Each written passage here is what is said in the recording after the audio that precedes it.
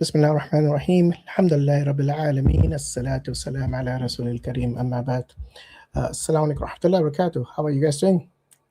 Wa alaikum assalam wa rahmatullahi wa barakatuh. Alhamdulillah, man, doing very, very well. Yes, Brother Samir, you're muted.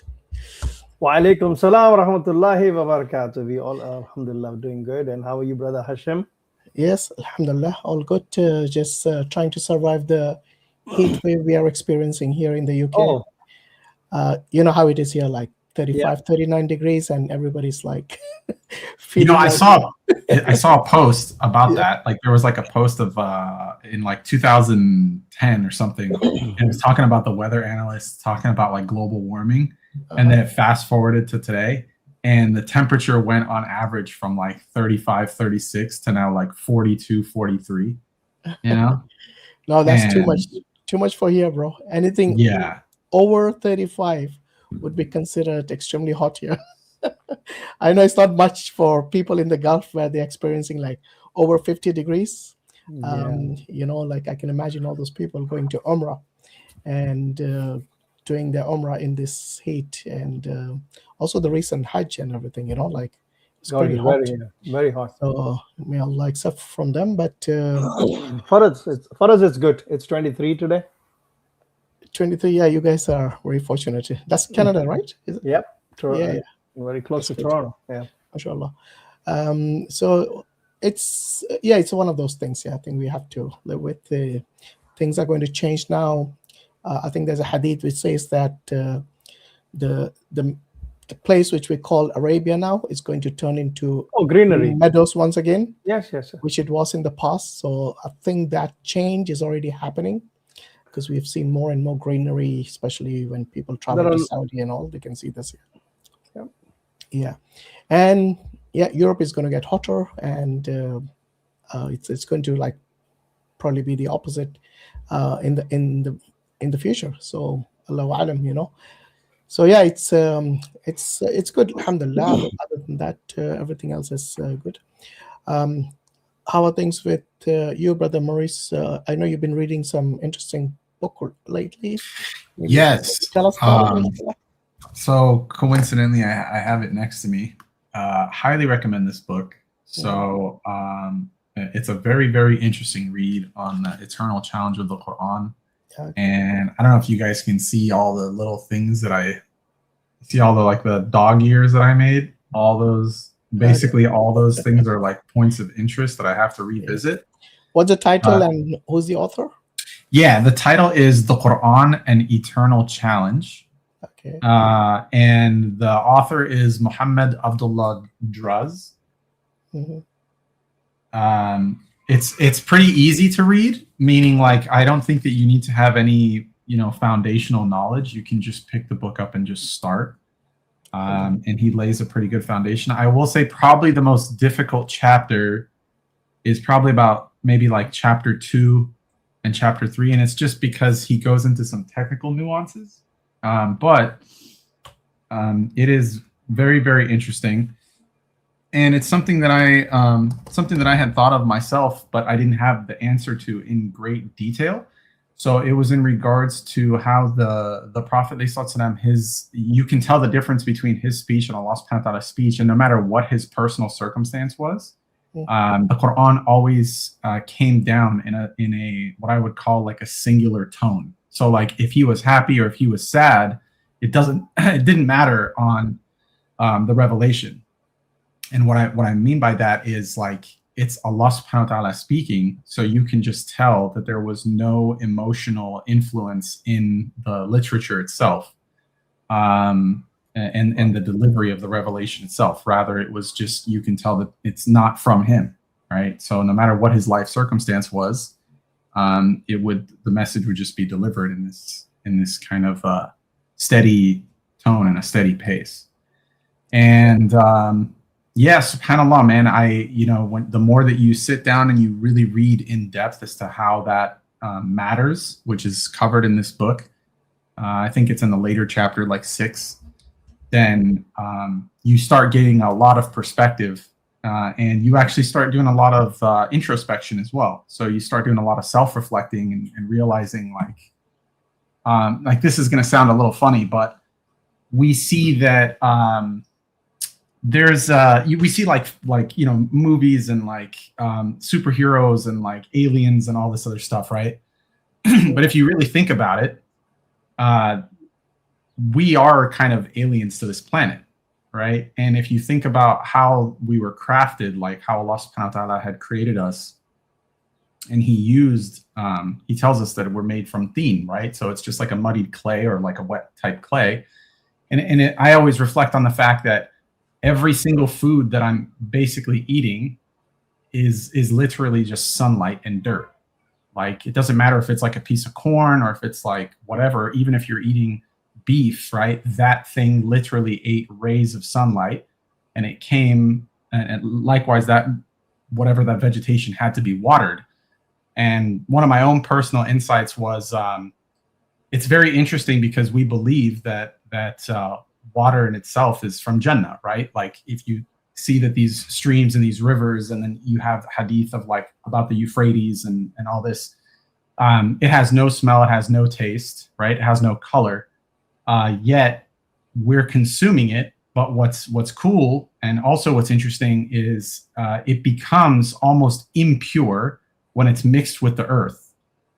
So like as plants are growing and all these things are happening and we're consuming all this stuff, and again, I'm just totally just personal reflections, not an opinion on anything, but you can see how that contributes to the aging process, right? Because it's impure.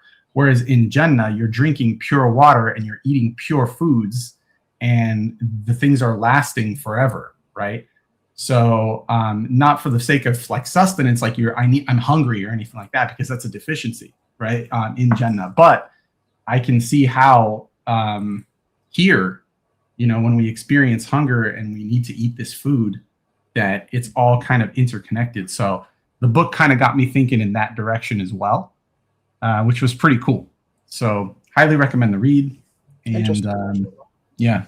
Barakallah fiqh, brother. Thanks for sharing. Yeah, and it doesn't look that big either. So it should be. No, I think it's, I'll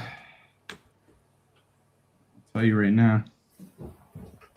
So including closing remarks, 235 pages. It's nothing. Okay, yeah, that's. You polish it in like a week or two. Nice. Alhamdulillah.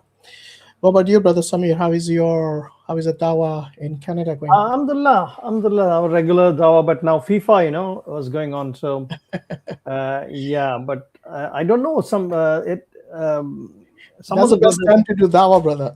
That's what you get lots of international guests. That's what I'm saying. So, time, FIFA is a very good opportunity for distributing Qurans and talking to people. Good interactions, that's a good opportunity. Yeah, different organizations participated, and it was good. Alhamdulillah. Yeah, alhamdulillah. I think a lot of brothers distribute quite a lot of Qurans and lots of shahadas. I heard from Sheikh Uthman, who's been doing Dawa in different places in the US, I think. Yes. So yeah, alhamdulillah, it's indeed barakah, in this time. So, yeah, alhamdulillah. And other than that, everything else is, I'm with my regular, I've been doing my reruns of Umdatul Ahkam and all those, getting back to my revising into all the Islamic studies again, just rerun, just to keep myself, occupied and, That's good, yeah, mashallah. Also, a lot of people are fasting today. It's the day of Ashura here today. Yes. And also I think lots of other places as well. Yeah, we are. Over here as well. We all are fasting too. Yeah. But unfortunately, when it's Yawm al-Ashura, a lot of places, especially in Asia, they do this thing called tajia, which they build some sort of effigies and some models of certain things. Yeah. And this cultural thing they think is religious, and they're getting some ajr when it is completely opposed to what Islam teaches. So may Allah, give them hidayah and free them from this kind of. It's actually a bid'ah, no doubt about it, because they consider it to be a part of religion, and it's nothing that the Prophet ﷺ or any of the companions or even the first three generations ever, recommended to do, because they loved Hussein more than any of us combined. Hussein radiallahu anh, which was martyred in Karbala during this time, during Ashura. It's something that Yes, we as Muslims definitely, we love Hussein radiallahu anh, and he being the grandson of the Prophet sallallahu alaihi wasallam, obviously there is a lot of love and respect from the Muslims for him, no doubt about that. But in the mannerism in which it has been, completely turned around as to, not only hurting yourself, you're making yourself bleed during these rituals, which I don't know who started when.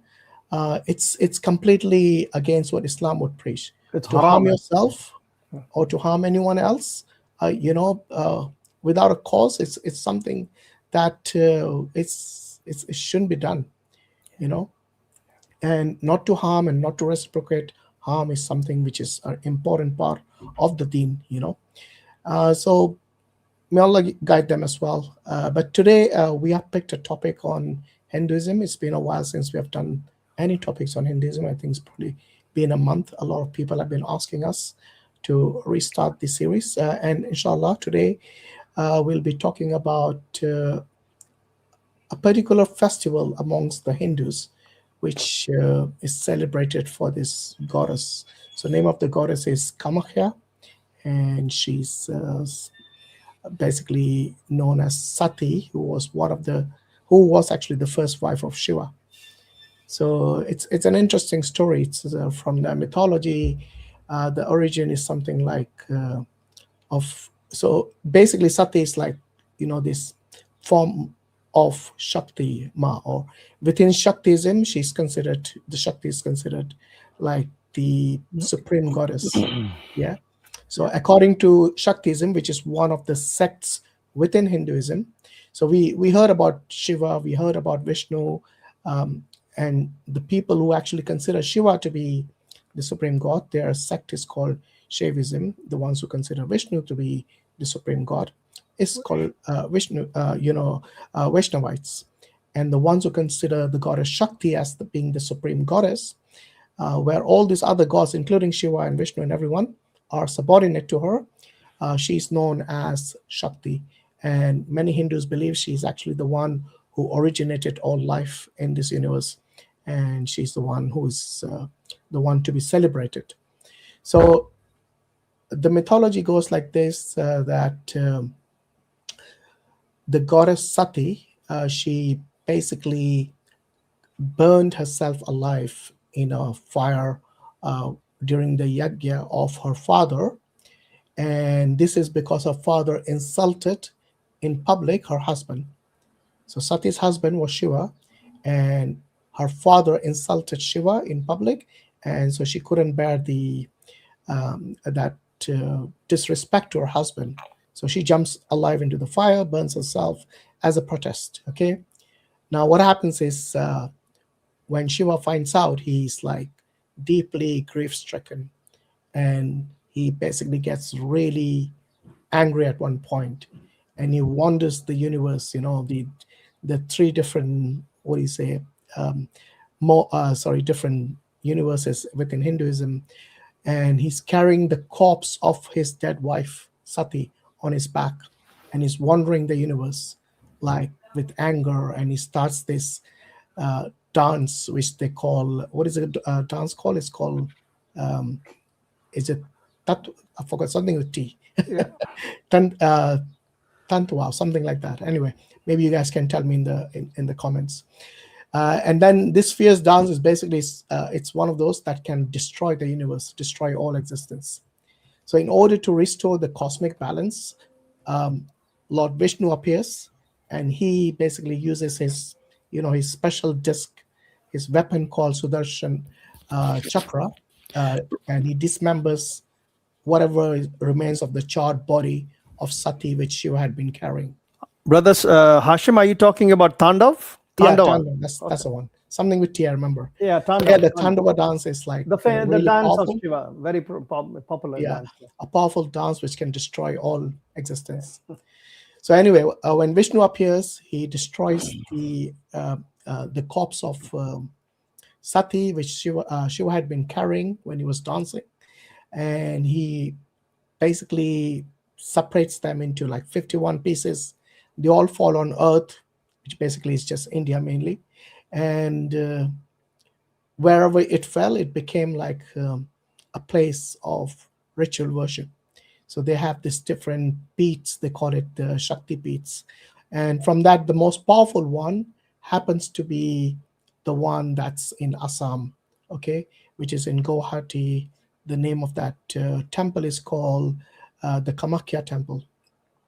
And this is where one of the parts of Sati, which apparently they call it yoni. So yoni is basically the female private part, and which is one of the translations of that. And it falls, they also translate it as womb, as the female private part, or something to do with the Shakti, or the energy of the feminine energy. And it falls in this place in Assam, Guwahati, and they erected a temple there. There's a story behind that as well. So inshallah, I'm going to play a few of the small clips. They have no idols for this Yes. goddess. So I'm coming to the temple part, but first I just wanted to give a bit of a background about how it originated this in the Hindu mythology. And the name Kamakhya, the name means like she whose title or definition is sexual desire.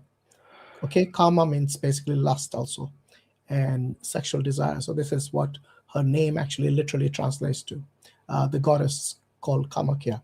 And she represents both the desires and the granter of desires.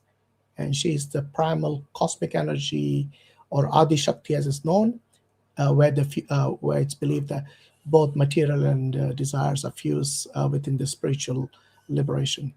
So yeah, you're right, brother Samish.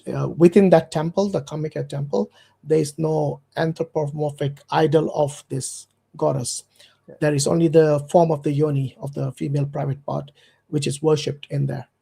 So unlike many other Hindu deities, where they do have a form either of a half man, half animal, or a man or a woman, like a god or a goddess, Kamakhya Devi or Kamakhya goddess, she's represented by this. It's sometimes it's like a triangle which is upside down, to represent that shape of the yoni, and sometimes it's the yoni itself, in that form. And this is continuously fed by an underground spring as well. So there's always constant water coming out from that particular pot. And they say that every year, 3 days, the temple closes, because this is a time the goddess apparently goes through the menstrual cycle. And for that 3 days, they close the temple completely. There's no devotion, there's no offerings, nothing like that. And people say that even the fields around, the agriculture and everything, comes to a halt, because apparently she also represents Mother Earth, and Mother Earth, when she's bleeding, she needs rest for these 3 days, and nothing should be done, no work should be done. Even the women and all, they take a break, I think, for those 3 days, and they just have a festival, which it's celebrated. It's called the Ambubachi Mela, and this happens every year, where even the celebrities and rich people like the Ambanis, they come there, pay their respect, do their worship, pay their offerings, whatever. But the other thing that really is associated with this particular temple and this particular festival of the Ambubachi is like during this, I think throughout the year, not just, but so associated with this temple, which is the Kamakhya temple, there's a daily offering of animals as bali, which is a sacrifice. So on a daily basis, they sacrifice something like 3 buffaloes, 100 goats, and scores of pigeons and other animals I've heard as well, like cats and owl. And very recently, there was a case of the Bali or Narbali, which is basically a female sacrifice. They sacrifice a woman, literally sacrificed her, beheaded her, and she was like the Bali. She was a sacrifice. This happened as like 2019, not that long ago. So yeah, a lot of things associated with this particular goddess and this festival and the rituals that surround it. So inshallah, Brother Samir, I know he comes from a Hindu background, being a former Hindu, maybe he can shed some light on it. I'm pretty sure Muris heard about it first time, just like many of our viewers never heard of Kamakhya, because this is not something that all Hindus celebrate, but it's mainly in the eastern part in Assam, in India. But then a lot of Hindus who are not from that part do go there, and they want to partake in this festival because they believe that this grants them some sort of virility, and also in terms of feminine energy, and especially the tantrics, the people who practice black magic, the people who practice this dark the occults and all the other dark magic and energy and practices. So inshallah, Brother Samir, maybe he can tell us a bit more, inshallah. Alhamdulillah, wa salatu wa salam ala Rasulullah wa ala alihi wa sahbihi ajma'in, amma ba'd. Brother Hashim, you have touched upon most of the most of the rituals and whatever happens actually. The only thing I want to tell you that during this particular period, a lot of evil acts happen. People, like for example, people who have hired tantrics to do some magic upon somebody else, or to gain wealth, or to get a child, or whatever. All these kind of thinking that this is going to fulfill their wishes.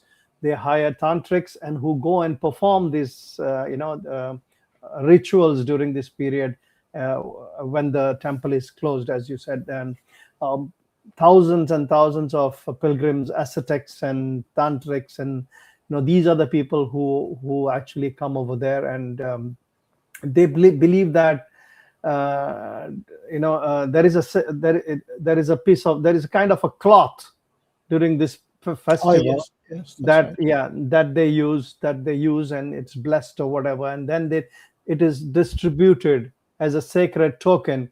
It just like when people go to that temple, again it's a female goddess, where people, all the North India, they go and they hang a piece of cloth in their car. You'll see even in the US and Canada, people, the Hindus, they do that, right? So what is that?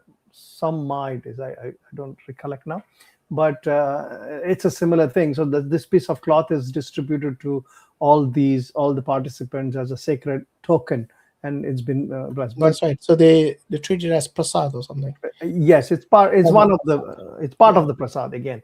Yeah. And but what astonishes is that the kind of evil acts that happen, the tantric practices that happen, even sacrificing even humans and this and that used to go on. Then British had banned, as you mentioned, but these are the activities that go on there. I just wanted to highlight upon that. Yeah, no, I appreciate that. Yeah, that's one of the part I missed out. So what happens is they have this during the 3 days when they close the temple, because allegedly this goddess is menstruating. So before they close the temple, I think they put like a white cloth inside where this yoni is to be worshipped, this shape of a female private part, female genitalia.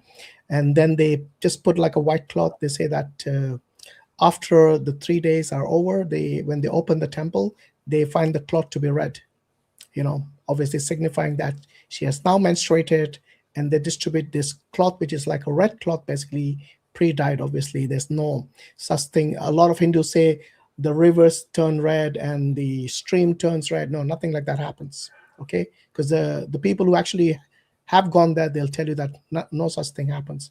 And by the way, this thing is like a pilgrimage for them. So you're talking about hundreds and thousands and even millions of people go there on pilgrimage. Yeah. And there's a huge crowd. In fact, to even see that particular place where the actual goddess's yoni is, it's very few people would actually get the opportunity to go there, because when you have huge queues, and I think they have certain tickets. You have to buy a ticket, actually, apparently, to to actually go there and give your offerings. And the VIP tickets, they might be paying hundreds and thousands. I don't know. They'll get some sort of VIP treatment. You see, this is something I found quite unique amongst the Hindus, because the Muslims, mashallah, we have the Hajj every year. I've never heard of any VIP ticket to enter Mecca to do your pilgrimage, or to enter Mina, or to enter. I mean, of course, there's costs like transportation costs, hotel costs. That's different. Okay. The same applies to anywhere where there's pilgrimage. There's always going to be expenses for your food, your hotels, your transportation. So that's a given. But just to enter the site of pilgrimage, I mean, people travel there by helicopters, if they have money. People, because it's like on a hill or something. So there's quite a bit of climbing to be done. So anyway, I think I just wanted to mention the similar, as you mentioned, the similar privileges are given to people to the wealthy people. Most of the temples in India, like in Bombay, there's the famous temple where all the film stars and everybody, they don't have to stand in line. They don't have to, they just have to go to fast track. Do their thing, get their prasad and worship and blessings and all that, and come out quickly, when people are standing there for hours and hours in the hot sun. This is VIP culture, as you mentioned, and it happens. I saw a recent video, like this is a couple of days ago, or maybe yesterday or something, where this guy who came all the way from like UP or somewhere to Assam, and he said, we have been waiting in the queue for 8 hours. And there are people here who have got diabetes. We have some children here. We have old people. I mean, it's extremely hot. There's no arrangement, no organized method of bringing any sort of. I mean, he said we are not asking for any luxury, but the basic necessities. How can people wait in queues for 8 hours and still there's no guarantee we're going to go and perform the pilgrimage? So anyway, this is the case. So the female goddess I was talking about similar is the Vaishno Devi. Vaishno Devi.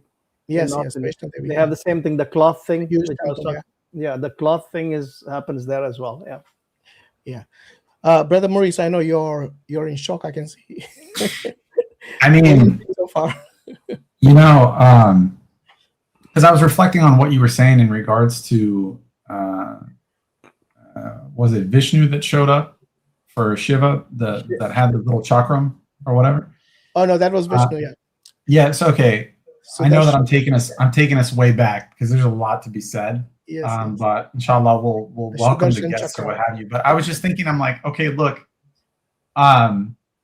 if you're seeing somebody it's going through like a major trial, right? And you don't just come in and like mutilate the carcass of their dead loved one, right? Like, what's up with that? Like, instead of just being like, hey, you know what? Let's just do like a proper ceremonial type burial thing situation, and let's work it out. We've got one guy god, whatever, threatening the existence of everything, and then another guy god basically just mutilating a dead carcass, and then that forces the other god to stop dancing. Yes. Like, I'm just seeing, like, I'm calling a spade, right? I'm not trying to be insulting in any way, shape, or form. Well observed, actually, because this was, when you ask the Hindus why this, they will say this is basically trying to strike a balance. So don't forget, Shiva is supposed to be the one who actually is symbolizing a god who wants to destroy all the ego that you have, the past that you don't want to remember. So he's the destroyer. He's the destroyer of egos, he's destroyer of all this. The Trimurti, right? The Trimurti. One is the creator. I'm talking about Shiva. Brahma is the creator. Shiva, Vishnu is the sustainer, and Shiva is the destroyer. This is what they say. So, yes, but they try to not say just the destroyer of the worlds. Yeah, but he's basically the destroyer of egos, destroyer of all the bad things that you probably have done and to be forgotten and to be done with. But here, he's the epitome of that ego. Yeah. He's the one who's not letting his past Yeah, I go. was just about He's to the say one who that. is hanging on to his dead wife and want to destroy the world because of that grief that he has suffered. Yeah, over an egotistical king, right? Or no, sorry, over an egotistical, like what her dad, right? The one that insulted him. Yes, yes. And I'm just thinking to myself, I'm like, why don't you just go deal with that guy? You know, like why? And then it'll show you, like, at least you'll have a clear cut story of like, this is why you shouldn't have ego, because, you know, or you shouldn't insult people or whatever. At least you'd have some type of like a moral, you know, balancing, if you will. But no, everyone else has to suffer because, or be destroyed, should I say, completely annihilated, because this guy. Yeah, he wanted to destroy the universe, not just one world, everything, because of that. I mean, don't forget, he's a destroyer, but many of these guys, they believe that he's the one who originated the world. So it depends which Hindu you ask, you know, they'll give you all different answers. But anyway, I'm going to play some clips, but is there anything else you wanted to share, Muris? The third eye. No, alhamdulillah, man. Alhamdulillah for Islam. You know, he has a third eye, which, yes, you know that as well, right? Yes, I do. Yeah. So I'm going to bring up the third eye as well in one of the stories that we're going to see, because it does connect. Yeah. And yeah, so let me just play that clip quickly. Just one second.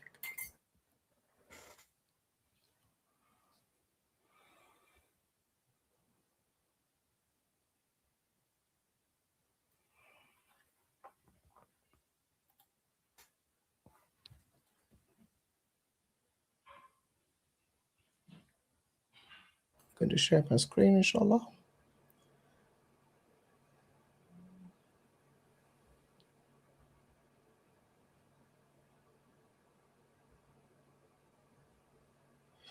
So this is going back to how it all started. Bismillah.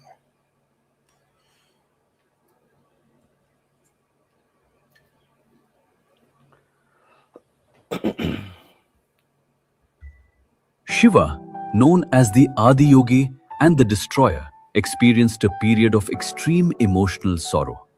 Shiva could destroy the universe, but he could not survive Sati's death. Sati was Shiva's first wife. Sati died by leaping into a fire during a grand ceremony hosted by her father. She sacrificed herself because she could not bear the public insults her father directed at her husband, Lord Shiva. The story of Shiva's intense grief upon the death of Sati is often described as the most intensely human and relatable moment of his existence. On finding Sati dead, he cried endlessly and was consumed by sorrow. He did not know what to do without her existence. His grief turned to intense rage, sparking the Tandava, also known as the dance of destruction. Shiva threatened to end all of creation with his dance, or Tandava. Shiva kept wandering the world with Sati's dead body on his shoulders, refusing to let her go and accept her death. The destroyer abandoned his cosmic responsibilities, which disrupted the natural order of the cosmos. Shiva refused to separate from Sati's decaying body, which forced Lord Vishnu to intervene. He aimed the Sudarshana Chakra at her body, which split her body into 51 pieces. Each spot where a part of the body fell transformed into a shrine called a Shakti Peetha. After carrying grief across the universe, he went back to the freezing peaks of Mount Kailash and entered a deep, long meditation. Shiva shut himself away in cold silence until Sati was reborn as Parvati to heal his broken heart. Right. So I think we've already covered that part during the introduction. Yes. So sometimes it's good to have these visuals so people can understand in case you missed it earlier or something like that. Now let me bring up the part 2 of that. What happens after that?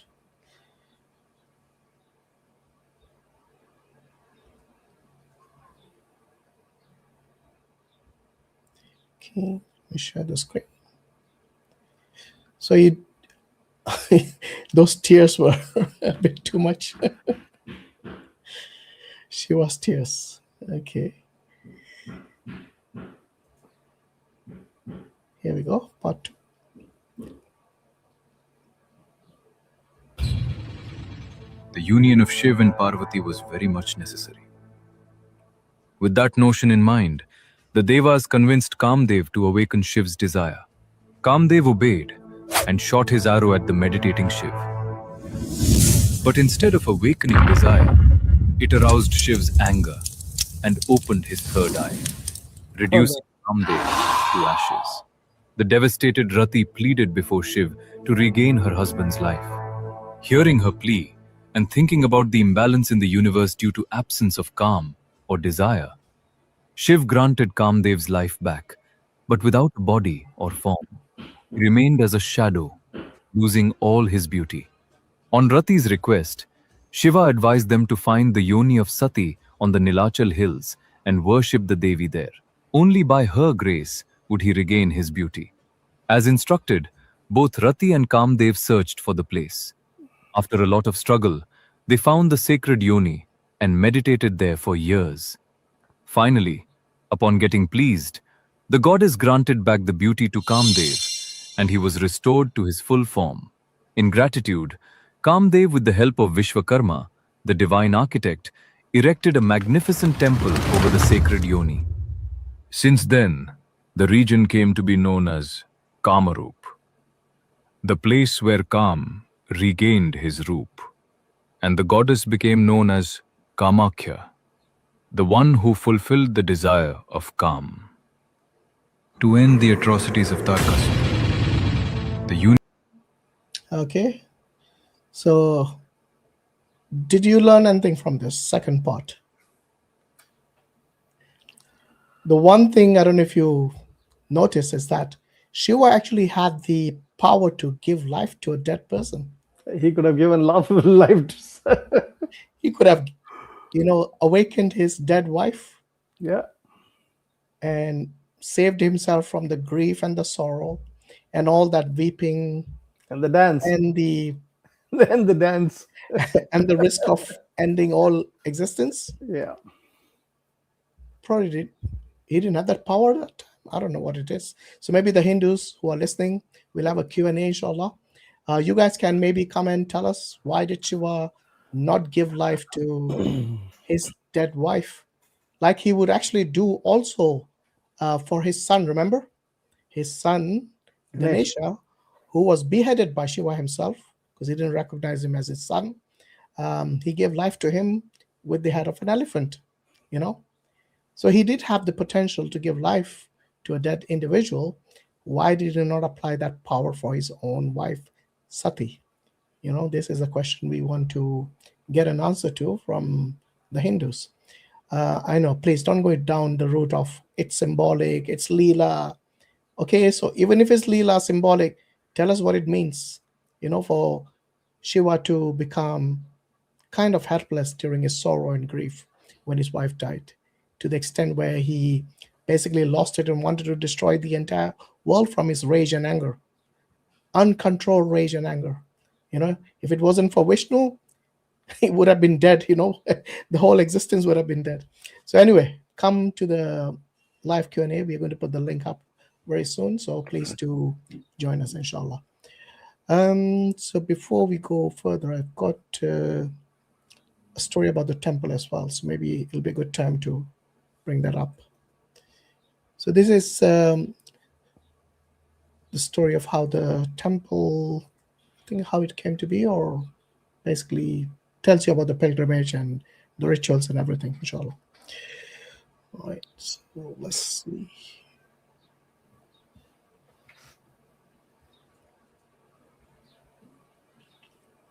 Just sharing the screen with you. Temple in Assam, where the goddess is believed to bleed once a year. The temple closes for 3 days, and when it reopens, hundreds of thousands have traveled from across the world just to be there.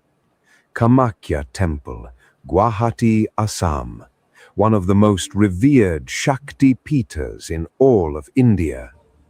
According to ancient texts, when Vishnu cut Sati's body into pieces to release her from Shiva's grief, a sacred part of her divine form fell here on Nilachal Hill in Assam, and where it fell, Kamakhya was born. Unlike any other temple you have ever seen, there is no idol inside, no statue, no image of the goddess, just a natural rock cleft deep inside a cave beneath the temple, believed by devotees to be the living form of the goddess herself. Once a year, during the Ambubachi Mela, the temple closes completely for 3 days. No entry, no worship, no exceptions.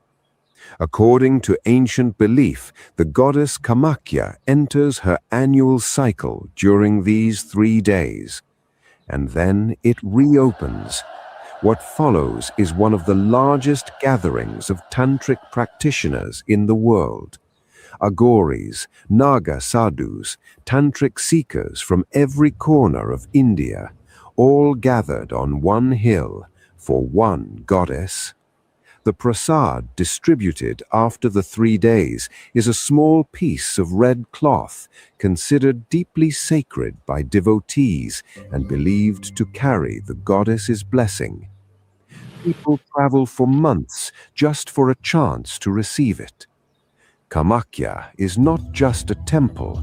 For millions, it is a symbol of divine feminine power, creation, and transformation, worshipped continuously for centuries.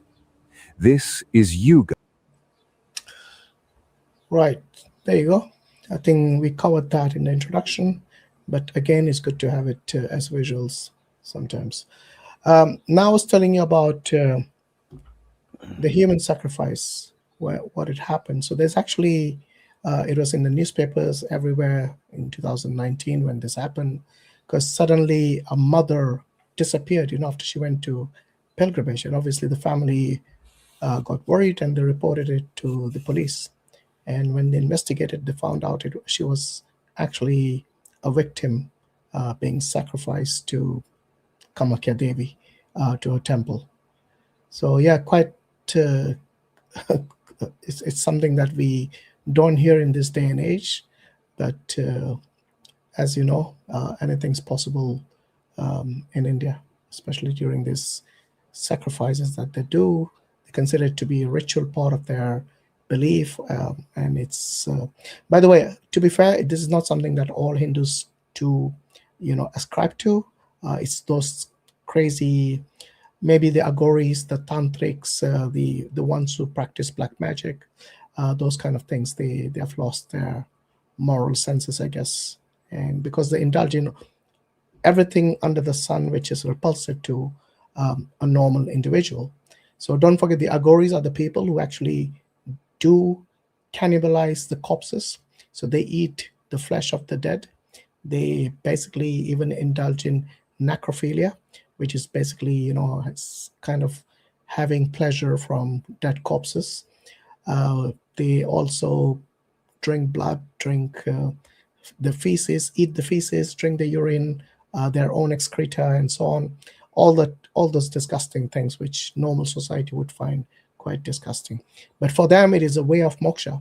Remember the Hindus, when they tell you that there are many ways to seek God, this is one of the valid ways in which they can actually gain moksha, liberation, through this method of which we, the ordinary human beings, will find to be extremely disgusting. So yeah, I just wanted to show you that there were newspaper articles all over with regards to this particular news about, they call it Nar Bali. Nar is basically female and Bali is sacrifice, so female sacrifice. As you can see in this papers, so 5 arrested for human sacrifice at Kamakhya Temple, Assam police. And this is the body of a 64-year-old woman from West Bengal, was found near the Kamakhya Temple. Basically, it was a headless body. Kamakhya Temple human sacrifice case, Assam police arrest 5 accused. Again, the same student, a resident of West Bengal, Hooghly district, had come to Kamakhya during the Ambubachi Mela in June 2019. her headless body was found near the temple.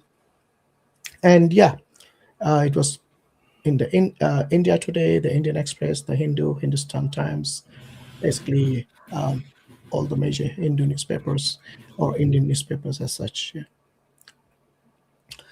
And then we have other forms of sacrifices, which is the legal sacrifices that they have today.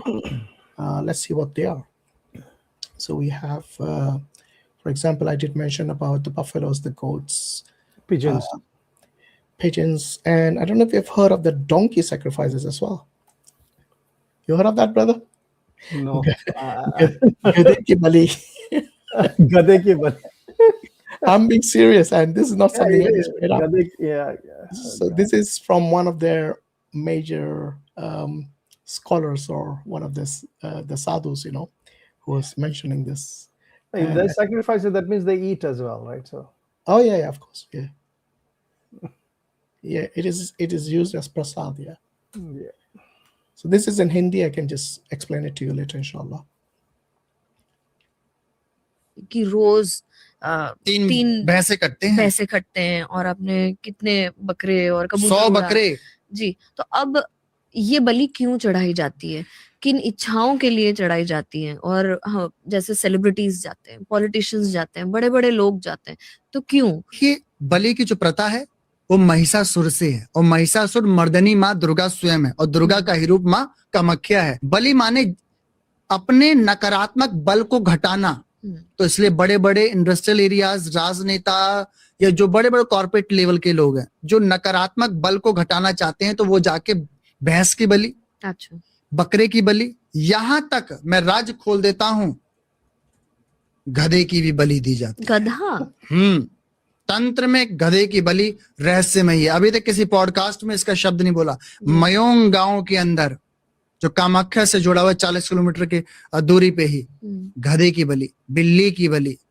बलि प्रथा की आपने बात करी कि रोज 3 भैंसे कटते हैं और आपने All right, so yeah, you heard that, gade ki bali.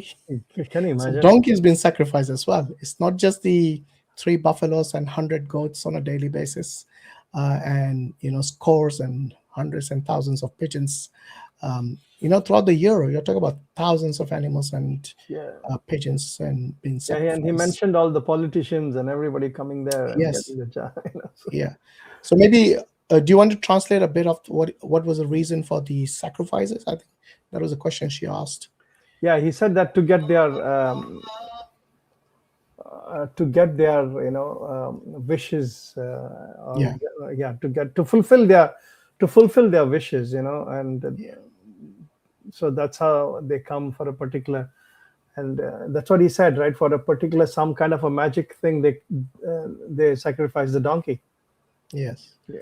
No, that's true. Yeah. So they believe that these wishes people have, for example, some people might be in debt, some people want fortune, some people might be divorced and they want to get married again, and some people want if they have any marital problems. So because it's a Devi, so it's a goddess. So anything that this female energy or Shakti can fulfill their wishes, they will ask for that. And a lot of these dark practices about magic, black magic, occult, all these things, they have potent energy during these festivals. They say during this time when she's actually allegedly bleeding for this 3 days menstrual cycle. This is when they believe it's like potent for them. So they practice their dark arts during these times of the year. But it's mainly visited by these agoris and Naga Babas and Naga Sadhus. Tantric, yeah. So yeah, Gade ki Bali, that means they also sacrifice donkeys, as you have seen this particular sadhu mentioning it here. I think we have covered most of it, so inshallah we should be opening for the Q&A. But as far as which books this particular references can be found in, I think this is something that I've already posted in the description of this particular stream, so you can read it over there, inshallah. mainly the Puranas. Yeah. And Brother Hashim, this the clip that you showed, the sadhu, he doesn't seem to be supportive. He doesn't seem to be supportive in this entire ritual. yeah, no, he's supportive of the Bali, not Okay. the human sacrifice. Yeah. Okay. He's supportive of the Bali, definitely, no doubt about it. And yeah, this is something that we have seen. So as far as the definition of the yoni and the lingam, this is the Hindus themselves say that the word yoni can mean a holder or vagina or source or womb. According to the Tantra yoga, the yoni is the origin of life and is the source of the universe. So yeah, it is associated with Prakriti, which is the substance within the universe, the material. In Hinduism, the yoni is a symbol of Shakti, the creative force that moves the universe. There is a saying actually with regards to Shiva. They say that Shiva without his Shakti is a Shava. Shava is basically a corpse. Dead. Shiva is inert. He's basically has no powers, no energy without the Shakti. That means for him, the female, symbolically, the Shakti or the energy, for him, like Sati and Parvati, they are his energy. Now understand why he was crying profusely and he was so angry and mad about it, because he lost his powers. Yeah, because they say that without, Shiva without the Shakti is like a Shava. Shava means a corpse. And this is a saying within the Hindus. So it's quite, I don't know, it's for them, it's very important to have both the male and the female energies together to function. And this is what they actually believe with regards to Shiva, who's supposed to be like one of the most powerful gods. Yeah. Yeah. So you're saying something, Brother Samir? No, I'm saying Trimurti, and he's supposed to be the one of the Oh yeah, he's a powerful of the three, and then he's useless without without the female support. True. And in fact, there's a story about the Trimurti, like Brahma and Vishnu were once arguing as to who's more powerful. Yeah. And Shiva then appears out of nowhere as a pillar of fire. And then he says that whoever finds the end of the pillar, he will be known as the powerful one. So he wanted to settle the dispute between these two powerful gods, Brahma, the creator god, and Vishnu, the preserver. So Shiva, the destroyer, appears and he says, "Find the end, and you're the one who is the one more powerful one." So Vishnu takes the form of a wild boar, a pig. He goes to the bottom, to the south part, tries to find the end, and he couldn't. He gives up and he says, "I couldn't find the end." Brahma, on the other hand, takes the form of a swan. He flies like quite high, and then he says he found the end of the pillar, which means he lied. So Shiva got really angry, and then he actually brings into existence one of these creatures who are a ferocious creature, who with a small fingernail, he cuts off one of the heads of Brahma, the one that lied. So this is basically the mythology that they actually believe in, that Shiva is supposed to be the most powerful amongst them. Yeah. So again, it depends on which Hindu you believe. Obviously, the ones who follow Shivite sect, they'll say that Shiva is the most powerful one. Somewhere around, they also, that's, I think, also Brahma was cursed that nobody's going to worship you in any temple, something like that, right? That was a curse. Yeah, of course. Yeah, he was demoted from being a powerful god. Yeah, he was cursed. Yeah. And we find this in different scriptures of the Hindus. Yeah, definitely. Yeah. Now let's see what else we got to. So yeah, you'll find this in the tantric texts, in the Puranas, and so on. But have a look at the description of the stream. You'll find some of the names of the scriptures there. So inshallah, what we're going to do is we're going to see if there are any Hindus who want to come and tell us what they think of the stream, and if there are any mistakes we have made, now is a chance to come and correct us. Or if you think we left out something and there's a deeper meaning to something, then also, Enlighten us. do enlighten us, please, with your greater knowledge.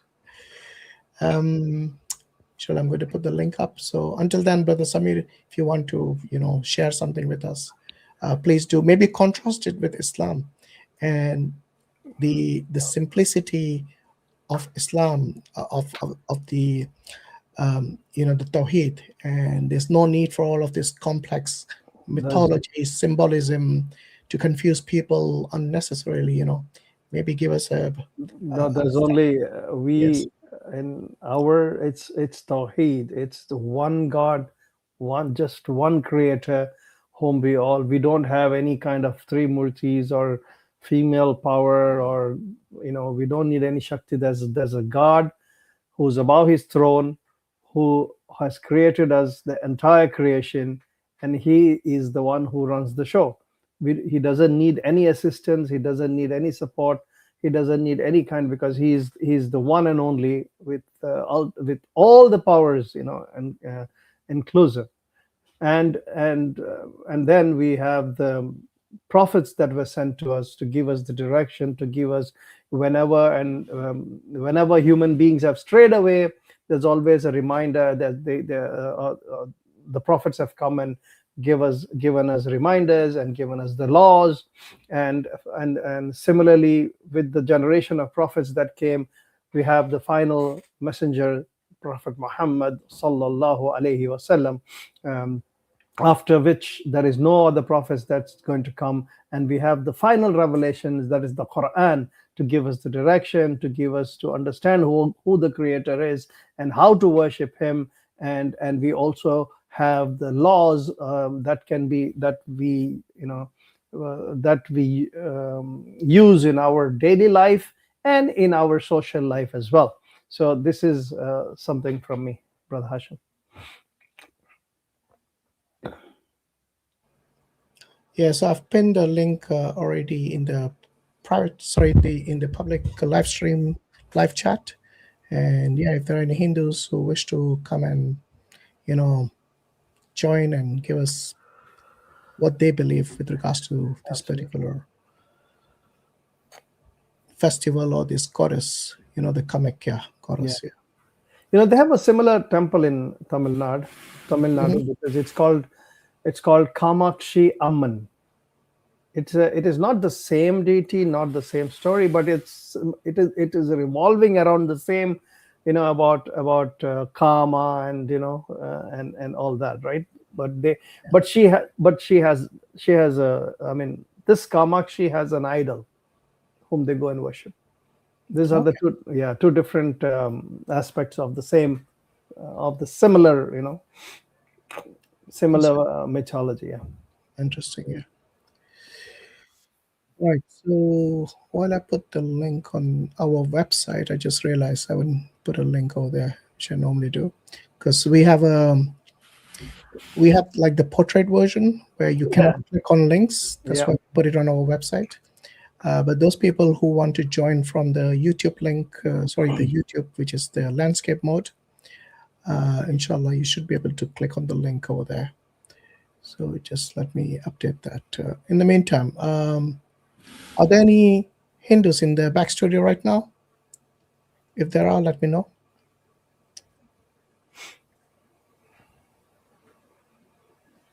We have 7 people actually, but they're all Muslims, looks like. Are they all Muslims? Yeah. I want to join to talk a bit on it. Okay. Come on, guys. Where are the Hindus gone? And then they say that I'm don't an invite. agnostic. Nazar. Right. So we're giving priority to the Hindus first. So we'll just wait a bit more for the Hindus. If they want to join, you guys are welcome. If not, we'll start taking the non-Muslims. So Rakesh, you're in the back studio. Are you a Hindu? Can you let us know in the private chat, please?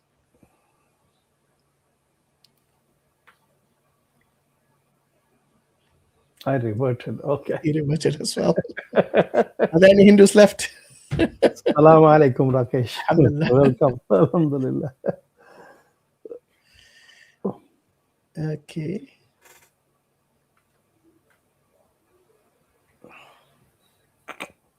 So the topic today is on Kamakhya. So all those guys in the back studio, if you have joined to discuss this topic, you're more than welcome. If you have not, please leave and come back towards the end when we might take a bit off topic. But right now, if you have joined, you're just wasting your time, because I'm not going to allow unless you're going to talk about this specific topic. Okay? Now this, yeah, somebody wants to speak on other topics. We don't know. Yeah. Okay, Rakesh, maybe you can give us your 2 cents with regards to this topic. Assalamu alaikum. Walaikum salam. Assalamu alaikum. Yeah. How are you doing? Right? So I wanted to like give my perspective. Like, so in the Quran, it says that the jinns were created from the smokeless fire, right? And if you look at like all these rituals, fire is like the main element. Yeah, in the yagyas. Yes. Are you there, Rakesh? Oh, it's lost. Have we lost him? Can you hear me? Yeah, we can hear you now. Yeah. Can you hear me? Yeah. So, like, did you hear about what I said about the fire? Like. Yeah. So you mentioned in their rituals they use fire quite a lot. Yeah. Yeah, and the Zoroastrians also, before the spread of Islam, like it said that actually when the Prophet, peace be upon him, was born, like their fire, which was burning for many years, suddenly suddenly stopped burning and it just went out, and like that. So I find it very interesting that fire is very important in these, like, and I was actually discussing with a person, and he told me that, so he's a comparative like theologian, and he said that Islam is the only religion that doesn't use fire much. Like, if you take Christianity, they light candles. Now Hindus, they have all these lamps, all these homas, like things like that.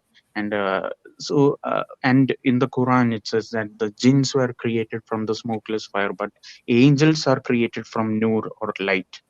And it said that, like, when you keep pictures, like even pictures of people or anything with a face, whether you draw something, it actually repels the angels, right?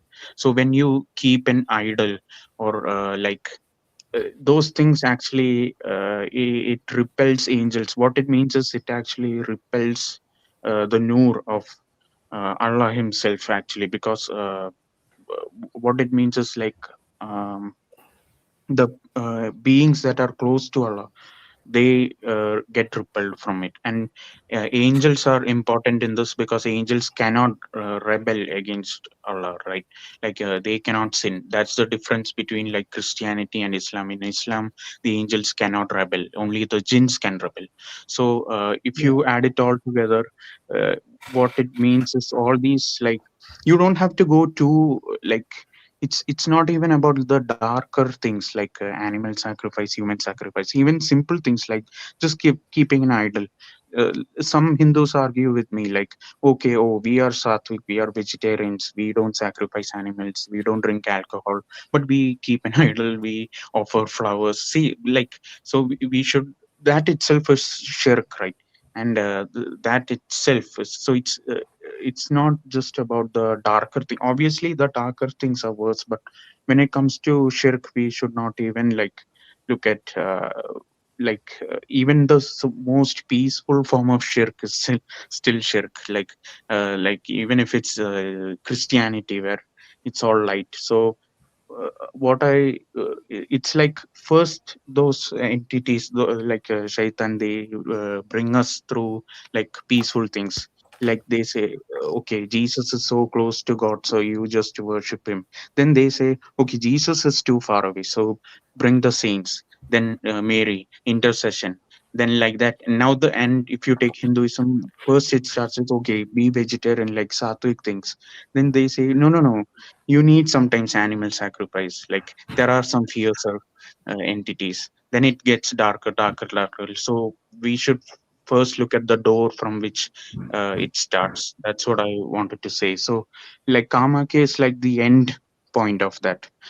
Starting might be something simple like keeping an idol in your house, offering flowers, but it goes till there. That's what I'm saying. So it's like going deeper into hell, and eventually you can see hell in on earth itself, and that is what manifests as these sacrifices and things like that. Yeah, interesting point. Jazakallah khair for that.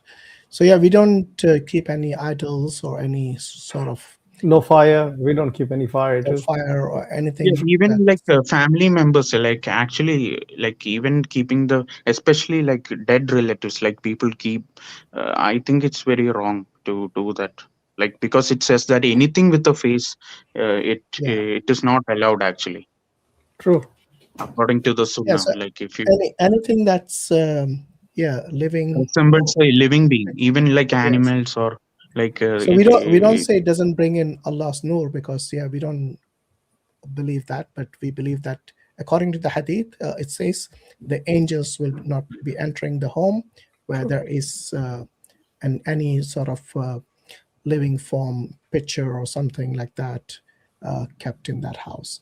So that's the reason.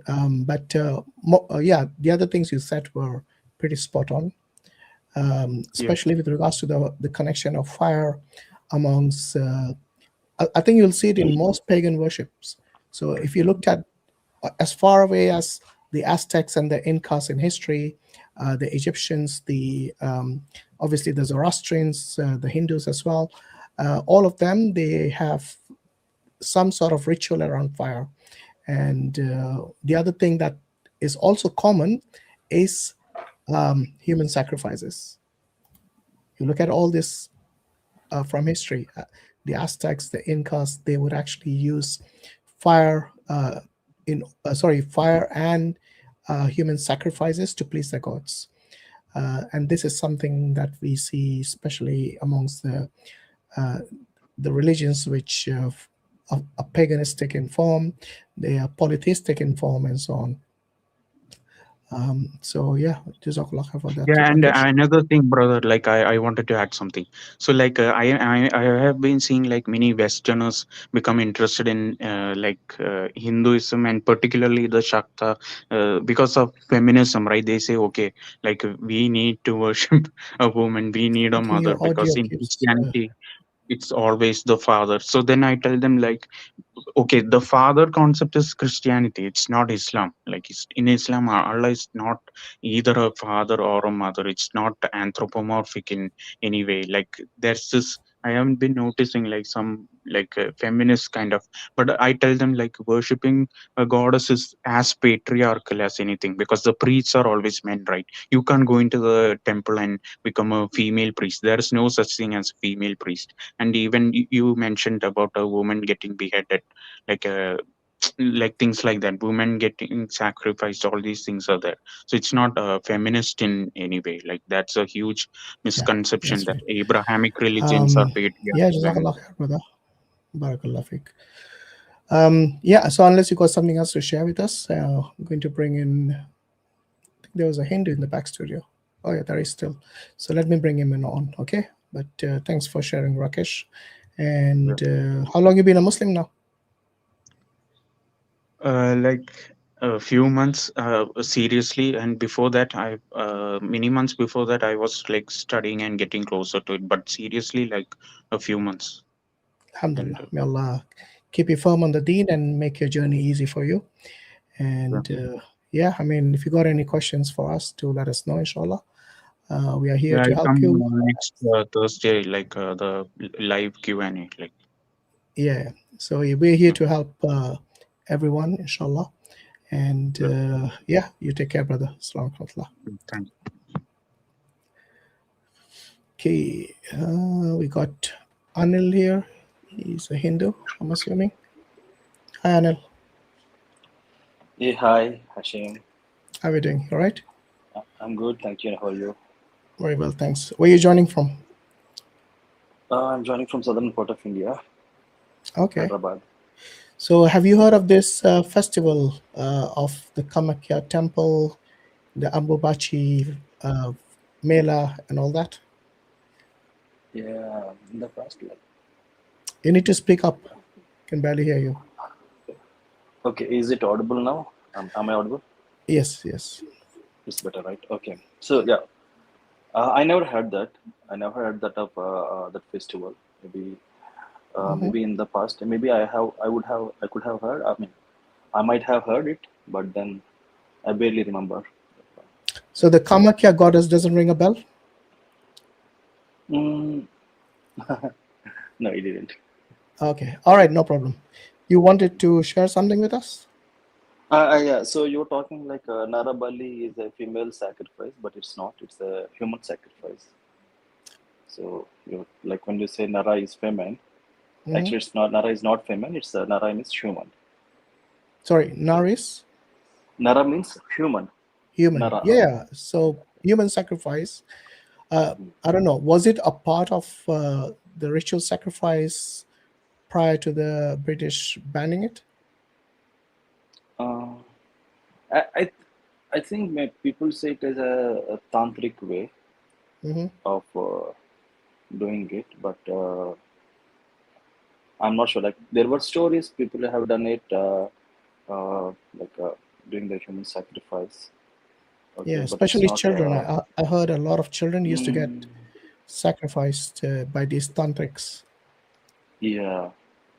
Yeah, it's quite unfortunate, That's why. but Yeah. it's okay. There were stories even. In fact, in my I mean, wherever in my context, like people used to say they used to do that human sacrifice and those things, but then it was not approved by the people, and at the same time, some stories had remained as stories. Okay, and because I mean, we never witnessed it. All right. What is your belief with regards to Shiva? I know people in South India mostly are Shiva devotees, aren't they? So belief in sense, I mean, is there any specific thing? Like, okay, when you say you're a Hindu, what sort of sect do you belong to? What's your sampradaya? I'm not sure about my sampradaya. Okay. Do you have like a favorite deity that you worship? Yes, I do. And who is that? I do. Oh, you I worship don't. Balaji. You No, worship? I do. Okay. Sorry. Balaji. Balaji, did you say? Balaji, yes. Okay. Lord Venkateshwara. Does he have another name? Lord Venkateshwara. I mean, Venkateshwara. Okay. So is he like an avatar? It's a avatar of Vishnu. Vishnu, yeah. Okay. All right. Interesting. And what is your view with regards to Shiva? View sense. I mean, in the sense that, do you consider him to be God? Yeah. You do, yeah. So, yeah. I consider him as a god because that's what we were told. Okay. And so when you I'm say following. God, you mean like one of the supreme beings or a demigod, or where does it belong in the hierarchy for you? I'm not sure about the hierarchy, but then since we worship him, like maybe I go temple, to Shiva temple sometimes. Okay, maybe like maybe during Shivratri or something. On those days, I go to the Shiva temple. Okay, but you don't consider him to be like a supreme god? Yeah, not an ultimate god, okay, but he's one of the god. Okay, so who is the ultimate god for you? There's no ultimate god for him, like, because whenever I feel comfortable, I mean, it's not comfortable. Maybe it's just like do there should be any principle or maybe any rule that someone should be ultimate God or something like that? So you think that there is no need for a necessary being, the ultimate supreme being? I don't think so. Okay. Let me bring Maurice here. Maurice, you want to perhaps engage with Anil and see? Yeah, I mean, why not, man? Why do you think? Why would you take that away, like as a thought?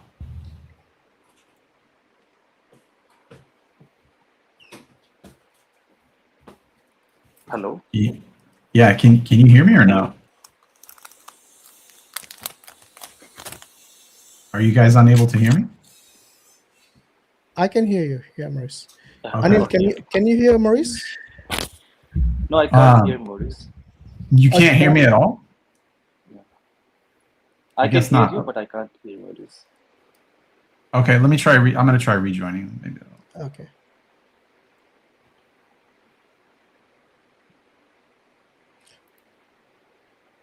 Someone sings too loud. Who was that? Is that Maurice who was too loud? Okay. So yeah, Anil, I think Maurice is just going to rejoin because sometimes it does play with the audio. Okay. So, inshallah, yeah, he's back. Can you hear me now, bro, or no? A little better. Okay. It's loud and clear for me. No, All right, it's well- better, but then I see like it's like a it's the voice is coming in a big bass sound. Yeah. Okay, so I don't know, Brother Maurice, maybe you can see if you can adjust your mic setting. I think it's just him, man. I don't think anybody else is. No. All right, that's fine. Okay, go. Anil, can say something, Maurice? I don't know if some people are saying that the mic is too loud now. Is that what's going on? Yeah. No, I can hear you clearly. Can you hear Anil? Can you hear Maurice now? Yeah, I can. Okay, good. Go ahead, Maurice. Okay. So why not? Why do you remove that as a possibility? Like, why don't you think that that's a rational thought to think that there's a supreme deity? One supreme being. I mean, why is it required? Why is it just one? Yeah, why is it required to have a hierarchy? Like someone should be ultimate God or something. I don't think that there is a hierarchy of gods. I think that it makes more rational sense for there just to be one. Why do you think that a hierarchy is more rational than there being one? No, but then the question Hashim asked me like, is there any hierarchy that I believe? So my answer No, is I don't. I believe asked in you that. if you believe in a supreme being. Like, look, even if you believe as a hierarchy, I know the Hindus do believe as a hierarchy, but you see, what we mean by supreme being is like he is the ultimate authority. Okay. Otherwise, you end up with these kind of stories like Shiva being sorrowful in grief, having a rage, having a outburst of rage to destroy the world because his wife had died and so on. So do you believe in this kind of hierarchies or this kind of emotions of God, which is very like the creation, basically? You know, we as Muslims, we consider the creation separate from the creator. So there was a point in time, there was no creation, and Allah was the supreme God and always has been the supreme and the only true God. So you see, for us, the distinction between the creator and the creation is very clear. And we don't believe that the creator is like the creation. Allah says in the Quran, like the kamithli shay, that means there's nothing like him, like unto him. You cannot expect to imagine or make an image or draw or anything like that about Allah, because he's beyond anything that you can even imagine, let alone what you can create as a shape or a form or make a picture, a 2D picture or 3D, whatever it is. Yeah. So it's a belief or is it a truth? Say again? Is it a belief Both. or Yeah, it's Yeah, both. both. Yeah. It can't What be do you- both, right? If it is Why if it is not? a truth, it can't be a belief, and if it is a belief, it can't be a truth. What are you How talking can we- about, dude? Do you believe that the sky is blue? Yeah. I don't believe. You don't You believe the don't sky is believe blue? the sky is- So is the sky blue, or Yeah, does the yeah, it is. sky exist? So does the sky exist? What? Yeah, it does. Okay, can you show me? Do the you proof? wait? What is the sky? Can I Anil- show you? Have you gone outside, man? What is this, dude? Come on. Anil, do you believe No, you no, no. exist? Okay, fine. Anil, do you believe you exist? No, let's keep this question straight. So, It is Boris, straight. you're Yeah? taking says, I'm just have a conversation with this. So he's asking me a question like, the sky is blue. Okay, so how does the sky looks? Does the sky look blue in the evening or in the night? Does the sky look? Okay, I see what you're saying. So you're trying to get to the nuances of it. Is it a true blue color, or is it just being showcased as blue, right? So the way that we commonly understand it is blue. If I were to say the sky is green, do you think that I'm crazy? So obviously, yeah. So if you call sky is green, which no one else can see, obviously you're a crazy person. Okay, prove it. Is the sky green on certain sunsets? And then like the position of where we're at in relation to what's going on and all. You see how like ridiculous now that things lose meaning now. You're going into like this what I would consider an irrational, unnecessary territory for like nothing. So remember your initial point of contention is something can't be true and a belief. Mm-hmm. I really want you to think about that for a second. Do you believe that let's just start again. Okay, Do you believe that you're a human being? Do you believe you're a human being?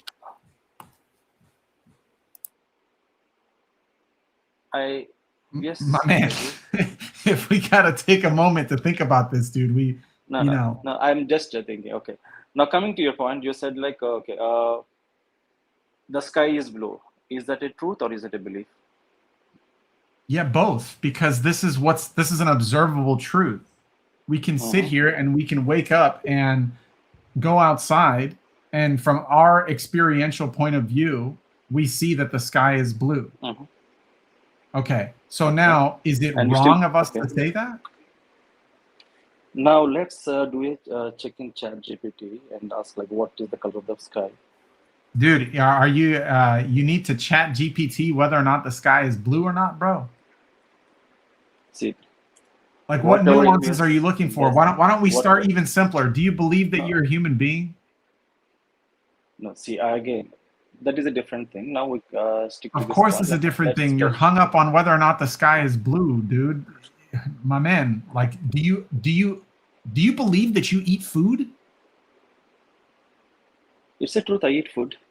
Okay, do you believe that you eat food? Yes. Okay, so you can have a true belief. See, so what is the belief? So why I believe? So I am eating food. Okay, that is a truth for me. So why should I believe it is a truth? Why should I believe it? Because I'm eating it. I'm eating my food, and which is a truth. And why I should believe it? This is just getting pedantic. Yeah, this is let's go back to go back to the original question with regards to a necessary being. So, do you know what is a necessary being, Anil?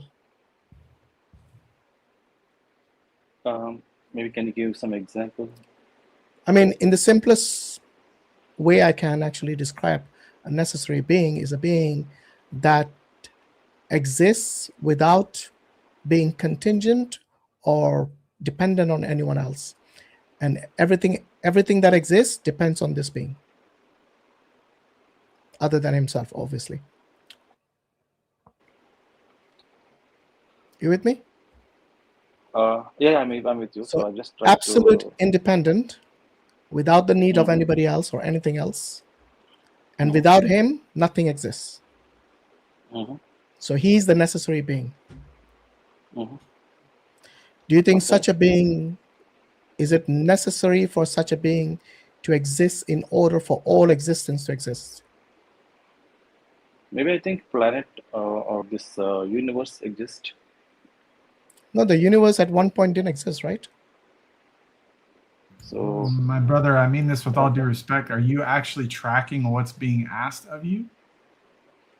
So no, see, do I'm just do going you with the believe planets conversation. to be this necessary being? The universe itself is dependent. Everything within the universe is also dependent. So it cannot be a necessary being. It's disqualified Okay.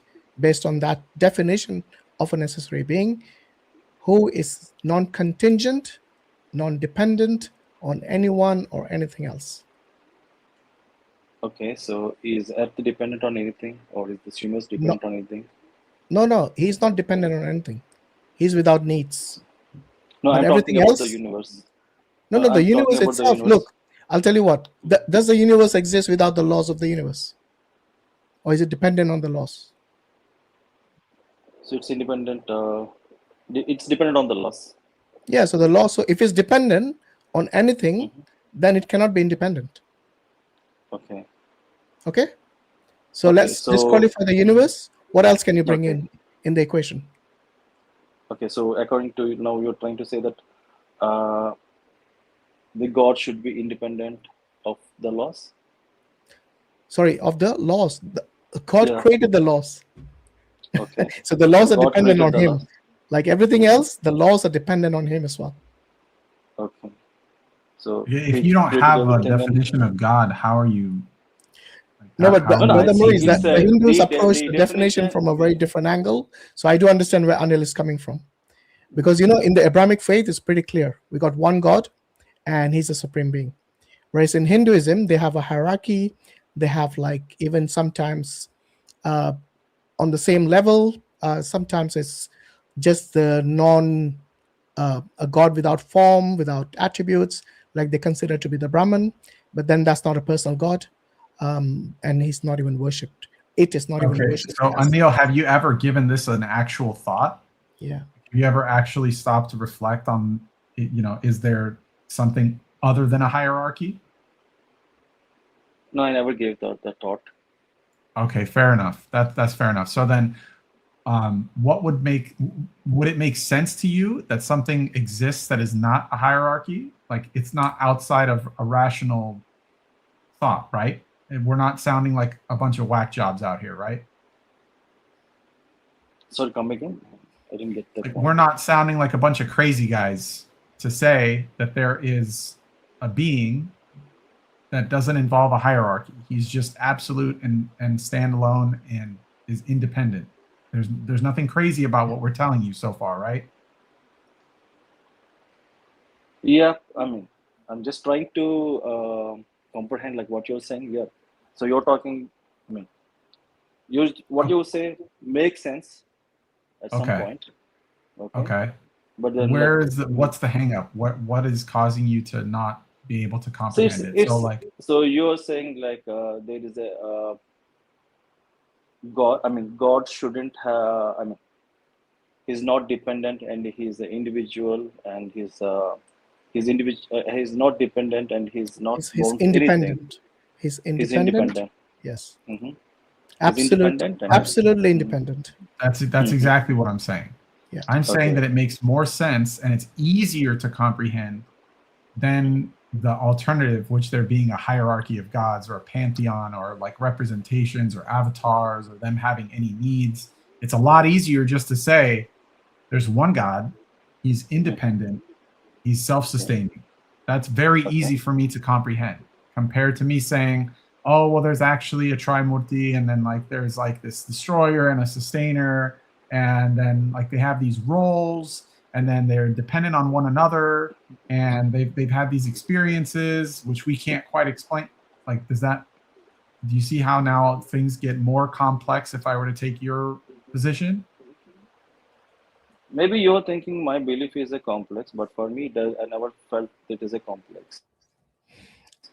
Okay, it's not. I'm It's fine with my belief.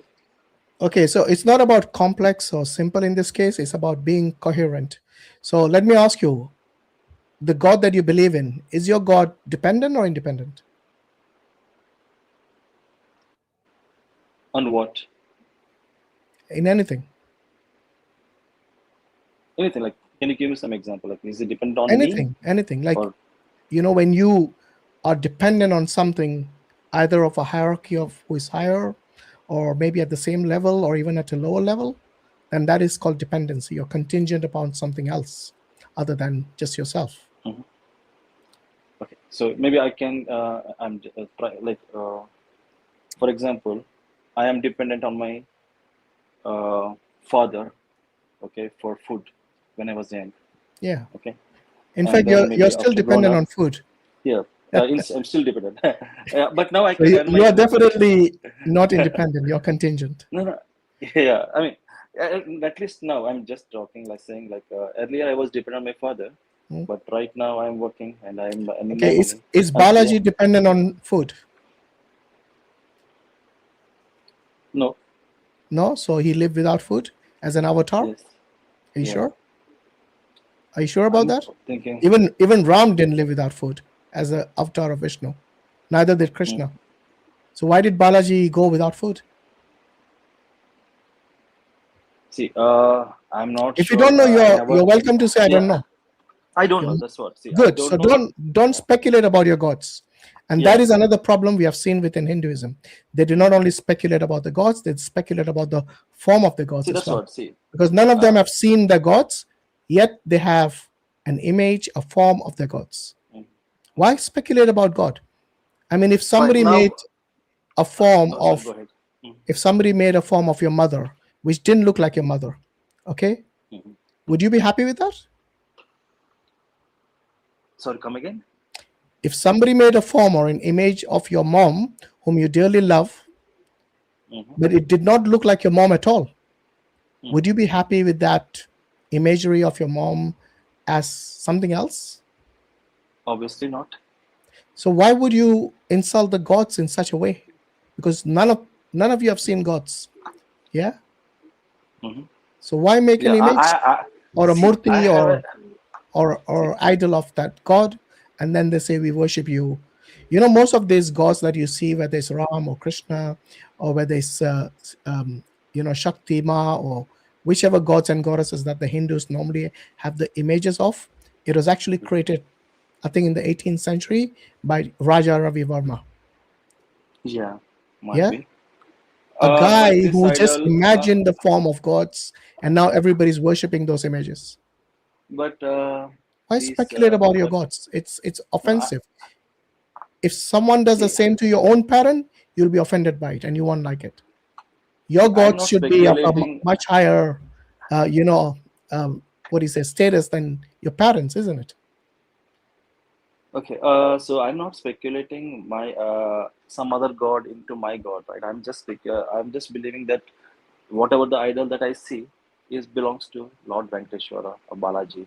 How do you know Okay, that? Have so you seen Balaji in your life, in I reality? haven't seen. See, I haven't seen that. I haven't seen the god. I haven't seen Balaji, but then I feel like, okay, I'm going to the temple since my childhood, and I had some bond with the god. Okay, and whenever I go to the temple, I feel relaxed, and I have very much Just because, look, positive energy. people get relaxed when they go to a casino. People feel relaxed when they go to a bar to have a drink, to have alcohol. People feel relaxed when they, entertain certain drugs. That doesn't mean that you have the truth. It's just a state of your mind at that time. It doesn't have to do anything with the truth itself. Yeah. So at the same time, we're not calling them the gods, right? So if someone goes to just that they're finding solace or peace in doing something, okay, we are not calling them as gods. Even though people who find peace there, they don't call it as a god, No, but right? you do call you do call this image that you worship as Balaji, like this one on the screen right now.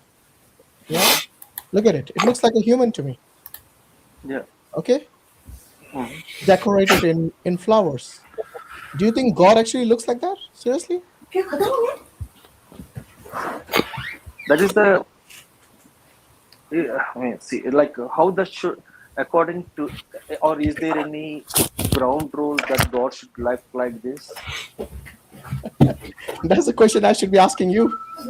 No. See, that's what I'm saying. Like you're saying that my belief is wrong. No, but this is Okay. I'm not saying, I'm saying this is a speculation of God, Yeah, is it not? maybe. Yeah. It's not speculation because that is my belief, and belief could be any speculation. Even I call. Okay, I'll tell you what. Do you actually think God looks like that? Seriously? See, that's what I'm asking. Like, is there any definition like how the God should look like? Maybe No, but according to your scriptures. look here, According to your scriptures. if you don't have the image of God of what he looks like, then don't make an image of him. Simple as that. Again, my question. So, what is the? No, I understood your question. Role? I understood your question perfectly. We Muslims do not say we know the form of God. We don't say that. Okay? Neither do we speculate his form and make his form like the way the Hindus. So what is the? So the question to the Hindus is, why would you speculate the form of God when you do not know what God looks like? See. Now, speculation. I'm trying to understand the meaning of speculation. Like, what is it a wrong thing or is it a right thing? You said it was a wrong thing when I used the example of your mother. Okay. Why did you consider that to be wrong? So that's what. Okay, now coming to this point, I have seen my mother. Okay, and I have seen my mother, and if someone builds a idol or statue of my mother in a wrong way, which doesn't look like my mother, and definitely I will get offended. I feel bad. I don't get offended, but I feel bad because Now coming to your question, so I haven't seen. Why does the same not apply to God? Now again the same thing for the same thing. Now let's say if I haven't seen my mom, I haven't seen my mom, okay, and then someday someone brought a statue saying that this is my mom. They told that this is my mom, okay, and obviously you will believe I it. Will believe. Yeah, seriously, because so if someone just brings some random picture or image, even though you have never seen your mom, let's say you were an orphan. Yeah, at a very early age, you have never seen your parents. So you're telling me that one day somebody just brings any random photo and tells you this is your mom, you're going to believe it just like that at face value, yeah? So you will believe the earlier you didn't want to believe the sky is blue. No, now you want to believe your mom is your mom just because somebody showed you some random picture. See, that's what I did. So now, do you not see the absurdity in this argument? So you are missing the point here. Which point am I missing? I'm getting some background noise. Yeah, Samir, is that you? We can hear a lot of background noise from. I'm just going to mute you, okay, Samir? Okay, thanks. Yeah, go ahead, Anil. Yeah, sorry. So now. By the way, just one question that came to my mind when I showed you the picture of Balaji, which I showed you earlier. It looked like a human being. Yeah. Do human beings eat food? Maybe why can't we think in this way that we humans are created in the form of the God? No, but do human beings need food? So see, human beings eat food, animals eat food. How anything that has a body. But then, everything has a body will eat food. Yes. Right? Okay. In that case, whether it is if that is a ground rule, okay, even gods will eat food because if they have a body and if they have a body, they will eat food. My point exactly. So this is what disqualifies the Hindu gods as a necessary being because they're dependent. Okay. You have literally answered my question. Thank you very much. No, I didn't. Assalamu alaikum. Okay. But I didn't get your question. Okay, I think Mubashir's got a question for you. Yeah. What is his name? Anil. Yeah, hello. So, the god that he's talking about, Ventakeshwara, just correct me if I am wrong over here. I'm saying in. Is Mubashir speaking? I can't hear him. You can't hear Mubashir? I can hear him. Yeah I can't hear him. How is it? Hear him at all? Yeah, not at all. Okay, so Mubashir, just you can just re-enter the studio, and inshallah that should fix it. No, we cannot. We can hear him, brother Hashim. Yeah, but sometimes it happens, like one person you cannot hear. Okay. The audio does get messed up on StreamYard sometimes. Yeah. So while Mubashir is going to come and Anil's here, let me ask: is there anyone else who is a Hindu in the back studio? Anybody else? No. So we are inviting the Hindus to join the stream. There's a link that has been pinned already in the live chat. So if you do not see it, you can either go to dawawise.com and click the red button on the homepage, and it should bring up the link for you, inshallah. Yeah, Mubashir, go ahead. Yes, Anil, am I audible now? Mubashir, can you hear us? Yeah, I can hear you. Can you hear me, guys? Can you guys hear me? Yeah. Anil, can you hear Mubashir now? No, not yet. We can hear. Okay. Earlier, you could not hear even Brother Muris. Now you can't hear me when everyone is being able to hear. Maybe Anil, why don't you exit the studio and come back? Maybe it's at your end because Mubashir has already done that. Maybe can just give a last try. If still I'm not able to hear, I will go and come back. Can you hear me now? All right, go ahead, Mubashir, say something. Yes, can he hear me now? I can hear you. Okay. But I Anil, can't. You can't hear? Yeah. Okay. So maybe just exit the studio, Anil, and come back. Mm-hmm. Hopefully that should fix it. Sure. Right, Thanks, Hashim. All right. So while Anil is fixing that, Mubashir, do you want to share something from what you heard since we started the stream? Concerning the topic of today, whenever a sheikh used to come and he used to talk about the Mohini avatar, and a lot of Hindus your used to audio come is and not okay. All right. It's kind of it comes and goes. Your audio is not right, Mubashir. A bit better. Okay, Anil is back. Let's see if we can hear you now. Brother, is it a bit better now? Anil, can you hear Mubashir? Yeah, it's better. Okay. Yeah. Okay. Go ahead, Mubashir. No, brother Hashim, you were saying that the audio is not clear. Is it good now? Yeah, it's fine. It's now I can hear. It's okay. Clear voice. Yeah. Yeah, it seems to come and go. That's the thing, Mubashir. So maybe just rejoin again one more time, and hopefully. Okay, I will try. Okay, I will try. Yeah. So Anil, where were we? Yeah. So you're talking about the photo. I think this is the belief of most Hindus, from what I know. The avatars are not the supreme gods; they are the representation of God on earth. Yeah, isn't that right? Yeah, that might be, because as far as I know, it's Balaji is the avatar of Lord Vishnu. Yeah. Okay. So for you, the supreme god would be Vishnu, isn't it, Anil? That could be. Why didn't you answer that when I asked you who's your supreme god? You said an avatar. No, it's not supreme god. It's again avatar. Okay.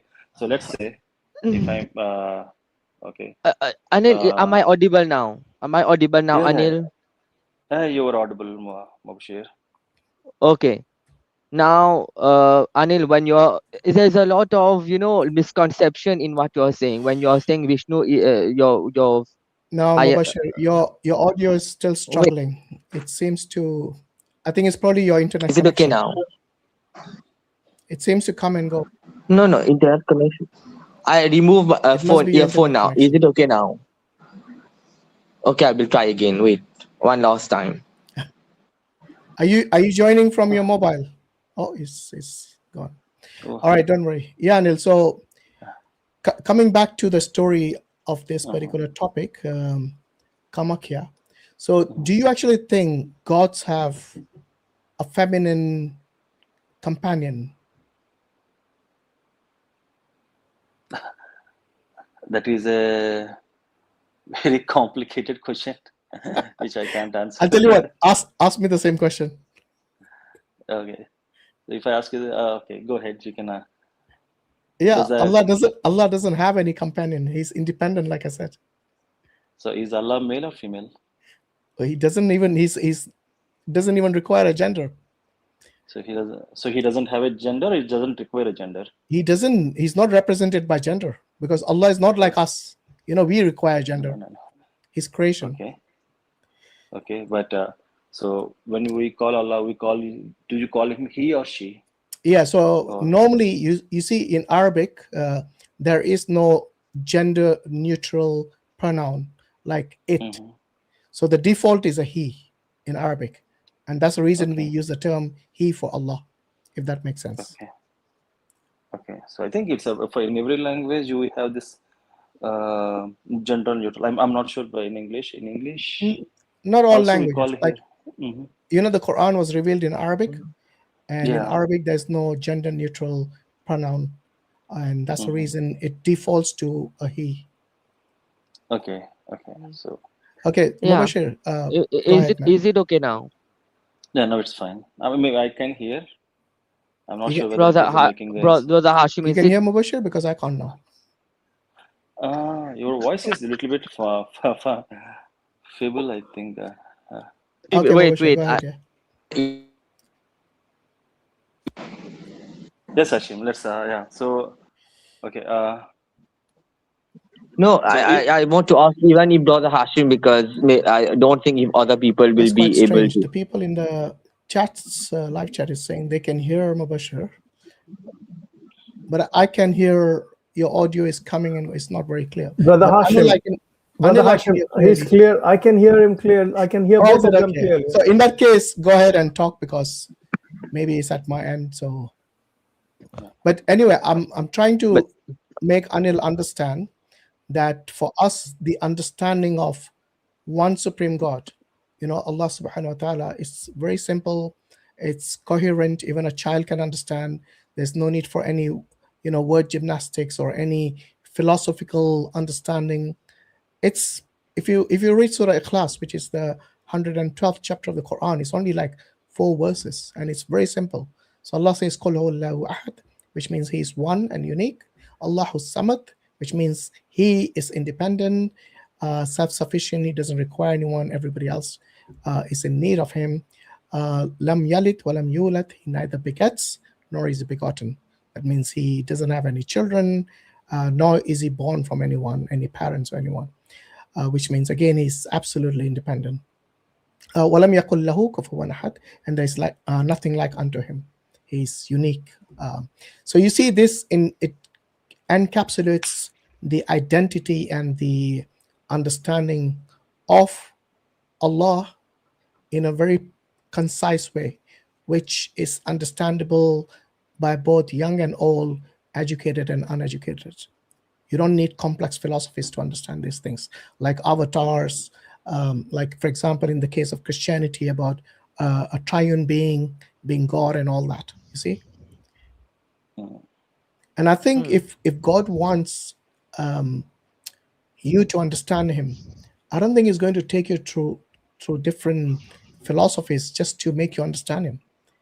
You see, for example, I don't know if you have been watching the stream from the start, we discussed how Shiva got angry, and in a fit of anger and rage, he wanted to do his Tandava dance and destroy the universe because he lost his wife. This shows like a human emotion.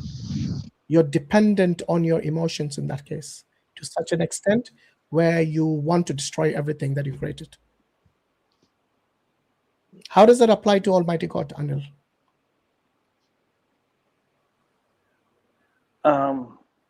See, it's a maybe, so since you call it as a mythology, let's take it as a mythology, and it's not it's a belief, right? It's not a truth.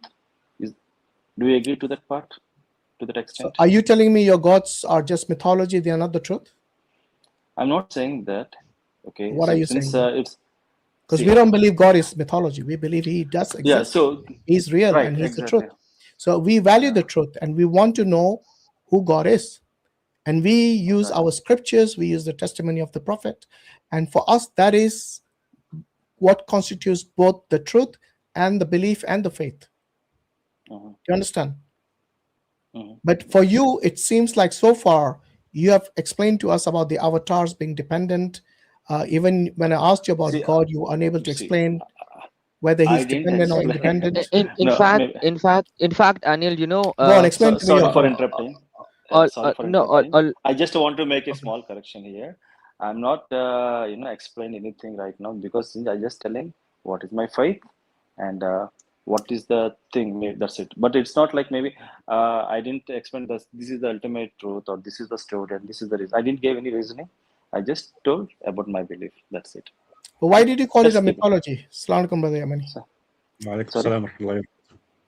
Why did you call Anil? Why did you call your belief mythology? So I didn't call. See, some people call it as a mythology. So some What people call it do as a you truth. do you think So is that's a, do you think it's a mythology, or do you think it's see. factual? So if it is a fact, then you would also believed it, right? So it's a different thing. So that's why we call it as a belief. Look, it's Okay? it's not up to me. It's up to you, because you're the one who believes in See, this. that's what. See, I believe in that. When I say believe, okay, there was a stories thing, and when I say Spider-Man, okay, someone say there is a Spider-Man. Okay, that is a story. So and people like it. So maybe By the way, you may Spider-Man is fiction. That's even it's worse fiction. than just believing a story. Yeah, so maybe it's Spider-Man. Okay, maybe let's take that Spider-Man as a different example. Maybe some Christians say Jesus is the truth for them. Oh, we Okay, believe Jesus but is the truth. We are Muslims. We no, wouldn't be okay, Muslims if we believed he wasn't the truth. Again, a bad okay. example. Try again. No, I'm just saying, like you be. That's what. See, you say maybe you believe that Jesus is truth, and Christians believe Jesus is truth, but I'm not sure Jews believe whether Jesus is true or wrong. Oh no, Jews do Okay. believe in the existence of Jesus, Mm-hmm. but they just Okay. don't believe like he's a Messiah. He's a God. Or, Okay. no. By the way, there are many Christians who don't believe Jesus is God either. You know, like the Okay. Unitarian Christians and even the Jehovah's Witnesses and all. They don't believe he's Almighty God. But that's a different story. Let's talk about Hinduism. So first and foremost, what would be the actual source to know God for a Hindu? Something that I see. is a truth. See, I'm not that scholar or a thing. You don't need in to be a Hinduism. scholar. No. See, that's what again I'm saying, right? I believe in God. So I told you the reason why I believe Lord Balaji. Okay. So for me, it is my belief. Okay? Oh, by the way, and you didn't tell me why you believe Lord Balaji. You told me that's you what. believe in him. But you didn't see why. Mhm. You didn't say why. See, because maybe as I mentioned earlier, I found peace there whenever I go to the temple, and I found some relation being built, and so Okay. whenever But you see, you probably were made to believe that he's God. But have you actually researched it independently by yourself? see, Like, have you objectively looked into the facts that, I mean, number one, an avatar is not a supreme God. You have already admitted that, right? So this Lord Balaji is not really a God. He's like a manifestation of God on earth for you. He's not the real God. Okay. So that already disqualifies him as the necessary being or as the Almighty God. So for you, would it be Vishnu who is the real God? When I say real, I mean the absolute or the supreme God. See, if I believe that Vishnu is the absolute God, then I wouldn't go to the Tirupati, right? I mean the Balaji, right? No, you would, because he'll be of a lesser hierarchy. It's like the Greeks, the Greeks had demigods, and then they had like Zeus, who was the supreme god. Okay. Maybe I'm not sure like whether there is some hierarchy in Hinduism as far as I know. There definitely is. Like that's why you call it an avatar. Maybe we'll call it avatar, but then it's a manifestation, right? And maybe see in the same, like we have many avatars, right? I mean, the Vishnu has many avatars, and some people will worship the Narsimha avatar of Vishnu. Yeah. Okay. Yes. And some people, nine avatars? Yes. Or is it 10? 10 avatars. 10 avatars. Oh yeah, the 10th is a Kalki avatar who's yet to come. Kalki avatar. Yeah, yet to come. That's what I say. Okay. And then, so still, I have some confusion in the Davda, but then I'm sorry, but somewhere I'm getting a lot of noise. Is it? No, no, that was Brother Sabir. I think he's probably got some work going on at his place. No, Hashim, Okay. is it audible So from my look, side? I don't know if you have realized this, Anil. No, no, Yemeni, can you hear Mubashir? I can hear him, but then his voice I goes can again. hear. I can hear Mubashir. You can hear him, yeah? I don't know why it's only happening Is with it him. is I it can hear you all. echoing? Or All right, no problem. Okay, Mubashir, you wanted to say something? Go ahead, yeah.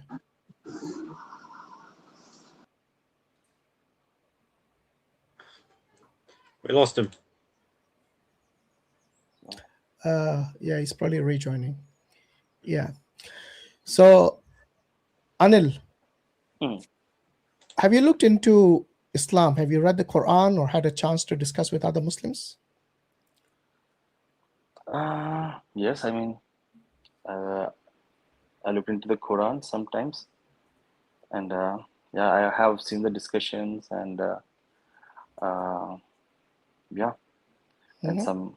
What are your thoughts about Islam from what you heard so far? So Islam is a kind of rule book that people has to follow. But see, I have a lot of questions around it. Maybe like so Quran, Hadith. Okay, so different questions.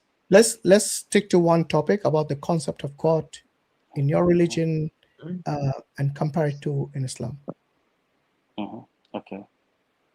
So in that respect, what are your thoughts?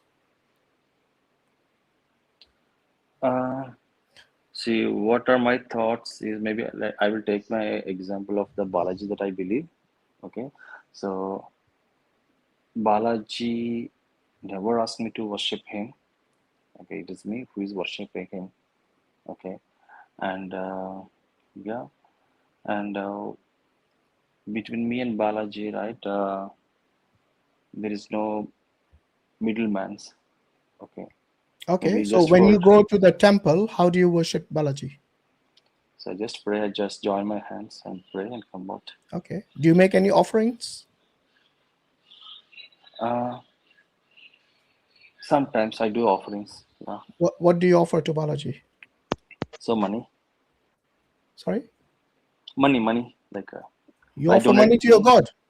Should it not be the other way around? Brother, I'm not trying to be funny. Brother Hashim. Yes, right. Should be the other way around. Is it okay now? Am I audible God now? gives you rizq, gives you the money, whatever it is. No, see, because of his blessings, I'm earning money, and the money that I am donating to Lord Balaji is not to the Balaji, but then that is being used for the welfare of the people. So because No, wait. Bro, am I audible now? I need to add something here. Yeah, you are audible to me. Go ahead. Okay, Brother Hashim, if I'm audible.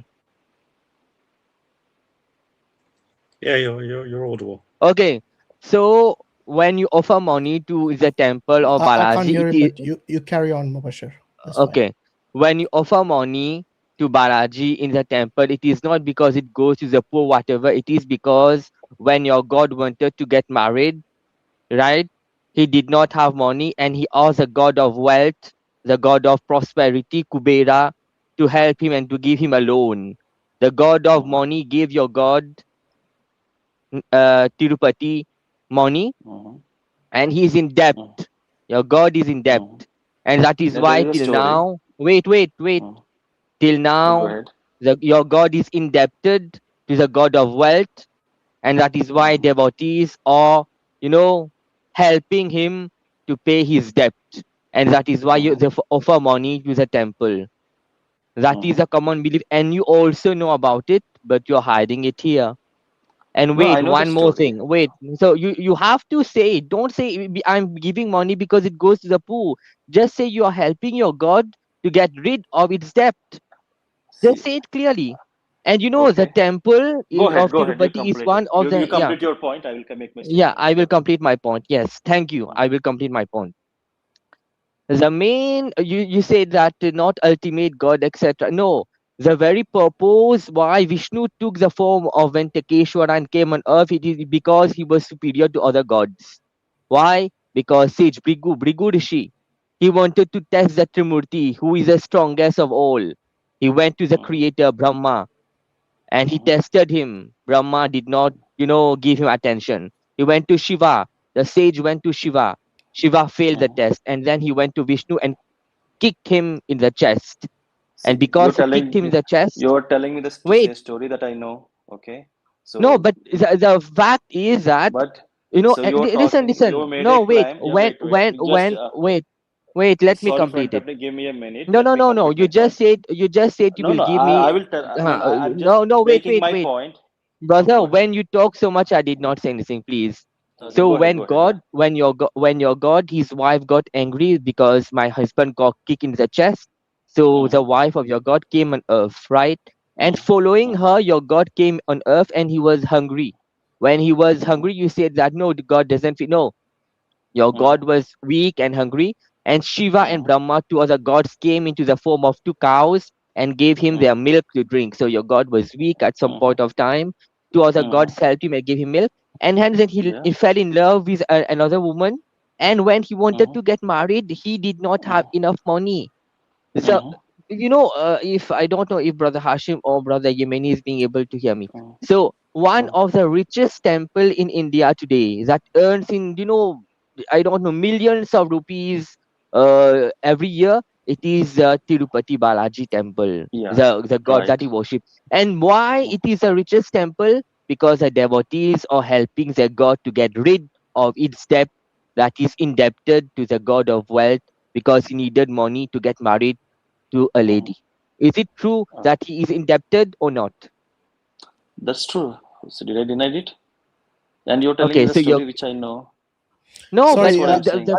Anil, do you want to just summarize what Mubashir said? Because I couldn't hear a And word he said. see, so Brother Mubashir is Hashim, saying that if you could just join again because I don't know if you will say my words the same way it will be. Or I Brother will tell the Yemeni same can words. summarize it. So see, I'm not that kind of guy, and I said as I agreed with the story that you told, right? Didn't I agree to the story?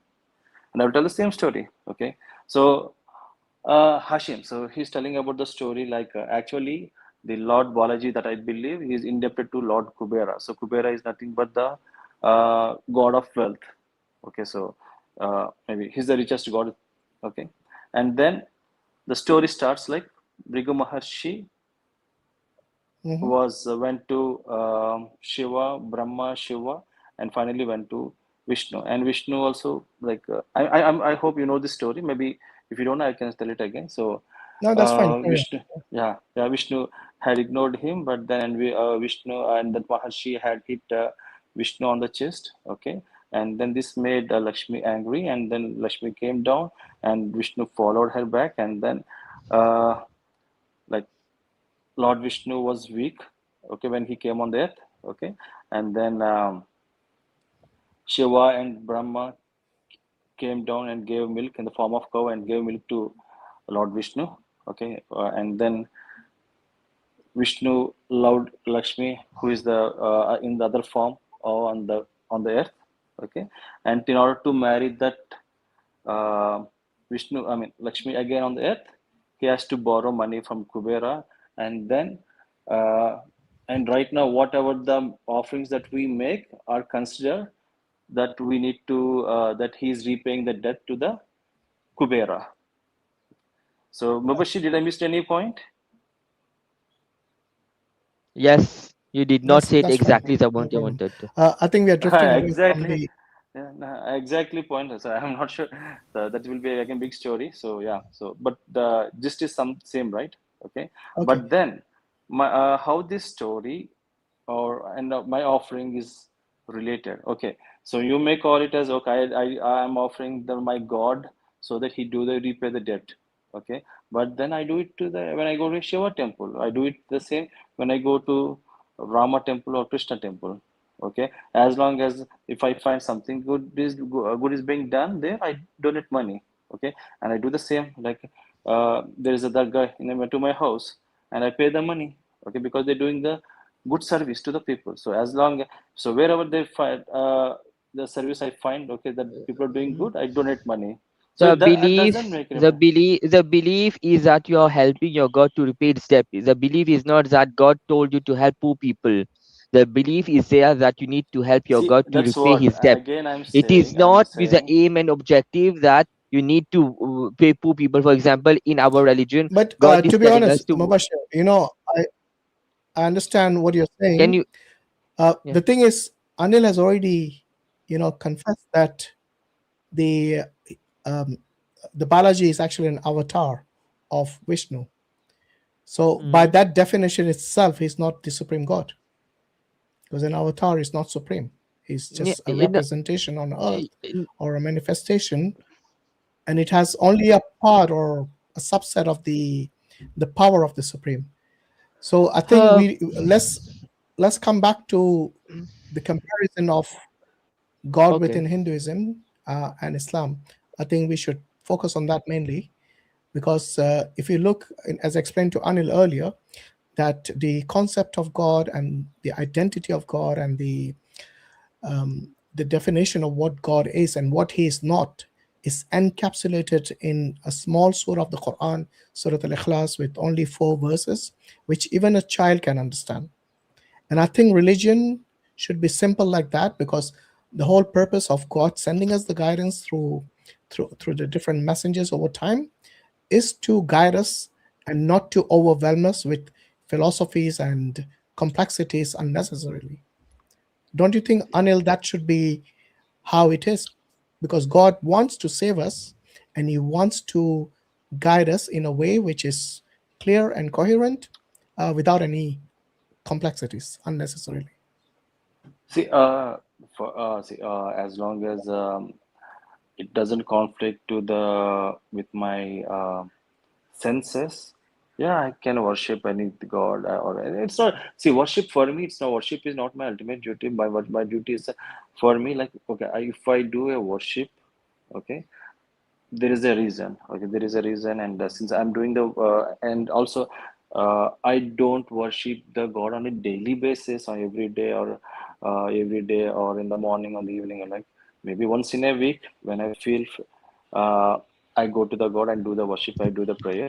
Okay, so yeah, and as you said, yeah, maybe No, but the identity of the God in definition, your case the is definition something of that God. is. Yeah, as I agree to your point, like Do you not see the issue here? The contention which I'm raising is that the God that you worship is something which is a man-made thing, in terms of its shape, in terms of what you have to do, like even offering money to it. I think some people offer, they shave their hair and they give it to the Balaji as well, isn't it? Both, yes. including the women. So where did this come from? Where does so Balaji say that you have to offer it money and shaved hair and including stuff like that? see, And this is I'm where not I'm sure. coming from. I'm saying these are Yeah, man-made. right. See, yeah, These are man-made things. These are rituals, cultural things which were adopted by people, maybe your forefathers at some point, and it became worship. Just like, today is Ashura for us Muslims. In India, they have these tajiyas. They make these huge models of certain objects, I think. Not with faces and stuff like that. Maybe they do now. we call it spears. Yeah, so these things are cultural. This is not part of Islam. So we reject that. Okay. Do you understand? We see a clear-cut distinction between what God and the messenger ordained for us as part of worship versus what culture and human beings created or kind of made it as a ritual part of worship. We made a distinction between the two. One is cultural, man-made. The other is ordained by God Himself. And that separates the purity of worship of what God expects from us, rather than what we imagine and speculate what God wants from us. Okay? Maybe Brother Yemeni can add something here. Brother Yemeni, today is Ashura, and I don't know if you know about these things. In Asia, there's a big thing about this thing called Tajia, where they make this huge, models of, I think sometimes of a mosque, sometimes of something like this mosque in Karbala or something, and they think that's part of Islam. No, of course not. Yeah. Like you said, it's a cultural thing, something innovated. And this is the thing across all cultures, really, that when Allah sends a messenger to the nations, they first they hold on to that which came with their respective prophets, but then they innovate in their religion, and then the innovation turns into disbelief and polytheism. So we see much of this happening across the world and across history. So it's no surprise that this has happened even in India, especially where Hinduism has become prevalent. But at the end of the day, Anil, we take the example of Abraham, when when his father was a maker of idols, and he fashioned them, and his people worshipped them. Ibrahim alayhi salam, he had the mindset to be able to ask, like, can these things even hear? Can these things talk? Can they do anything? And if they cannot do anything themselves, why should they be worthy of any sort of worship? So, with all the avatars that you believe in, I don't know much about Hinduism. I know the very basics, but it is no different to the polytheism of old, where people have taken other things as gods besides Allah, and not necessarily as the supreme deity, but as intercessors. And this is something that the Quraysh themselves did in the time of the Prophet Muhammad ﷺ.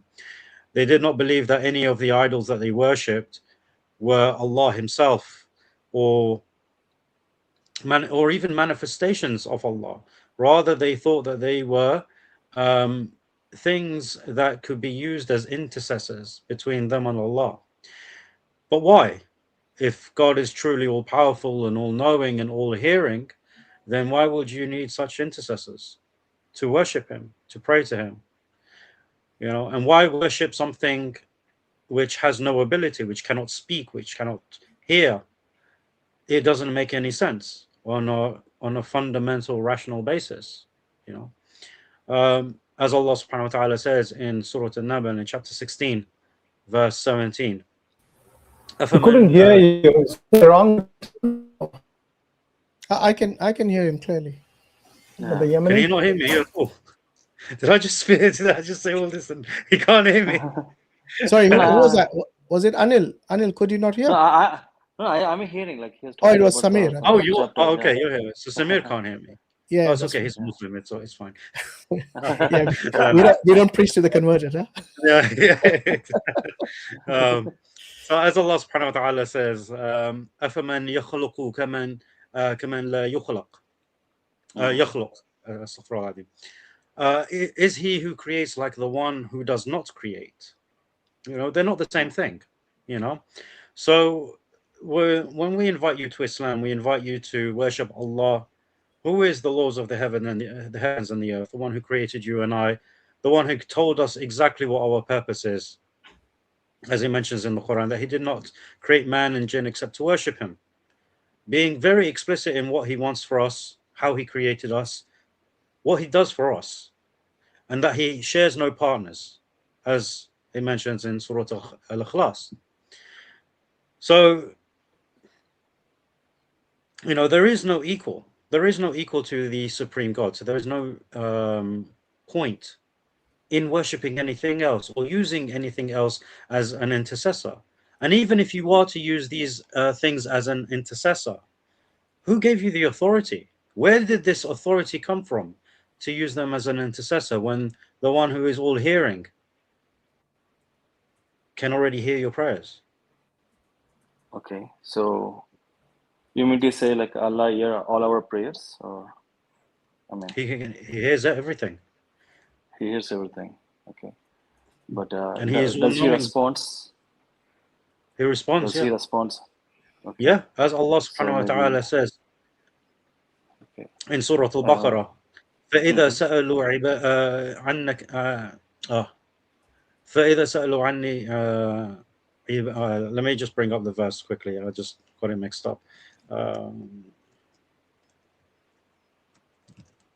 I'll say it to you in the translation. If they ask you about me, indeed I am near. I ujibu da'wat al-da'i idha da'an. I answer the prayer of the one if he prayed to me. So that's what is mentioned in Surah Al-Baqarah. I forgot the first part, but that's essentially what he says. Very explicit in the Quran. The thing is, the beautiful thing about the Quran, and inshallah you read it, is that everything you need for the core understanding of who Allah is, what He does for you, what He expects in return. And what He expects in return is very little. When we read Surah Ar-Rahman, for example, Allah keeps going on about when He says, فَبِأَيِّ آلَاءِ رَبِّكُمَا تُكَذِّبَانِ. You know, which of the favors of your Lord will you deny? Yeah. Oh, there's the ayah. وَإِذَا سَأَلَكَ عِبَادِي عَنِّي فَإِنِّي قَرِيبٌ أُجِيبُ دَعْوَةَ الدَّاعِ إِذَا دَعَانِ. Okay. Meaning? Chapter 2, verse 186. Okay. Very explicit. Allah does not have us guessing about whether He can hear from us. And this is why He says, you know, that He is the all-hearing, the all-knowing. Right? Okay. So, subhanAllah, this is what we invite you to do away with things that have no authority, to stop worshipping things that do not benefit you. In fact, you know, one of the beautiful things is, you know, with us, the Muslims, we have the black stone in Mecca, yes? When Umar radiallahu anhu, when he was doing tawaf around the Kaaba, circumambulating the Kaaba, and he got to the black stone, he pointed at it, you know, as the Prophet ﷺ pointed at it. And he said to it, and he said, I know that you cannot benefit me nor harm me, but I kiss you because the Prophet, peace be upon him, kissed you. Okay. Okay. So this is a pure understanding of monotheism, that even those things which are revered, they cannot harm us nor benefit us. They are simply objects which have a special status, but there is no authority with them. There is no means of intercession with them. We don't call upon the dead. We do not call upon statues. We don't even call upon those who are alive but absent from us. Because why call to them? You know, for example, right now, my mother is in a different country, right? She's on holiday. If I sit down here and I'm like, oh, Mom, help me out, she can't hear me. Even though she's alive, she can't hear me. So why would I call out to her and say, Mom, help me out, when I have the one who knows my heart, who is closer to me than my jugular vein, as he says in the Quran, who knows my thoughts, who hears my whisper? Why would I not call out to him? As it says in Surah Al-Fatiha, إِيَّاكَ نَعْبُدُ وَإِيَّاكَ نَسْتَعِينُ. It is you we worship and you we ask for help. اهدنا الصراط المستقيم. Guide us to the straight path. Okay. So can I ask my questions? Okay. Yeah, go for it. But before you ask your question, what I've said to you so far, does that make sense to you? No, you said I mean, someone go to that black stone and they kiss the stone because the Prophet had kissed the stone, right? I'm not sure who is the person. Is it one of the closest companions of the Prophet Muhammad, peace be upon him? Okay. But the point here is that even the the question is may I know why Prophet kissed that black stone? Because the stone has come from paradise. Okay. It was not it was not worship. It was as a mark of something that's unique, respect, but not something as worship. Definitely, you have to remember that respect and reverence doesn't equal worship, right? Yeah. You can respect and revere someone or something, but you don't necessarily worship it. Like many people, during the Olympics, you must have seen when they win a medal, whether it's gold medal or silver or bronze, they kiss the medal. Do you think they worship the medal? No, they don't. No. It is something that they see of value, something that they see as special. Right. Because we have to understand what worship is. Do you know what worship is? If we are to define worship, Yeah, what would that I mean? understood. I understand. Okay. Like, I mean, I know. I mean, worship is like something that we give the ultimate respect to ultimate thing. Is my understanding correct? Not entirely. It's more nuanced than that. So when it comes to worship, it is the thing you submit to completely and obey, right, in all of its commands. Okay. And of course, there is a balance of love, fear, hope, right? All of this is part and parcel of worship. Okay. And by the way, we in Islam are taught to worship none other than Allah. So, whenever you see the Muslims going around the Kaaba or even kissing the black stone, from their lips, what comes out is Allah is the greatest. They don't say the black stone is the greatest, or the Kaaba is the greatest, or this place, Makkah, is the greatest. No. Always during every step of their worship, they praise and they glorify Allah. Yeah. And they sing His praise, not anybody else's. Because if anyone worships a Kaaba, they are not a Muslim. Anyone worships a black stone, and when they kiss it and they actually feel that they are worshipping it, that is not a Muslim. Okay. So you see, if they do it deliberately, then definitely takes them outside the fold of Islam. Okay. So for us, there is we no make a distinction significance between of the creator and the creation.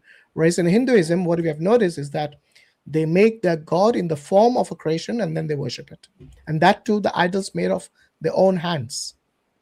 And then they give it money as well. I mean, all of this is like showing you that the gods are dependent on human beings, both in order to make their form, and once they make the form, for them to receive the worship, and then to give offerings in the form of either money or food or basically shaved off hair, Yeah. So I mean, maybe in Hinduism, I mean, so it's like, I mean, maybe what we can say, like someone said, like if they get a job, okay, and they will give money, but they will donate money to the temples, okay, and maybe it's kind of a paying, bribe to the god. It's not a bribe. I think it's a statue has no need for money. Yes, it's not the statue. Inanimate objects do not require money. Exactly, the true, right? See, it's not the god. So why give it to an idol instead of giving it to some poor person who actually needs the money or the food? Because right now I'm donating the money. I'm giving the money to the temple, and they donate the money to the poor people, and they're doing. Why don't you give it directly to the poor people? Because we know a lot of these Hindu temples, they hoard a lot of wealth. Some of them billions of, amount of jewelry and gold and everything. I don't know if the temple that you go to, which is basically is it the Tirupati temple? Yes, Tirupati temple. Yeah, they are. These guys are millionaires. It's not. They are millionaires. It's like it's not a business. Maybe it's a trust. How do you know it's not a business? How do you know that? Have you done an audit of their donations, where it goes, how it's collected? Yeah, they have like recently, the Ram Mandir, there were like 200 crore rupees, just cash, being stolen from there. And all the gold that's donated, all the silver, all the jewelry, nobody has an account as to where the money went. They actually had to, put in place a special investigative team by the government, because there's a huge scam that has happened with the temple and whoever was taking care of their finances. Okay. So if this can happen in the Ram Mandir, why can't it happen elsewhere? That's what. So this temple is under the control of the government. Okay. So so it's like what we call. So is the Ram Mandir. The Ram Mandir is actually. No, I'm not sure. It's a Ram Mandir is under the trust. No, the trust, and the people who were elected by the government one day. No, I'm not sure, because see. So if you're not sure, you can't say no. Yeah, see, I don't know. But I don't know about the Ram temple, but I'm talking about this Lord Balaji temple, it is under the control of endowment department. Maybe if you Google it, you can find it. Yeah. Okay, so it's But under the control of and endowment department, and who endowment says the department. government departments don't steal? Especially in India. Again, yeah. There's a lot of See, corruption, man. Come on, we both know this. Lord, see, that's what. Maybe if you go to the temple. But Right? anyway, the wealth shouldn't be hoarded in the that's temple. The fact that they have not- so many vaults full of these gold and jewelry, that shouldn't be happening in the first place. So why? I mean, there are enough poor I'm- people out there that they can distribute. I mean, a lot of people go hungry. A lot of people don't have a roof over their head. You know. So maybe if you Maybe that, Brother Yemeni can tell you what the Prophet ﷺ did with the money that he had. You know, he did not keep it to himself. He could have become a millionaire or a billionaire if he wanted to. In fact, the Rasul when he was, Rasul was given a fifth of the booty that was used to distribute and feed and take care of the poor Muslims. So, for example, the people of Ahlul Sufa, they benefited greatly from that. In fact, there is a hadith of the Prophet ﷺ where a man came and he asked of something of the Prophet ﷺ, and the Prophet ﷺ gave him an entire flock of sheep, and he ran back to Quraysh, if I'm not mistaken, or the people of Medina, I can't remember which, and he said to them, and he said, "Oh people, accept Islam, for Muhammad is generous." So this is the kind of character that the Prophet ﷺ had when it came to distributing wealth. Everything was open, nothing withheld. Okay. And But all okay. Yeah.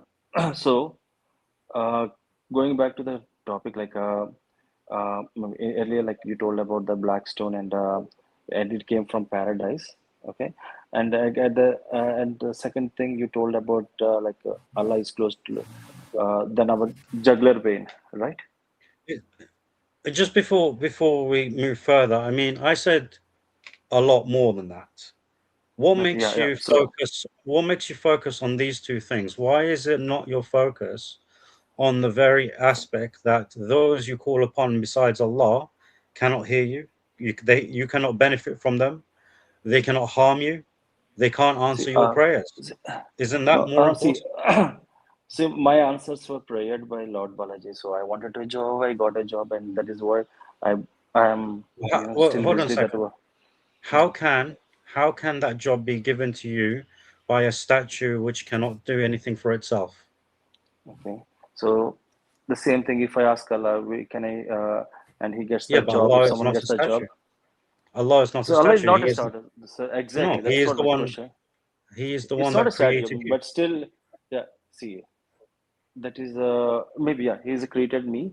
But my question to you is, let's say if you have a wish and if you pray, worship Allah, and if you ask for a wish, do you think it will be fulfilled? Does it get Allah, fulfilled? subhanallah. It Okay. is fulfilled. Yeah. It is fulfilled, Yeah. right? It's Now Allah fulfilled, subhanahu right? wa ta'ala fulfills your supplication in three ways. Okay. Okay. Either it's answered immediately, either it's answered later on, or He gives you something better than what you asked for. Those are the three ways that Allah subhanahu wa ta'ala answers our dua. However, there is a way that these things that there are things that we do that can anger Allah and cause Him not to accept our supplication. So when we, for example, are ungrateful to Him, okay, and sin often, be unrepentant, okay, then Allah subhanahu wa ta'ala can choose to reject our prayers. Now, out of His mercy, even when the disbelievers ask for things, they get them. But this is out of the mercy of Allah. This is why He's known as Ar-Rahman. This name of His, an attribute of His, Ar-Rahman, is the mercy that He has distributed amongst all of mankind, irrespective of them being believers or disbelievers. And this is why, like I mentioned to you, this is why it's called Surah Ar-Rahman in the Quran. Yeah, subhanallah. And this is why He says, فَبِأَيِّ آلَاءِ رَبِّكُمَا تُكَذِّبَانِ. Okay, which of the favors of your Lord will you deny? Forget about prayers. Forget about Allah subhanahu wa ta'ala answering the prayers. He gave you all the signs, the sun, the moon, the earth, your eyes, everything, right? Your wealth, your family. You have all of this without even asking of it from him. And all he expects from you in return is to acknowledge that he exists and that he is your creator. So when you're thinking that you got a job based on something that cannot even benefit itself, how can it benefit you? It cannot. That's the reality. Only if the one who created you is the one that gave you the job, not something that man has created. If you created it, fashioned it out of mud or stone or wood or whatever material it is, you have made it. How can it give you anything? It could not even exist without you. And yet you are saying, you are attributing that to it what Allah has given you. So you mean to say that, like, if I get a job, is it because of Allah that I got? Or? Of course. Allah Okay. has given you your sustenance. Okay, so not only job, every atom of the air you breathe is from Allah. Okay. Okay, so your sustenance, like I said to you earlier, Allah is independent. He depends on no one, but everything else depends on him. Okay, but I'm just confused because, like, if Allah gave me this job, and when I asked to Lord Balaji, so is there any relation between Allah and Lord Balaji? No. Or is just here? Balaji is a creation of man. You already know this. See, it's an idol. Idol is a creation of man, but no, the entire concept of Balaji itself. Okay, because he's an avatar. Number one, what is the purpose of an avatar if you get an all-powerful God? Tell me. Why does God need avatars? If he's omnipotent and he's omniscient, why does he need partners? Why does he need anyone? Okay, so can't we apply the same question to Islam? Like, why can't Allah? I mean, is Allah also maybe a man-made concept? No, but that's the thing. We already spoke about this, and I explained to you why we believe Allah is this necessary being who is the one who is independent, and everything else, if you look around, everything else is dependent. Right. I mean, see, who is Allah? And Anil, what do you know about Allah? Who is Allah? So Allah is a Tell God me of about Muslims. him. Tell me about him. Allah is a God of Muslims. That is what I know. Only Muslims? No, that's where you're wrong. I mean, when I say Muslims means who worships Allah. I mean, Muslims worship Allah. That's what I know. Even if you don't worship him, he's still your God, right? Allah is as he says in the Quran, Rabbul Alameen.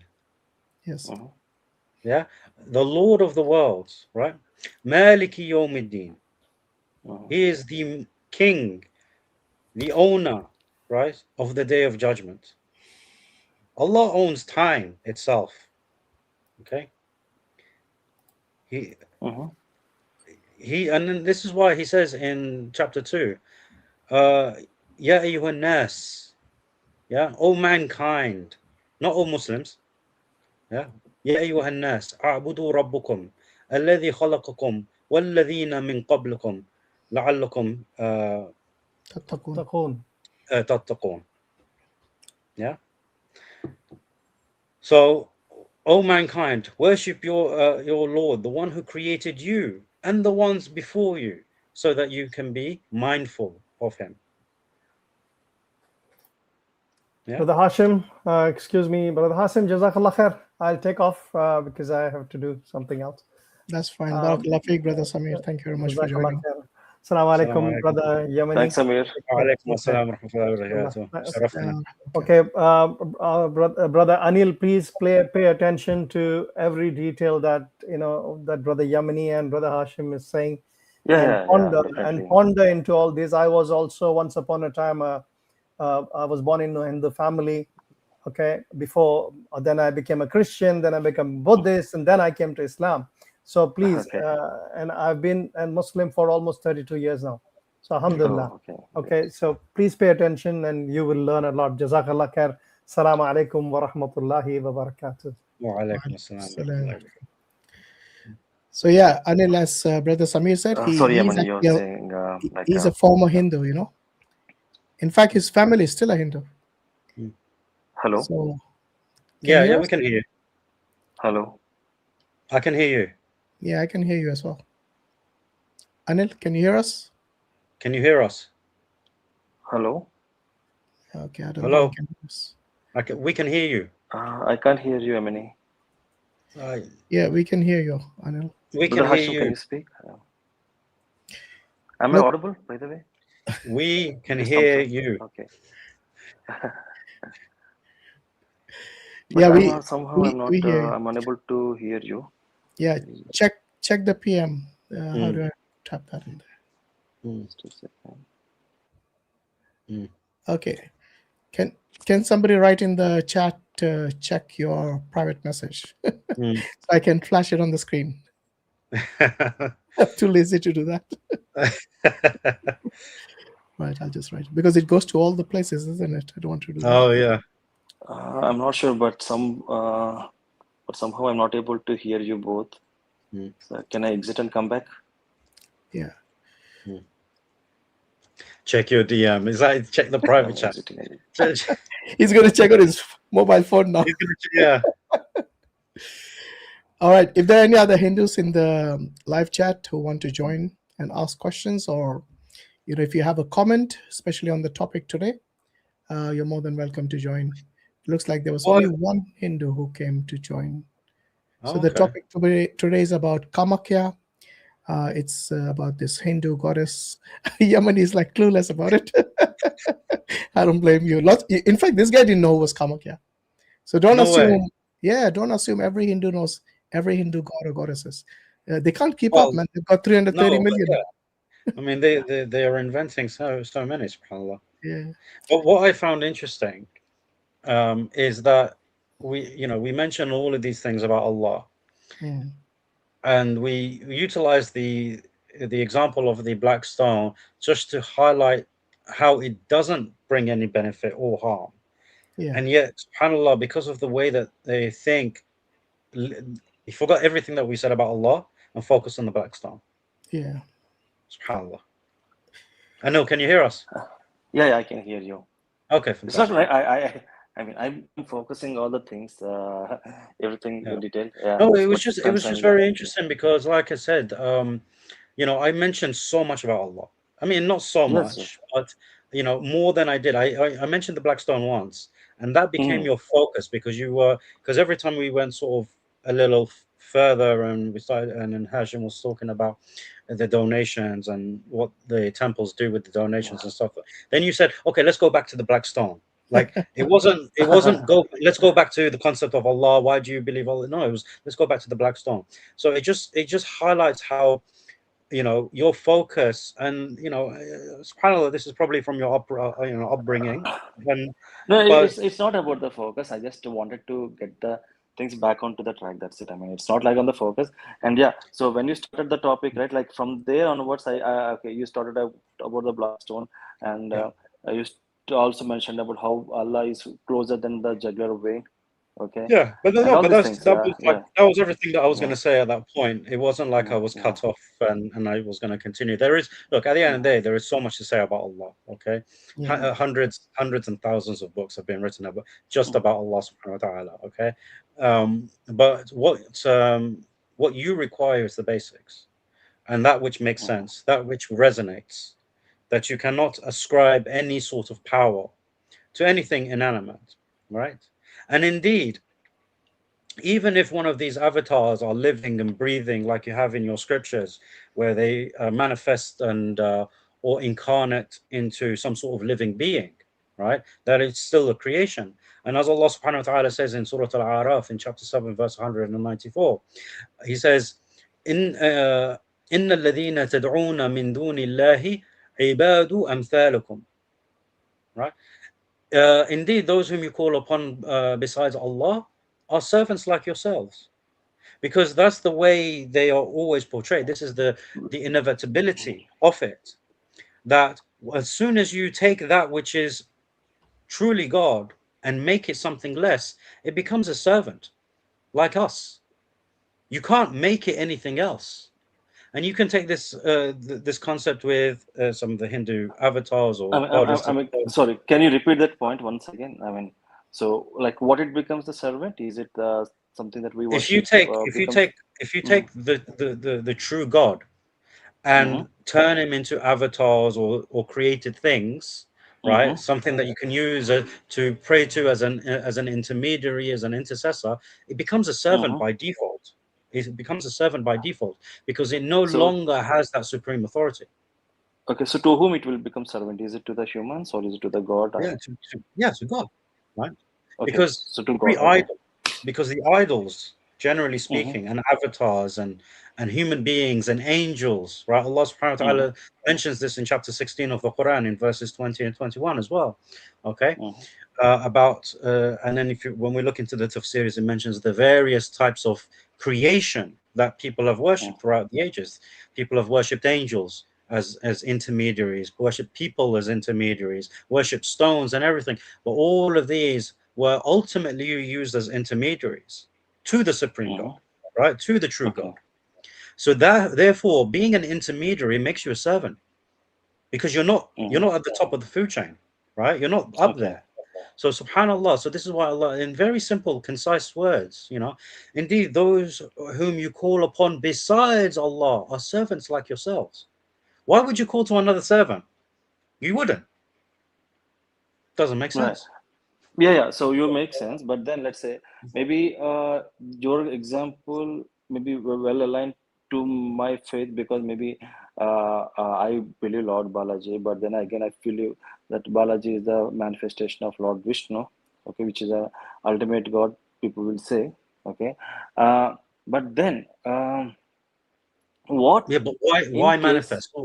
Maybe that's what I agree. So I agree to that point. But then my question to you is, what in case if I believe that okay, Lord Vishnu or some god, some XYZ god that they believe, and they call it as ultimate manifestation. Okay, so they say that XYZ god had created the entire universe, and then it is conflicting with the views of your god and their god, and then at the same time, let's say if the XYZ god says that this is more thing, okay, maybe explain the things or in a better way or those things, like so should people go to the XYZ god or should stay with the Allah? You got my question?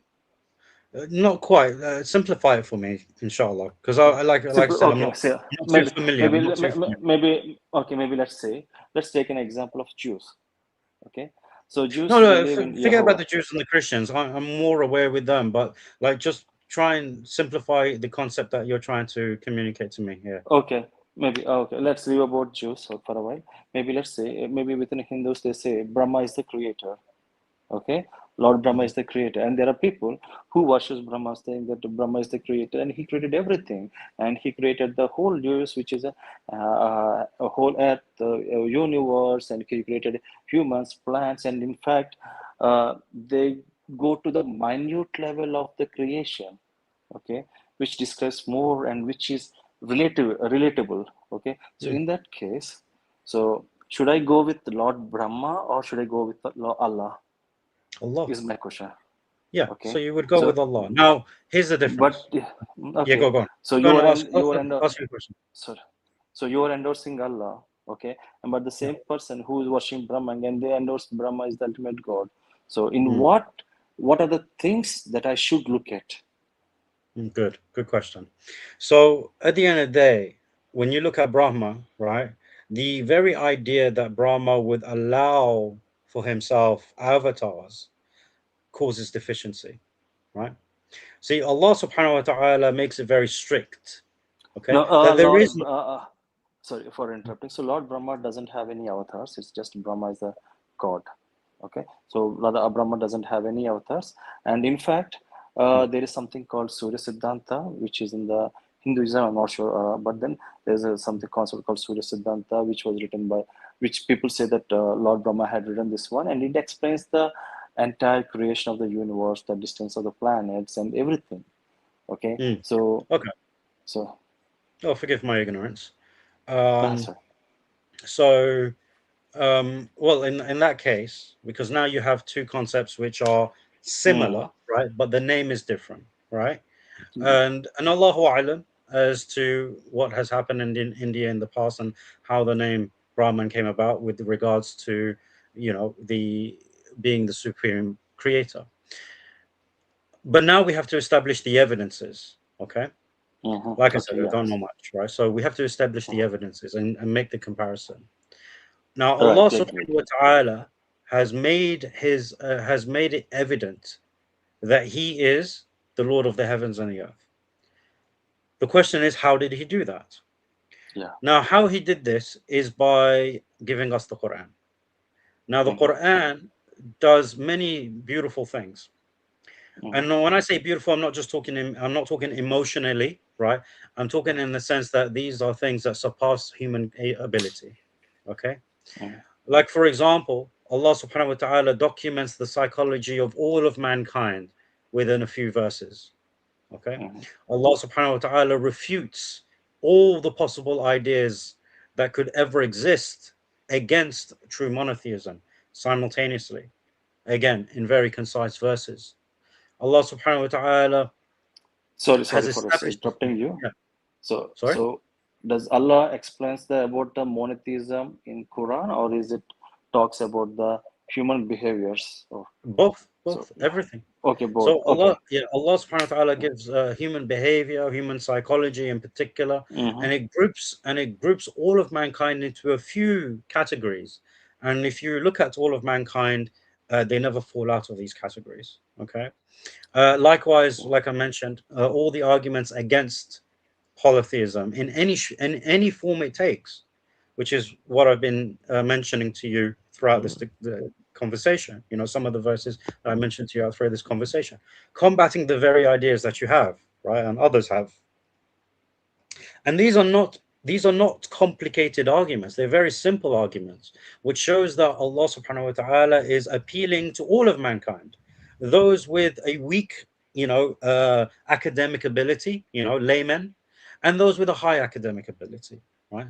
So it's accessible for all of mankind. So when the claim is made that this book is for all of mankind, it is evident in the book by using simple language that everyone can understand, simple argumentation for people to think about. So these are sort of the evidences. And of course, also within the Quran, you have miracles, prophecies, things that are outside of human capability, things that are impossible for any man to predict or do, right? And then we have the witnesses that can testify to these things, the witnesses to these miracles, the witnesses to these prophecies, when they have been said and when they have been fulfilled. Okay, so these are some of the evidences that Allah subhanahu wa ta'ala utilizes through the Prophet sallallahu alaihi wasallam, by giving him the Quran and by giving him the miracles and everything. What do you have to establish Brahman as the true God? So does Prophet have miracles? Sorry? Yes. Does Prophet have miracles? Okay.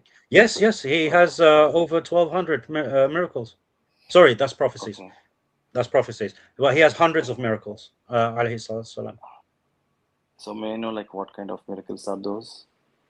So, for example, Rasul he had water coming out of his fingertips, right? Water, for the people.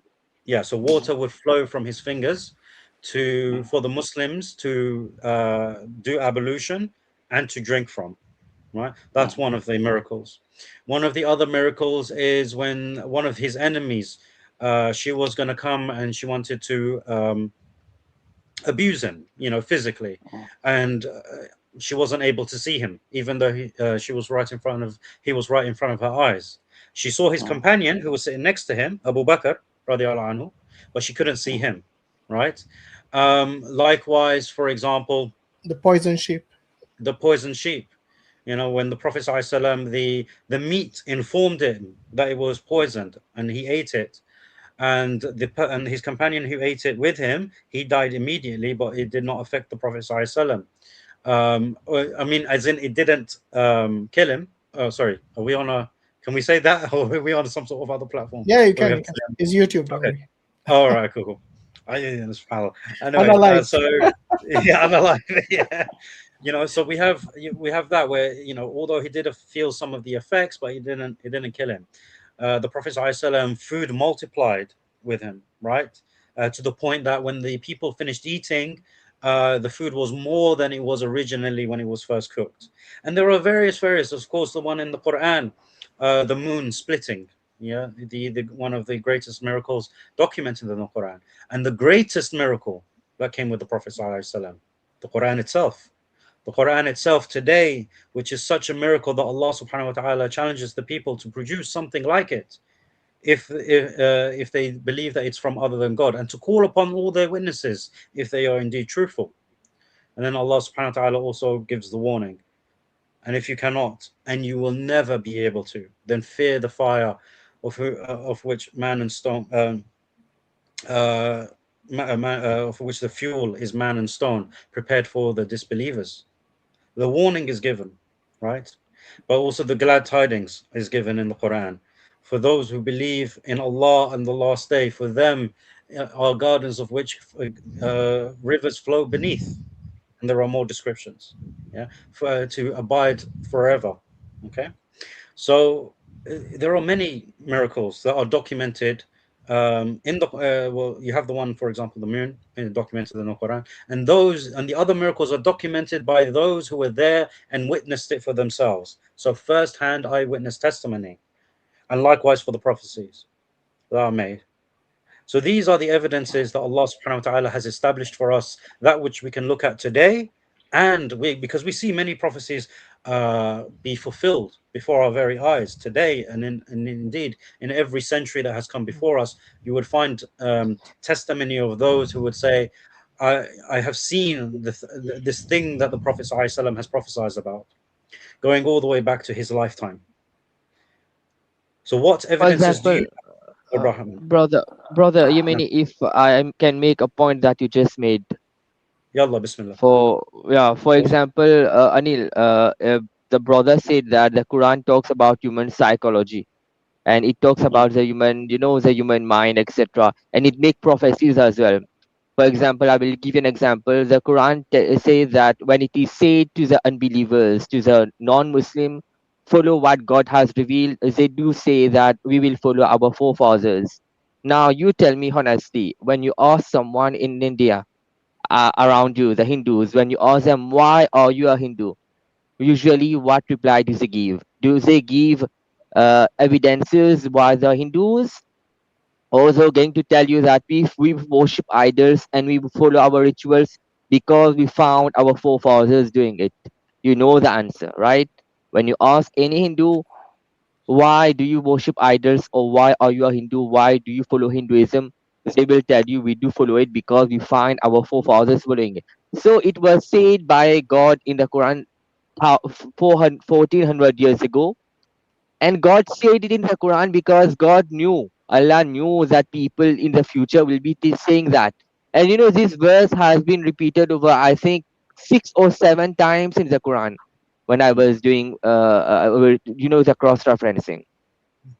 So even when the Prophet Ibrahim alayhis salam was asking his father, why do you worship idols? And not his father and his people. His people started saying, oh, but we found our forefathers, we found our ancestors doing it. That is why we are doing it. And from the depth of your heart that when you ask any Hindu in your surrounding or in your village, in your city or whatever, they will tell you the same answer. And that is why the brother Al-Yemeni just said that the Quran talks about human psychology. They know what answers and replies human beings are going to give, when usually the typical replies they give when we invite them toward Islam. This is one example. We have other examples as well. Right. Yeah. So you see, you're partially correct. So partially correct in the sense, I mean, yeah, not partially, majority thing, because many people don't know why they worship gods. Okay, in India especially, and it's like coming from the forefathers, and it's a kind of what do you say, thing, like it's a cultural thing that's going on, okay, from generations to generations, okay. So that is truly great. But then again, there are some people who believe God. It's not because of the things, but then maybe I have seen people uh, building a relationship with the God. Okay, so for them it doesn't matter what the whether it says or like it's a maybe and though it is came from the forefathers, but then they had established a relation. This is what I have seen. Okay, but I'm not sure. And it's not only with these people. I mean, okay, not only these people, but there are some other people where they maybe I spoke to someone few couple of months back. So maybe he was my colleague, and he had a bonding with Jesus, and he says that okay, Jesus is driving me. That is what he said. Okay, so maybe though for me it appears like maybe okay. I mean, it's not. I mean, very logical, but then I felt okay. So it is his belief. So Yeah. maybe he has Yeah, a good relation.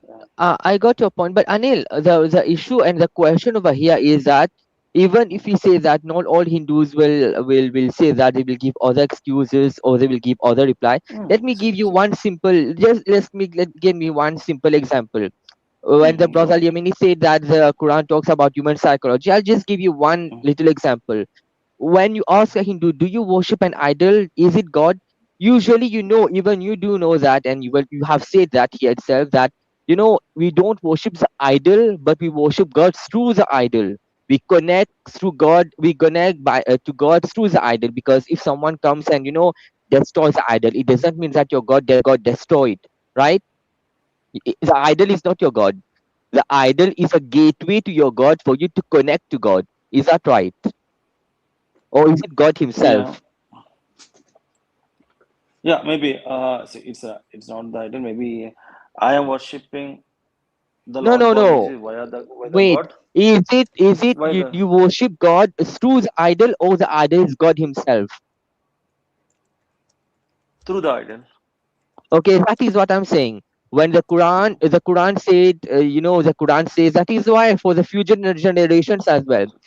In the times of the Prophet, when people, when the Prophet used to ask people that who created all of the earth and the heaven and the sky, etc.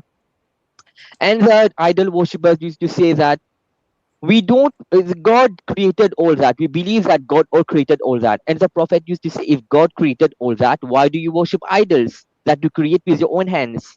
And you know what reply they used to give? See, They used to say that we don't worship this idol, we worship God through these idol.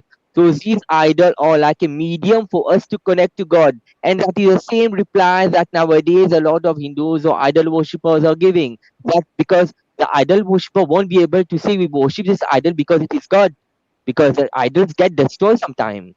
So he will fail in his argument. The see, idol idols worshipper can won't. be Wait. destroyed. Let me. The Mubashir, let idol. him answer as well, man. You're Okay, making too okay, many okay, points. Let okay, him okay, engage. Yeah. okay, brother. Reply. No, no. All yours. Reply.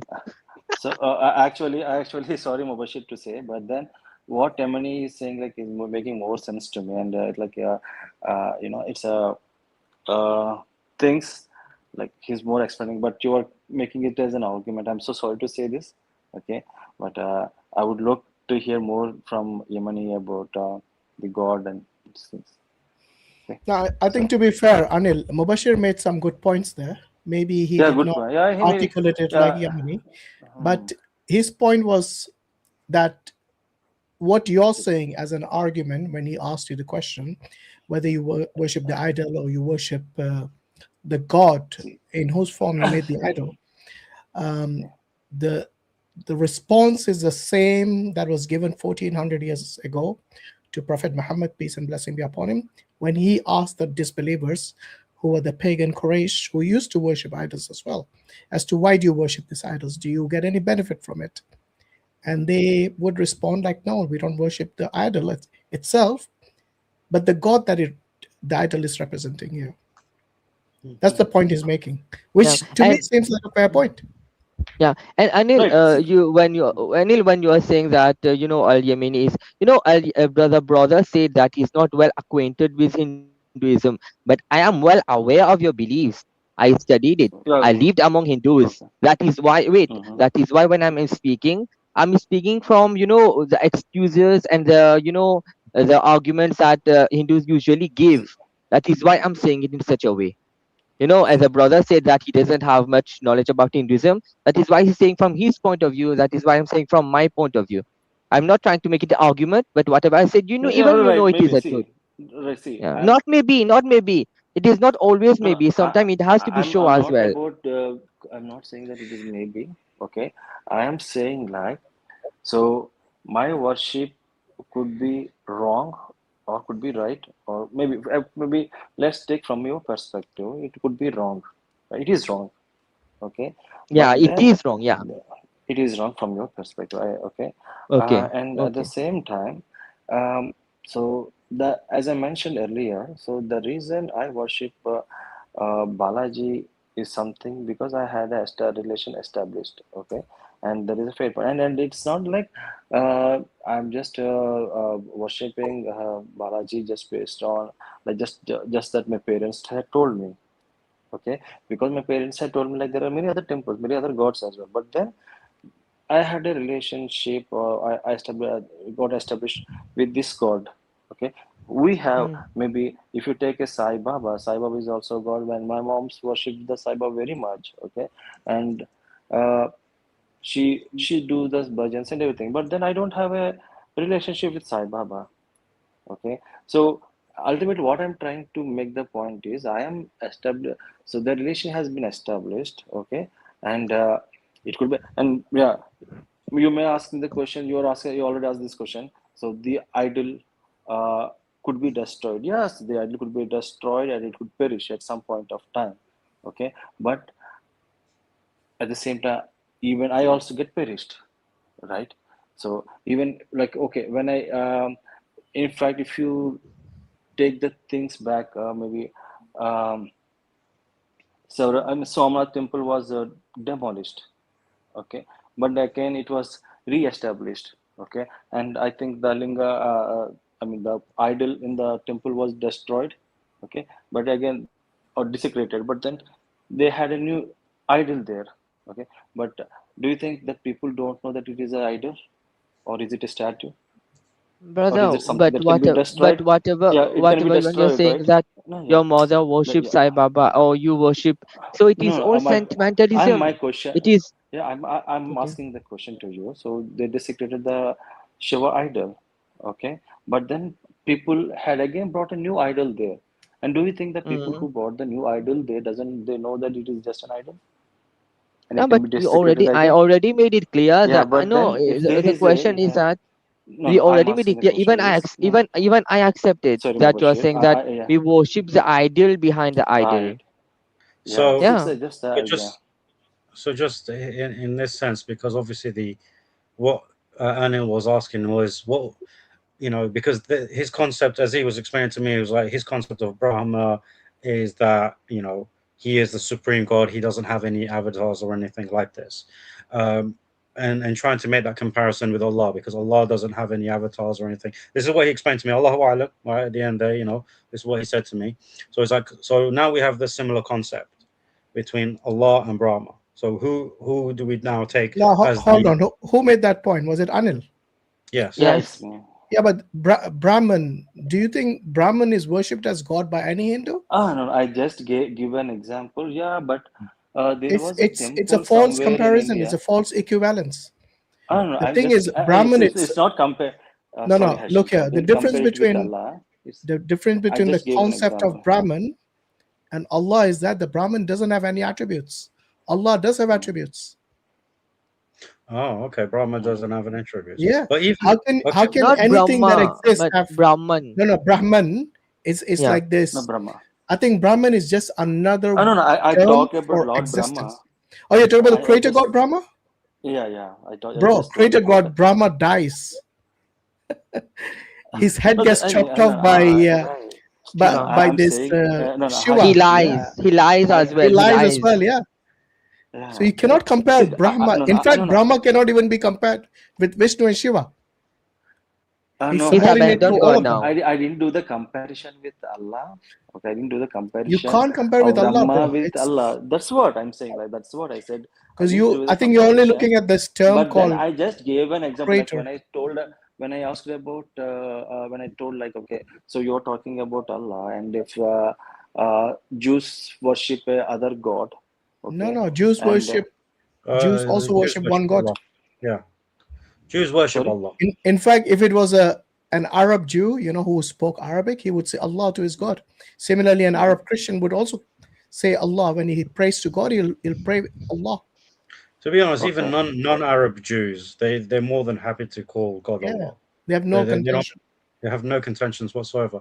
But the other point here is that even if with this concept of the creator Brahma, with the deficiencies mentioned, right?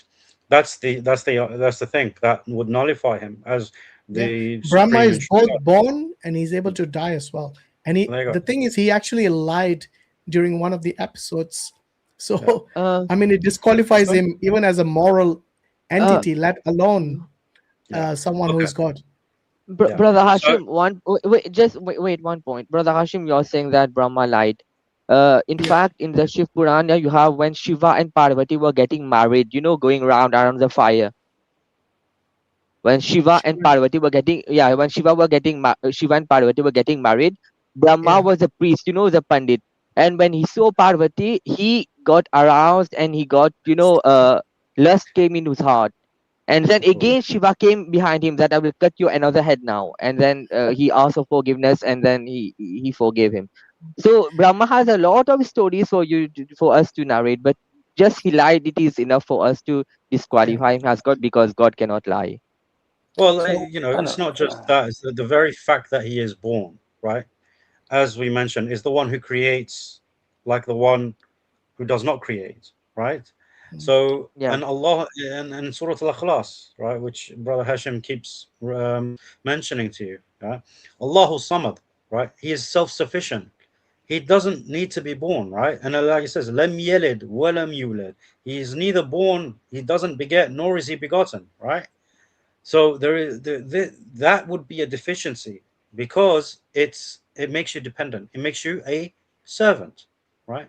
Anything that is brought down from that level is a servant. Okay, and also Allah Subhanahu wa Taala mentions in Surah Al-Hajj in ayah 60, ilahun ma'allah.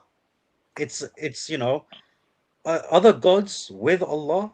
So even if you were to ignore all of these deficiencies, Allah answers it in a different way in the Quran. He mentions other gods with Allah, like even if you have this concept of Brahma, you still have the other concepts of Vishnu, the other gods, right? Vishnu, who are the other ones? That's how clueless I am. Brahma, Vishnu, Shiva. Shiva, right? Brahma, Vishnu, Shiva. This is why Allah subhanahu wa ta'ala says this. Ilahun ma'allah, chapter 27, verse 60. Okay, this is already answered, right? It just like, well, does that even make sense? If he is truly supreme, if he is truly self-sufficient, what's the point of the other gods? What is the point? There is none. In fact, brother, they say that there's only one God, but he manifests himself in thousands and millions of form. But the three main, the Trinity, the Brahma, Vishnu, and Shiva, are the three main manifestation Right. of that same God. Yeah, but still, But in why? fact, but we do have these three gods fighting each other as well in the scripture. Which is, subhanallah, which is what Allah says in the Quran. If there was more than one God, you'll find chaos. Yeah. So, but this is not okay. the reality. But that's not the reality we witness. The reality that we witness is one of harmony, balance. Why would there be chaos if there is more than one God? Any Because reason? if there are two supremes, two sovereigns, so first and foremost, you cannot have two sovereigns, right? This is why Allah is mentioned as the sovereign, right? You can't have two sovereigns because to be sovereign means you have total control. If you have one that loses, then he is no longer sovereign, is he? Why can't they share the controls? Maybe is it something not If possible? you share control, you don't Or have to. There's no sovereignty if you share. To be Okay, so sovereign, it's not. to be the owner of all that exists, you cannot share. It's impossible, because then you no longer be the one who owns everything, right? And this is why when Allah says Rabbul Alameen, right, He is the Lord of the worlds, of everything that exists. There is no sharing in that. It eliminates that. So as soon as you bring that in, there is a loss of ownership, a loss of power, a loss of sovereignty. And if you have a loss of any of that, it doesn't work. Then you will find that two parties will want to fight over it to gain that sovereignty. But we don't see this in the creation. We don't see the sun rising and then setting in the very place that it rose from, because one God said rise and the other God said set. Not time. No, I don't want it to be daytime yet, right? You don't see the color of the sky going from blue to green to red, just randomly. There is a cause, there is a reason for the colors of the skies at an appointed time. The sun and the moon and the stars placed in specific places for balance. The stars there for us to navigate with, the animals there for us to ride, to eat from, right, to benefit from, to use as working beasts, okay, and so on and so forth. The mountains, how they held Maybe here I need to interrupt. Sorry, Yemeni, but you say that animals are created for our purpose, right?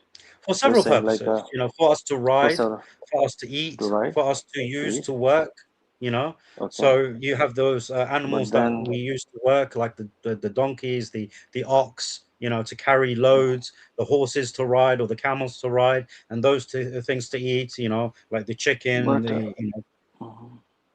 but why do we don't use lions or tigers or some other animals, right? They are not for us to utilize in any of those Okay, things. so what is their purpose? They are the signs of Allah. So Allah So what subhanahu is wa the sign ta'ala, of Allah? everything has its purpose, right? So But when we are ultimately, itself the sign of Allah, so what is the oh point of yeah. This is, having a yes, you've got so it. yeah, You've hit the nail on the head. We are the signs of Allah. This is why Allah says to so us in the Quran, "Have you yeah. not So seen?" sorry for interrupting. So when you say Let me we just are, complete the verse. Let me oh just okay, go ahead. complete the verse for you. Allah subhanahu wa ta'ala says to us in the Quran, "Have you not seen our signs in the horizons and within yourself?" Okay. Yeah. Surah Fussilat. Yeah. 53. Chapter 41. Yeah. Yeah. And notice how all the answers I'm giving you is from the Quran. How everything that comes to your mind is answered in the Quran in explicit language. Explicit language. There is no ambiguity here. You want to know something? Allah has delivered the answer. As Allah subhanahu wa ta'ala says in the Quran in chapter 5, verse 101, if you ask a question, right, then regarding a matter, then it will be revealed to you. Okay, but when it becomes evident, when it becomes clear to you, do not ask anymore, because clarity has come to you, right? And if you ask after things have been made clear to you, all you're going to get after that is doubt, because what you can't get better than clarity, than explicit. So subhanallah, right? All of this is detailed in the Quran. And usually when we get the clarity but still we want to argue, it is a sign of arrogance, that we are not here to learn but to be No, see, arrogant. it's not like I'm No, not I'm doing the not saying, argument. I'm not, brother, Yeah. Okay. I'm not aiming at you. I'm just saying, for anyone, even for everyone, we ask question, we ask for sign, God delivers it to us. When things are become quite clear to us and still you want to argue, yeah, but what if, but yeah, maybe, what if, we have some people like that. So that is a See, sign that we are here. here so far in the Brother, entire let me complete, brother, conversation. Oh, brother. go ahead. Yeah. So that is I'm just why trying we ask. to Okay, correct continue, like continue. whether my understanding is correct or not. Okay. Okay. So I mean, so it's like in right now, like whatever Yemeni you are talking about Allah, right? Like it's like attributes and the characteristics of Allah.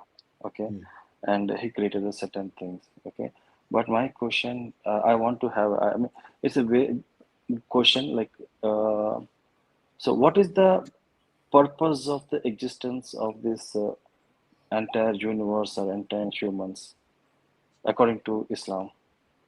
For humans, it is to worship Allah.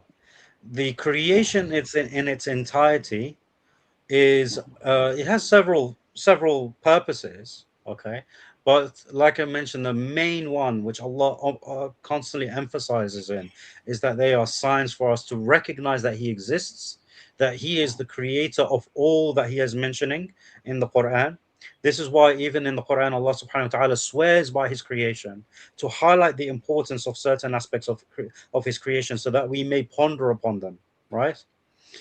So, like for example, when Allah says وَالشَّمْسِ وَضُحَاهَا, right? وَالْقَمَرِ إِذَا تَلَاهَا وَالنَّهَارِ إِذَا جَلَّاهَا. Okay, and so on and so forth, right? He points to certain aspects of His creation for us to ponder upon, right? And these are mighty things, right? When he talks about the sun, look how mighty the sun is. Just think about that alone, right? The moon, right? And the day, the night, the sunrise. Okay, the point where what's the word we call it when it duha? What, the horizon? Yeah, when it just peaks over the horizon. I forget what it's called. Don't know. Is the I Arabic can't word? remember. No, the English word. There's an English phrase for it, but can't remember what it is now. But but again, right? Like Allah Subhanahu wa Taala says, "Watina was zaytun" as well, right? The olive and the fig. Why does He point to these things? That's it. The breaking of dawn. The breaking of dawn. That's what I'm thinking about, right? So why mention these things? Why the breaking of dawn? Saparagoshi. I keep getting tripped up by the word. But anyway, so why the breaking of dawn? Notice what happens at the breaking of dawn. Notice how the birds chirp at the breaking of dawn or just before.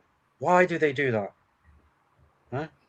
These are things for us to want to ponder about. Again, all the signs of Allah subhanahu wa ta'ala. And Also this is during what sunset they chirp. during sunset they chirp as well. Yeah. Right? But this could be possibly they're praising God, they're remembering God. Yeah. In fact, that's exactly what it is.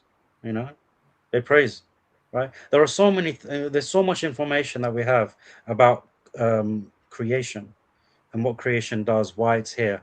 Okay, but for us as human beings, we are created to worship Allah. This is why Allah says to us in the Quran, "Verily, in the remembrance of Allah, do hearts find rest." Yeah. Right.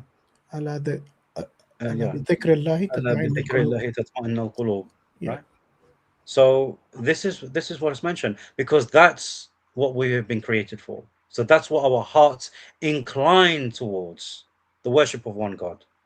It doesn't sit well. This is why it doesn't resonate. Polytheism doesn't resonate. Monotheism resonates with a sound mind and a sound heart, and is in tune with the revelation. Which is why when I speak to you from the Quran, it makes sense to you. It doesn't make sense to you because it's simply rational.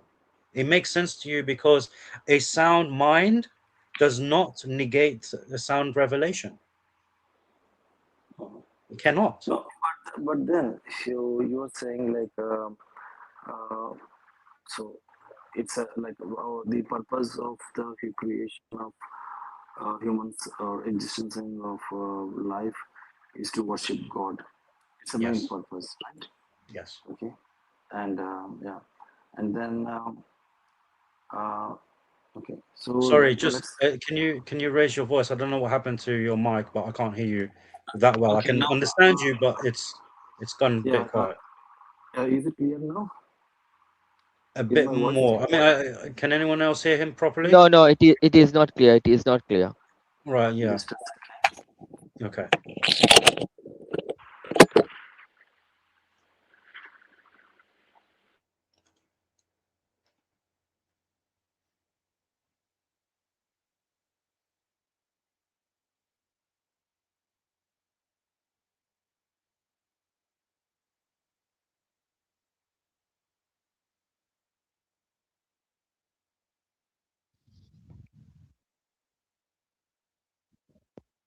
Anil, can you hear Hello? us?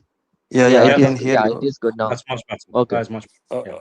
Okay, so yeah. So the question is like, what is the journey of the human? So we were You're, created, we were existed, and we were, the purpose of the creation is to worship Allah. So when we worship Allah, what does Allah? So because Allah is expecting worship from us, right? mhm. Isn't He Yes. expecting from? Okay, Yeah. so so why is He expecting a worship? Why is He expecting His creations to worship Him? Because this is the best thing for us.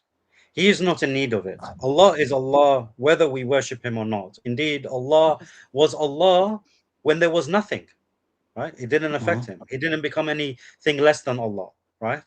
mhm. So Allah subhanahu wa ta'ala is not in need of our worship. That's the first thing. So everything He Okay. has commanded of us is for our benefit. Mhm. Okay.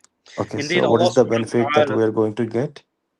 So I'll explain to you the journey, inshallah, because you asking about the journey is Yeah. very, very Sorry. important. Yeah. Yeah, no, Okay. that's fine. Okay.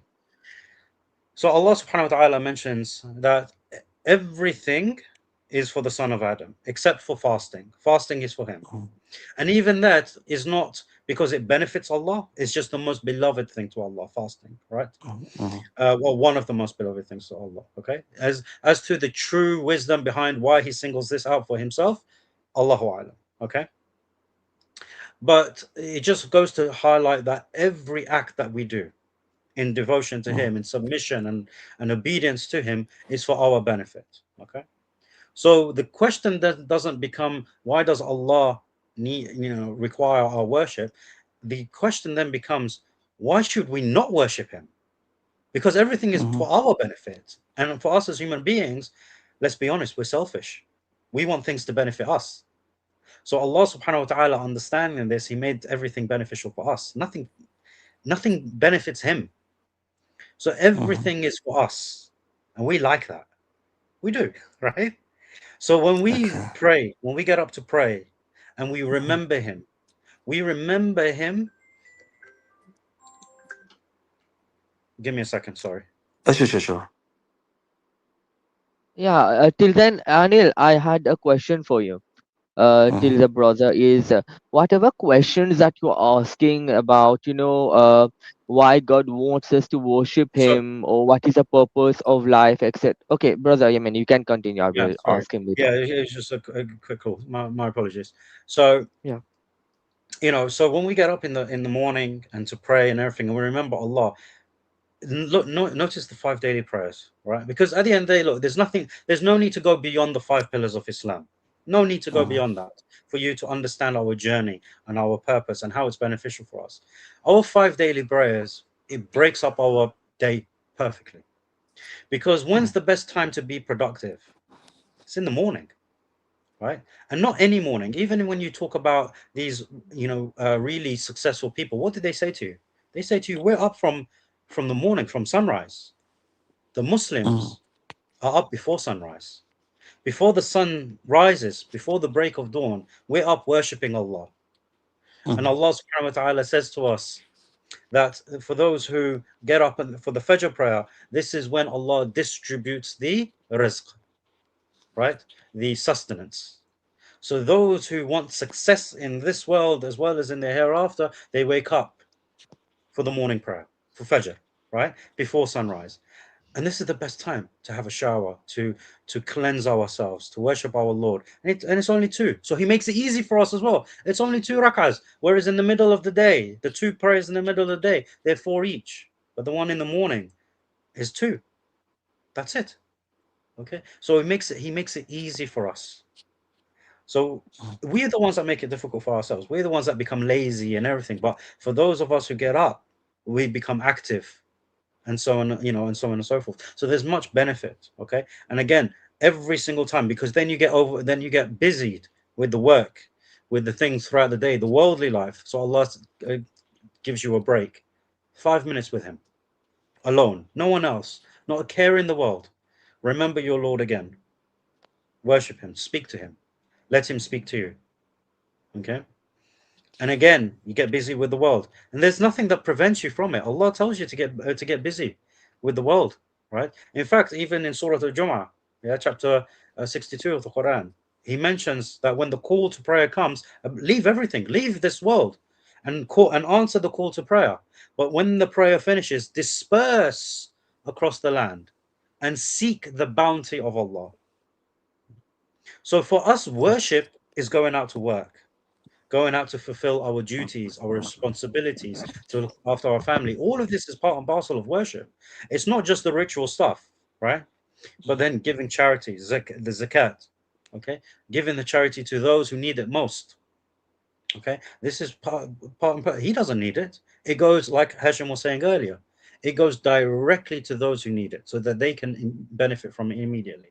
Nothing goes to the people, right, who distribute this wealth. And if anyone steals from that, their punishment is with Allah, okay? But that's where it goes, right? Immediate, nothing withheld. 2.5% of our disposable income every year. 2.5% of our disposable income every year to those who need it most. Again, Allah makes it easy for us to disperse this charity. And even the Prophet ﷺ, when he sent Mu'adh bin Jabal to Yemen, okay, to my country, to give da'wah, when he said to them, teach them about Tawheed, if they accept, teach them about prayer, and if they accept, once they learn to pray, then teach them how to give zakat. And when you take this zakat from them, take from them what they are happy to give away. Don't take from them their most prized possessions. Again, to make it easy, to make charity beloved to the people. The fasting of Ramadan. A couple of years ago, when this research came out about intermittent fasting, especially here in the West, I think 6-7 years ago, there was some new research about the benefits of intermittent fasting. You should have seen the Muslims. We were all like, we could have told you this 1400 years ago, right? Because we were doing this. The month of Ramadan, where we fast from sunrise to sunset, benefit for us and disciplines us, makes us grow, because it's not just the lack of eating and drinking, which intermittent fasting is, right? But it's more. It's the things which are usually halal, which are usually permissible, are made forbidden. For example, being intimate with your wife, right, during the day hours. So you fast, you abstain from many things so that you increase in discipline, you increase in spirituality, you get closer with the Quran. This is why it's known as the month of the Quran, the month in which the Quran itself was revealed, a very revered month, right? All of this, right? The Hajj, as we spoke earlier about the Hajj, when we say Allahu Akbar, La ilaha illallah, constantly glorifying Allah subhanahu wa ta'ala. Yeah, constantly glorifying Allah subhanahu wa ta'ala. This is the journey of mankind. Like I mentioned, the 5 pillars of Islam. This gives you the journey of a man throughout his life. And he who stays upon the straight path, you will find him successful in this world and in the next.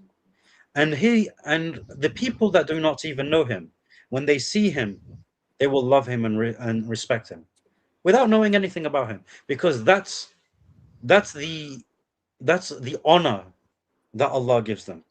That when he is pleased with a person, when he loves a person, he says to the angels, I love so and so, and the angels tell the other angels, Allah loves so and so, so you must love them.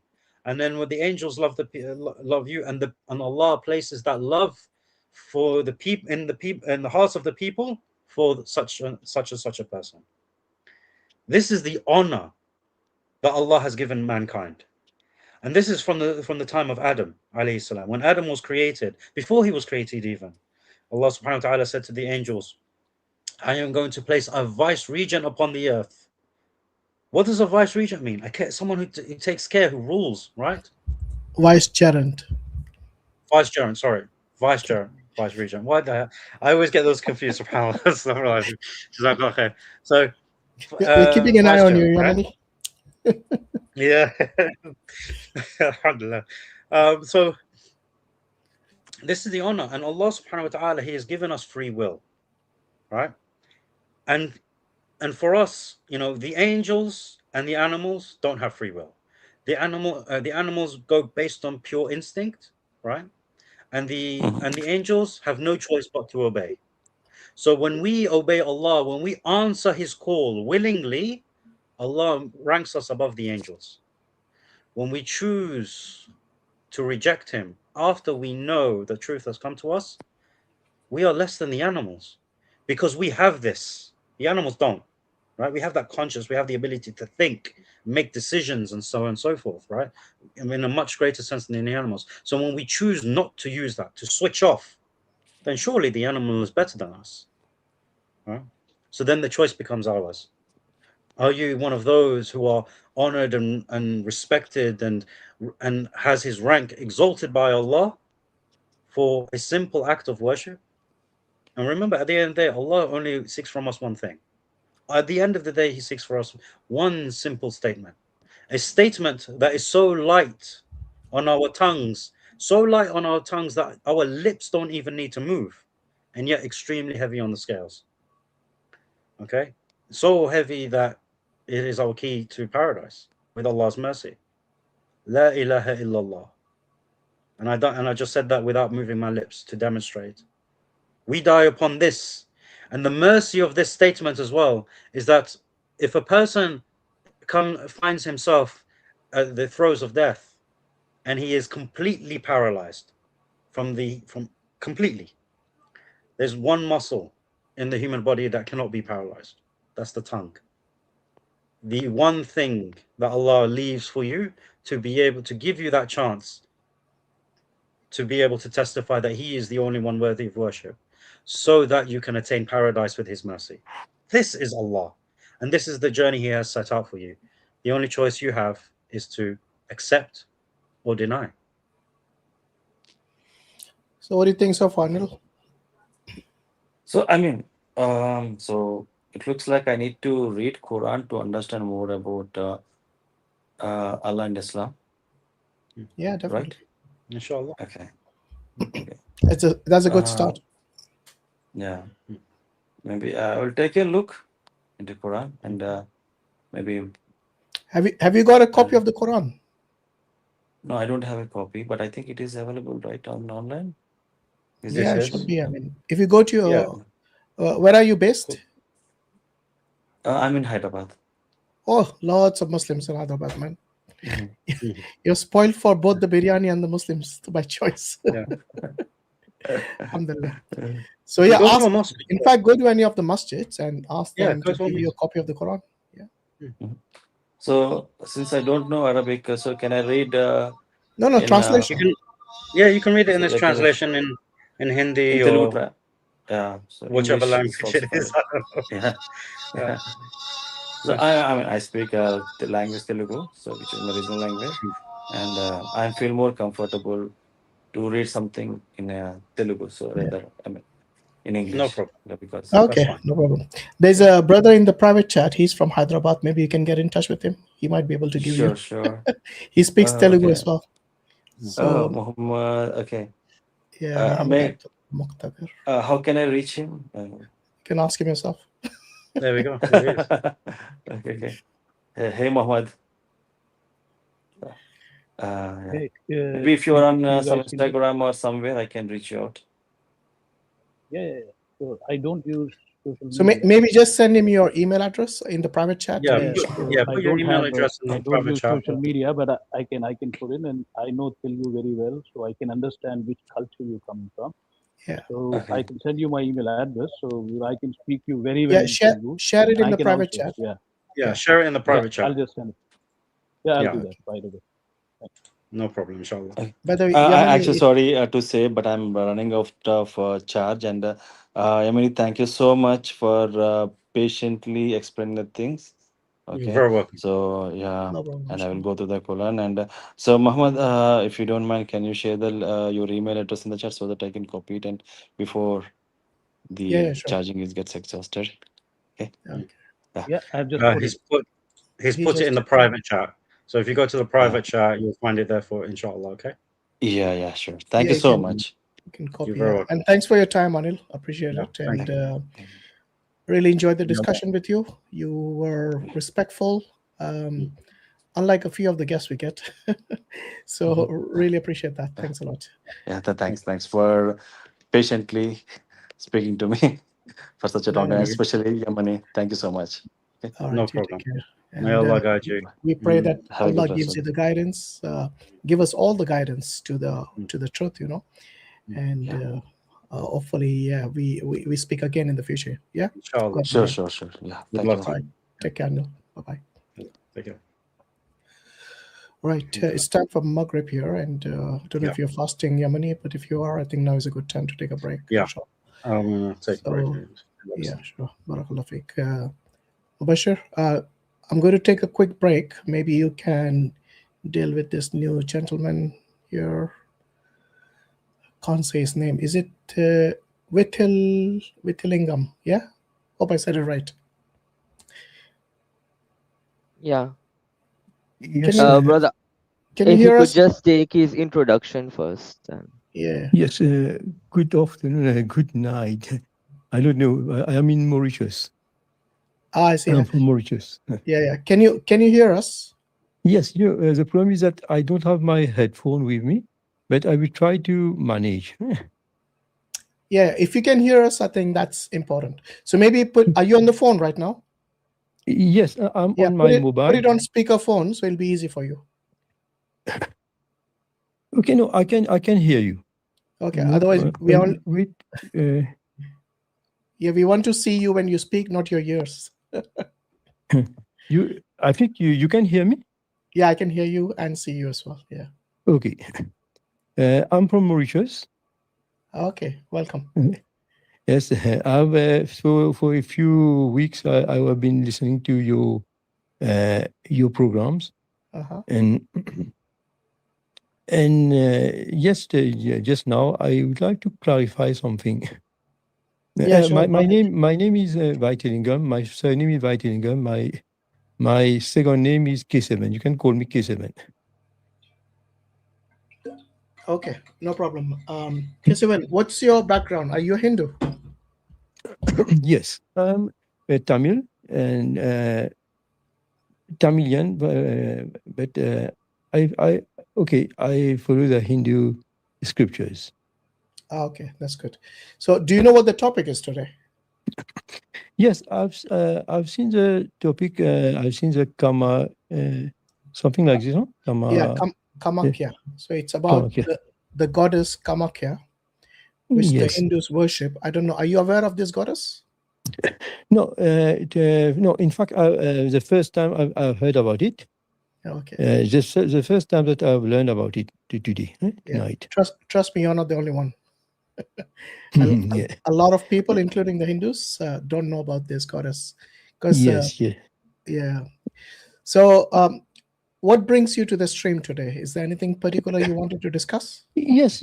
No, what I want to clarify, I don't want me to make any argument, but just to clarify that the Hindus they get confused. I would like to clarify something about the gods.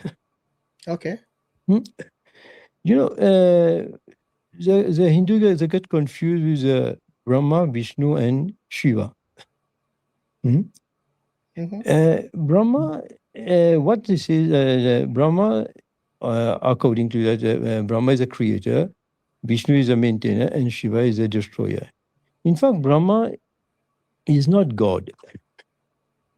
Yes. Brahma is not God. He used to be. I think he was demoted. You know, he's not, in fact, he's not God. Not anymore. He has God. Let me clarify it. In fact, he's not God. He is the first creator, the first human being. You mean the first creation? Human being? Yes, the first human being in the creation. I thought it was his son Manu who was the first human being. Yes, he is the first human being in the creation. But isn't Brahma the creator according to Hindu mythology? Yes, no, I will clarify this for you, for all the people who are listening. He is even being created. He comes in from the novels of Lord Vishnu. Yeah. And then he was given to cut short. When he comes in this universe, he doesn't know anything, and then he just meditate. When he started meditating, and then there was the first sound that he heard is a tapa. Tapa means meditation. Tapasya. The first word that he heard, and then he meditated for millions of years, and then finally Vishnu imparted the knowledge in his heart. All the knowledge, and then he was given the power to how to call create, it? to create, To create, or to create the world, to create everything, to brother. Are you from ISKCON? yes. Okay, so in Vishnu or Krishna is original creator, the primary creator, and Brahma is a secondary creator, right? No, he's not the creator. This is what he is, a human being. He is a human being. Any reference where he is called a human being? Because as far as I know in ISKCON, Vishnu gives the knowledge of the Vedas to Brahma, and he creates the world. So he gives him the inspiration. In fact, he's like an architect. He develops the world. He develops the world. Yeah. He's the first human being. He got the power. He was given the power. He was given the power to develop the world, to create all the human beings, all the creatures, and to develop the world like an architect. But he himself, he is born and he will die. Okay. He's like just like to make a comparison, is like Adam. Adam in the Holy Quran or the Bible. He is the first human being, and he will he lives for hundred years. 100 years is not that human from human calculation is like 300 billions of years. It is the time of the universe. When he dies, the universe ends. Okay. What is the main point that you are trying to make? That you want to, I want to know. This is what I want to. Where the Hindu get confused, they think that he is God. He is not God. He is our. We can call him. He is our first spiritual master. He is the first human being. According to ISKCON, it follows the Brahma Sampradaya. So it is from Madhavacharya, right? So Brahma gives the knowledge to Ved Vyasa, and then comes to Madhavacharya, then come to Srila Prabhupada, and then to the ISKCON getting formed. Yes. Okay. But it is not only ISKCON, but it is from the Brahma Sampradaya. It is from the Srimad Bhagavatam. It clarifies. Yeah. And this is what we have to be clear on. It is Brahma is not. He creates the world. He develops the world, but he's not the creator. He's a human being, because he's born and he's die. He will die. And one thing that you're wrong in saying here, that he's a human being. He is not a human being. In the Bhagavad Gita, if you read English, Srila Prabhupada describes him as a living entity. He's a living being. He never says that he's a human being. He's a living being. He is not compared to a human, because let me complete. Because humans don't have 4 heads. No human being have 4 heads and 4 arms. No human being is sitting on a lotus, and his wife is Mother Saraswati. Saraswati is a Devi. So a human being cannot have a Devi. He cannot have a goddess as a wife, right? Okay. Wait, yeah. Brahma has 4 heads, right? He delivers the Vedas, each of the Veda from his 4 mouths, right? Brahma has powers. He has magical powers that, according to your belief, Vishnu gave him. Human beings don't have that. So there is a huge Brahma is a master of the 4. He knows the 4 Vedas by heart. Human beings don't. So there's a difference between Brahma and a human being. If you could give me one single reference from the writings of Srila Prabhupada or the Gita which tells that Brahma is a human being, not a human being, a living entity, a living You're right. entity. So he's You're not a right. human being. You are mistakenly saying he's a human being, not a human Okay. being. Human beings Okay. don't have four foreheads. Okay. You're right. What I mean that is not what. Okay, you call it like this. Is not how you say. Is No, not I a don't call human it being. like this. It is not that I call it like this. No, It is in I'm not the arguing. I'm writings not of arguing with you. Prabhupada. No, Yes, I'm I'm not not talking. I'm arguing. just clarifying.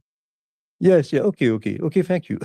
But what I mean that what I want to clarify that okay, he's like a demigod. Demigods, we call him the demigods, Brahma. He's not a, okay, you call him the human being, the first living entity, the first entity, okay, the first living entity, but in this universe. Okay? Okay. Okay. Yeah. Yes. And then this is the point that I wanted to clarify. And then we have got Lord Shiva and Lord Vishnu. Vishnu is a primeval Lord. And from Vishnu, then we got Lord Shiva. Lord Shiva is the Lord of The the greatest material world. Vaishnava, the greatest Vaishnava of Vishnu. Brother, all that we do know here, and we have invited the brothers over here, have invited the scholars, even from ISKCON, from different countries, and they have talked about it. The topic of today is about the Kamakhya Temple. Okay, If you okay. want to make anything about it. Because, concerning that Brahma is a god or not, a lot of Hindus came over here and they quoted the scripture and they said that Brahma is not God. He is as if a demigod, not God. Even when Okay. Vaishnav people came here, they said that no, Brahma is not God, the supreme God according to according to the sect. Now, even that is because if a Devi follower comes, he will say that Devi is the original creator and sustainer of everything. If a Shiva devotee comes, he will say Shiva. So, but no one says that Brahma is the ultimate one. And we know all that. We all have already discussed about all that. No, because But the I've topic of heard it during your programs. I've heard that people just still get confused about it. no, They're which still people are getting confused about it. no, even that person that was just before me, he says that Brahma is God. This is what I wanted to clarify. When they are saying he is a god, they mean a demigod. They Okay, know okay, it is okay. not God because they don't worship him. Even in India, he's worshipped on in Pushkar, in a city in Rajasthan.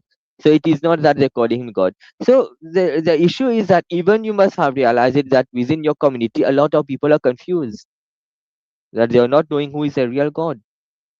Yes, yes. No, this is there's varieties. People there are four sampradayas. Brahma sampradayas, there are Vishnu Shiva sampradayas, there are Lakshmi No, sampradaya, and no. pardon? Oh, you're talking about the four sampradaya from Yes, yes, the Vaishnav yes, sampradaya. Yeah. yes, yes. Hmm? But do Therefore, you have anything to say about the Kamakhya temple? no. This is truly speaking. I've just heard about it. I've just learned about it today. Yes. Do you know why you heard about it today? No. I've seen it in your on this post. No, for example, you have a lot of sects in Hinduism. When a person is attached to one sect of Hinduism, he get much more focused on it that he does not know much about other beliefs of other Hindus or other sampradaya. For example, you are attached and you are joined to ISKCON. So you will know a lot about your sampradaya, your God, and your scripture, but you won't know about another person, God within Hinduism itself, about his sampradaya in detail, right? That is why you want to know about him. And you have a lot of Devi Devtas, 33 crore gods and goddesses, right? So because you're more attached to Krishna or to Vishnu, so you will be knowing more about him. You won't be knowing much about Devi. And in fact, as a follower of Vishnu, you must be knowing about it. You know why? When Shiva destroyed the fire or the fire sacrifice of Daksha and Sati was dead, it is mentioned in the Srimad Bhagavatam itself that Mhm. Shiva carried the corpse of Sati Devi, and then he was so Yes, yes. attached to her that he was crying. So it was Vishnu himself, your supreme God. He came and cut the body of Sati Devi in 52 pieces, and everywhere in Indian subcontinent where a part of her body fell, it came a Shakti Peeth. It came as if a place of pilgrimage. Are you getting me now? Okay, okay, okay, okay, okay. So Mhm. wherever a part of Sati, the wife of Shiva, wherever a part of her body fell, it became a place of pilgrimage. And Kamakhya is a place where a part of her body fell. You must know what is a body part, right? Okay, okay. Mhm. Inshallah, So just obviously part of the hikmah of giving da'wah here is that while he may not believe what mainstream Hindus believe or what's necessarily in their books, inshallah, let's just deal with what he believes and okay, deal with that, inshallah, mubashir. Yeah, okay. Allah, Bismillah. So he was saying, brother, among the Trinity, he the sect that he belongs to, they focus only on one of the Trinity, and that is Vishnu and his incarnations. Vishnu takes a lot of incarnations, and because they are focused only on one God, they do not have complete knowledge about the other gods, but It because doesn't they are matter. focusing on, yeah, Doesn't matter. yeah. He focuses on this one. No, Let's deal no, with maybe this one. you're misunderstanding. It is not that when we are focused on one God that we don't know the other gods. But there are thousands of gods. We know there's the positions. That doesn't mean that we don't know about them. Hmm? No, you do know about them, but ultimately the main focus is Krishna or Vishnu, right? Yes, yes. Mhm. Yeah. Yeah, then Okay. inshallah, Mubashir, if you want to deal with those two, considering those are the ones that he worships and focuses on, inshallah, deal with that one. Because Okay. we're not here, because obviously we are not here to teach him his religion. His religion Yeah. is his religion. Mm. Let's, inshallah, you know, give him da'wah and in the best possible way to help him realize that those he worships are Mm. not worthy of worship. Give me a second. I'll be back.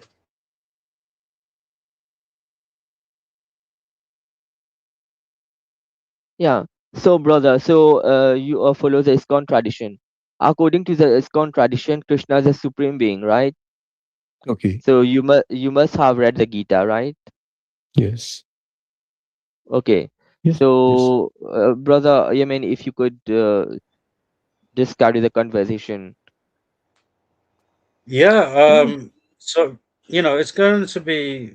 I don't know how much you heard when we were speaking to the last guest, Anil. Did you hear much of that conversation? No, I don't follow you. Can you repeat, please? I asked, how much did you hear of the conversation we had with our last guest, Anil? Did No. you? I just joined. Maybe. Oh, you just joined. Okay. Yes, yes.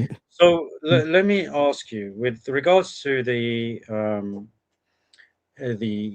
Krishna and Vishnu that you worship, why do you Yes. worship two? Which one of them is sovereign?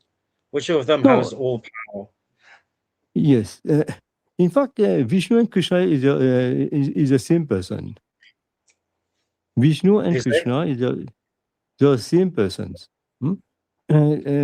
Krishna is a origin, and from Krishna, then you have got the incarnations. It Yeah, incarnates and expands the expansions of Krishna.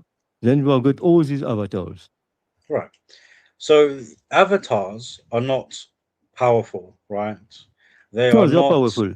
They're the No, no, no. same. Well, they cannot be because an No, avatar is. Let me explain. An avatar is not the same entity as the original, which is why it's called an avatar, because it will change in its attributes and its form, so it ceases to be the original, right? And at the end of the day, the supreme God doesn't need to change, right? It doesn't need to become something else or distribute itself to be powerful. And there is no need of it in the first place, because because God, if he is truly God, then he's already all hearing, all knowing, all seeing.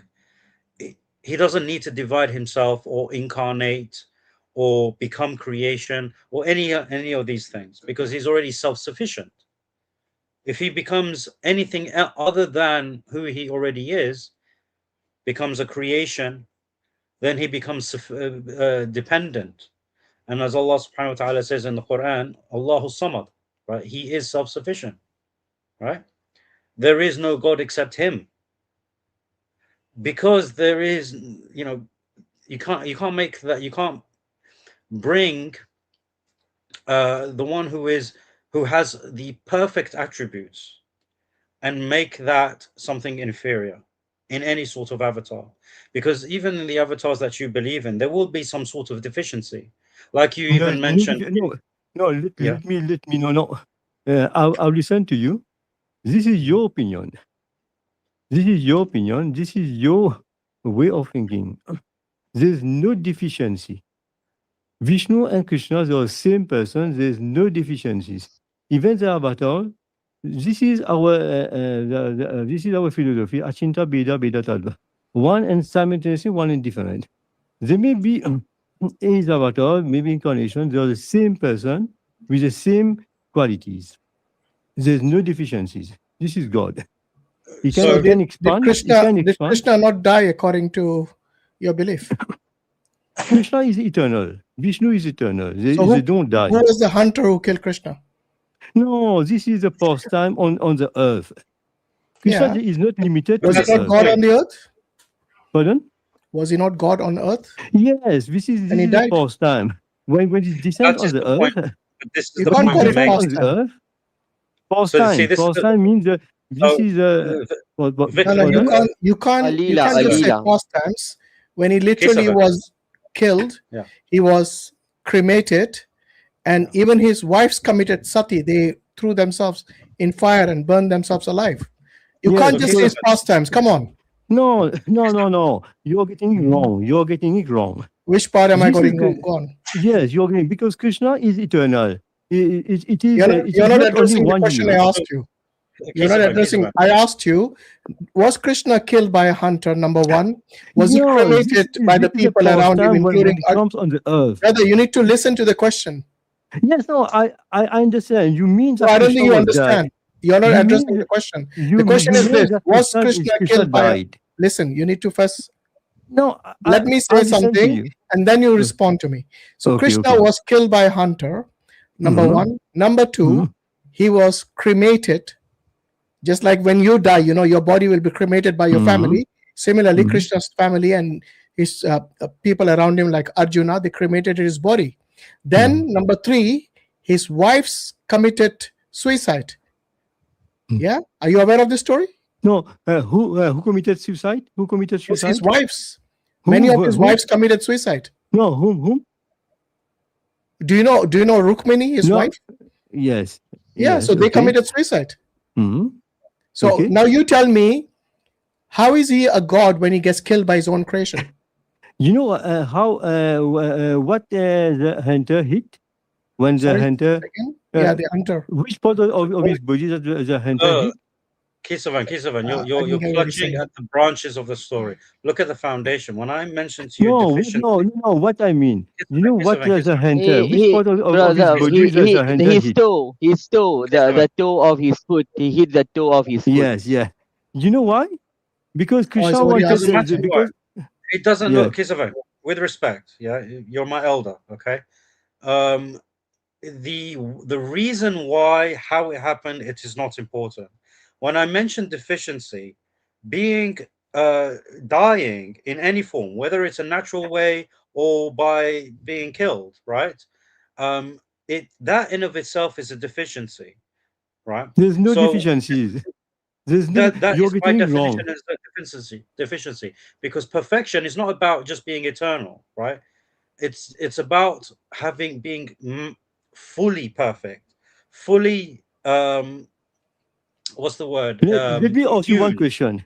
Let me Fully- ask you one question. Let me You if think I that can just if I can just you think if I can just no finish. no let me ask you one If I question. can just finish my statement. Okay, If I okay, can just okay. finish my statement, right? It's for God to be God, he has to be fully immune of anything, right? Nothing can touch him, nothing can harm him. He encompasses all and nothing encompasses him, to put it simply, right? This is the attribute of God, right? One of many attributes of God. So anything, if anything can encompass God, right, or overpower God, whether it's fatigue, tiredness, drowsiness, hunger, life, death, anything that can have some sort of power over him makes him deficient, right? This is what makes us deficient, and this is why we are the creation and he is the creator.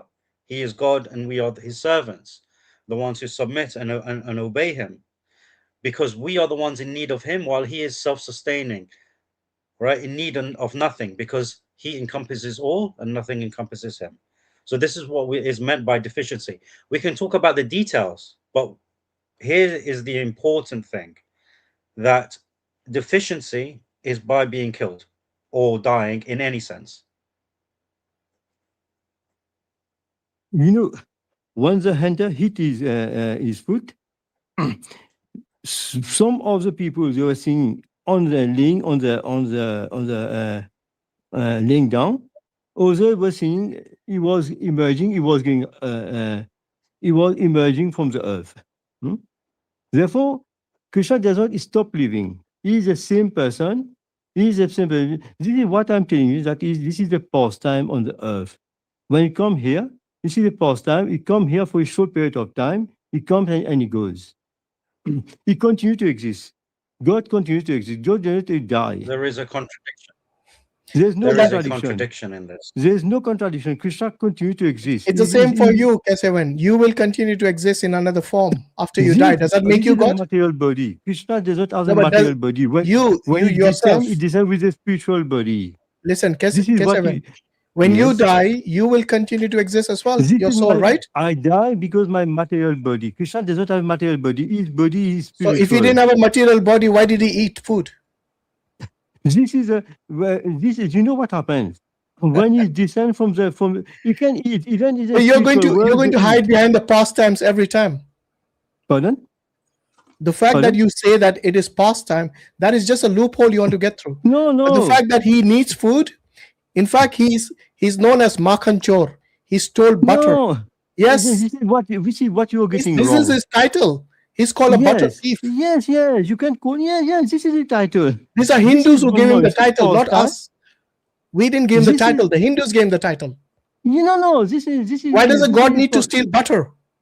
This is a pastime. Again, pastimes. That's what you do. You just hide behind pastimes. No, this is so anything he does. Listen, whether he steals the clothes of the gopis or he steals butter, you will say it's all pastimes. You're getting everything wrong. Which part am I getting wrong? This is from Bhagavatam. What do I mean getting it wrong?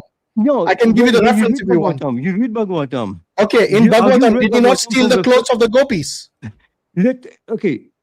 You from which country have you got it? Doesn't matter. I'm saying in the Bhagavatam, did he not steal the clothes from the gopis? Yes. From which country have you got it? From which canto of the Bhagavatam? Oh, which canto? Canto 10. Yes. Canto 10. Have you read Canto 1 to 9? No, you tell me what does it mean stealing clothes of gopis? Have you read Canto 1 to 9? Can you just tell me what it means stealing the clothes of gopis? You know why? Why it is? Does any Hindu offend him when he does this? Can you answer the question? Why did he need to steal the clothes? This of is the the gopis? pastime. This is the pastime. See, everything you hide behind pastimes. Yes. Why in the what is the meaning of the pastime of a god stealing the clothes of naked women? Yes. What does it mean? Tell me the meaning. Yeah. What was the moral story from this you get? You know what? You're jumping to the 10th canto without reading 1 canto to 9 canto. Have you read from 1 to 10? Have you read it? I'm still reading it. Have you read 1 to 9? You haven't read it. You're asking me to read it. Seriously. No, you're jumping to the 10th canto without. Who said I jumped to? reading one Wait, to wait. nine. Who told you I jumped straight to the 10th? Who told you that? I know you're jumping to that because No, you you're can't quoting answer the 10th question, so canto. you're making excuses. No, what I'm telling you, he considers this gopi to be his wife. Oh no. How old was he when he did that? How old was Krishna? How old is Krishna? You know Yeah. how old? How old when he stole the clothes? How Yeah. old was he? He was 8 years, 9 years. So 8 years old wanted to marry women, really? What kind of 8-year-old is this? It's not like a Naked human being women like wanted you. to marry all those naked It's not women a human when he was 8 being years like old. you. Seriously, you're making it far worse for yourself. You are not. He's not a human being like you. Wait. He's not a human being, but he wanted to marry human beings when he was 8 years old. That makes it even worse. He's a god who wants to lust after women who are naked. No, you're getting everything wrong. He's not a human being. These gopis are not human beings. They are not human beings. Who are they? They are part and parcel of God. Okay, listen. If they are not human beings, hold on. If they are not human being, why did they ask Krishna to give their clothes back? Why? No, this is you're getting in the story. These gopis are part and parcel of Krishna. What do you mean? He wanted to marry himself? What are you on about? Earlier you said he wants to marry the gopis. Now you're saying he's part and parcel of himself. What are you on about? You don't know. Let me explain to you. These gopis are the expansion of Radharani. What are you on about? They are the expansion of Radha. Wait. Brother Hashim, so what he's trying to say, Radha was, she loved Krishna. Yeah. So Radha was not even his wife. Yeah. She was not even his wife. And he married her. Wait, brother. Wait. Just wait, brother. So the philosophy is that in order to hide the thing that Krishna was polygamous, they say that there's only one. Radha expanded himself into all his gopis. So the gopis or Radha, there's only one wife, but she expanded even if that herself. was true, listen, even if that was true, the fact that the gopis asked for their clothes back, and he actually, they were covering their private parts, that means they were ashamed of being naked. But what does Krishna do? He tells them to join the hands like this, so that their private parts now will be exposed when they join the hands. And this is the only way they can come and take their clothes. The problem with you is that you have. This is in the Bhagavatam. Don't try to hide behind your past tense. I'm not hiding. Let me explain to you. This gopis, this person, you consider this person to be human being. They're not human beings. Okay, where does it say they're not human beings? Show me in your Bhagavatam. I challenge you right now. Show me in your Bhagavatam that they were not human beings. Go on. Show me. They are not human beings. Show me. You're making a claim. Show me from your book. They were not human beings. But Kesavan, the gopis were married and had. You see, he's hiding behind excuses. First it was past tense. Now they were not human beings. Make up your mind, man.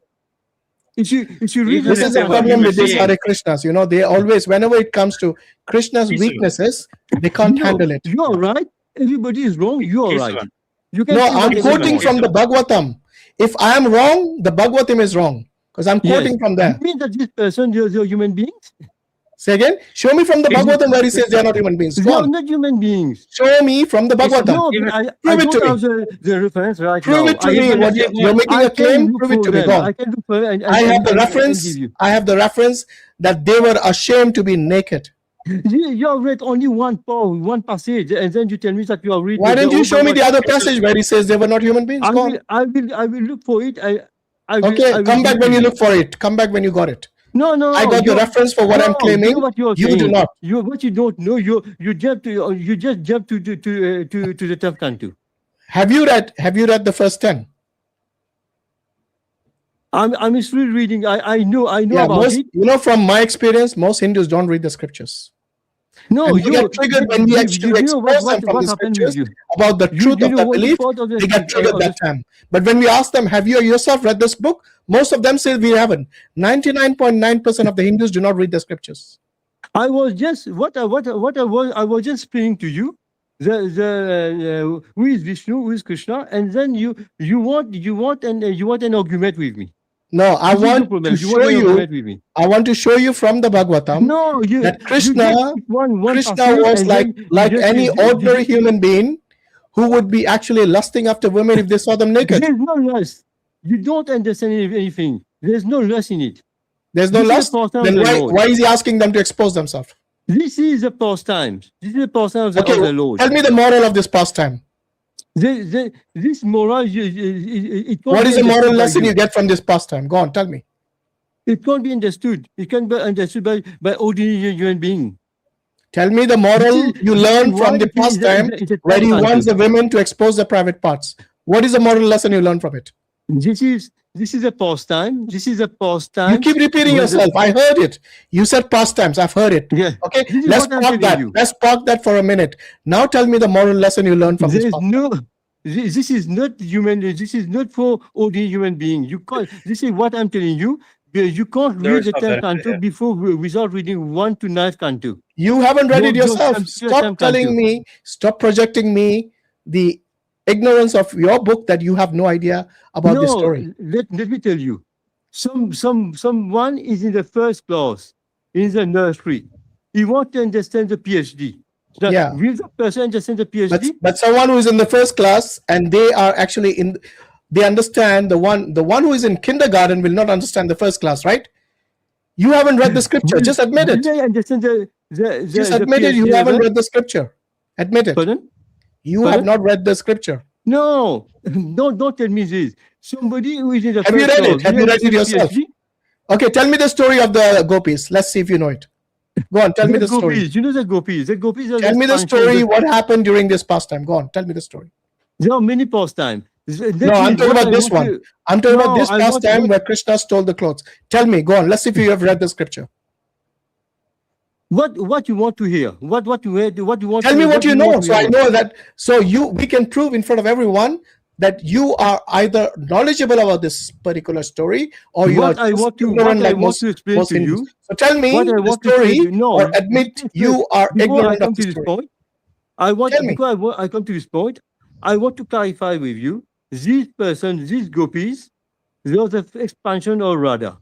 Radha is expansion, is a pre-expansion of what is the moral lesson? Answer that question. There's no moral lesson. Okay, so no moral lesson. He just wants them to join their hands while they're naked. No moral lesson. For you, this is not for you to understand. Have you understood yourself?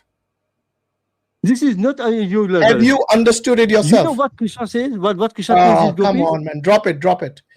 No, I know, brother Kesavan, I know what you're going to say. Krishna says in the Gita, only my devotees can understand me. So when you're out of the religion, of the faith, and you're trying to use your practical mind, you won't be able to understand. But when you become a devotee, you have that bhakti. You will try to defend it.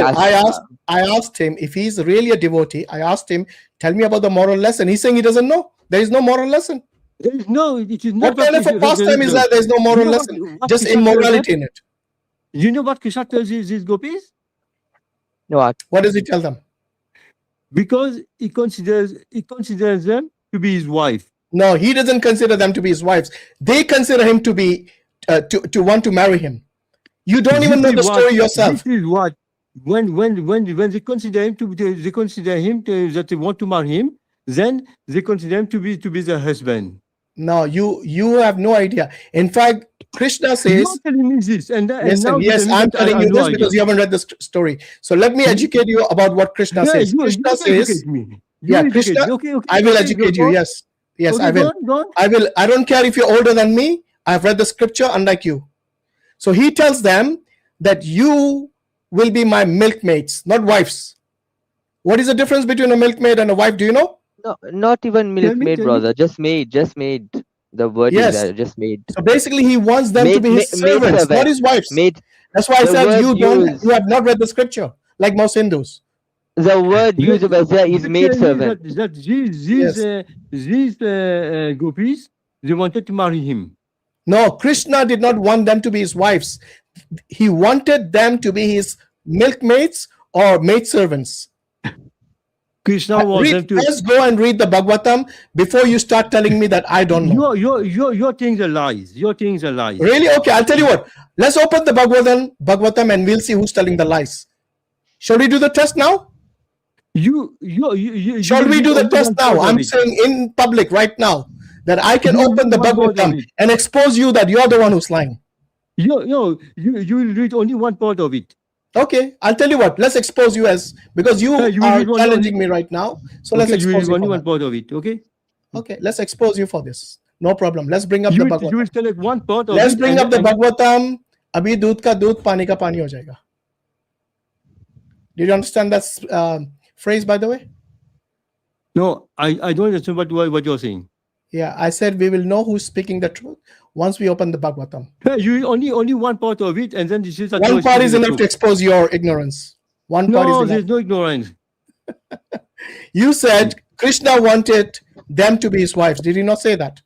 You told me that they wanted him to be their husband. They wanted to marry him. No, they wanted to marry him, but he wanted them to be his maidservants, not his wives, like the way you put it. Okay? Shall you do that? They are his wife.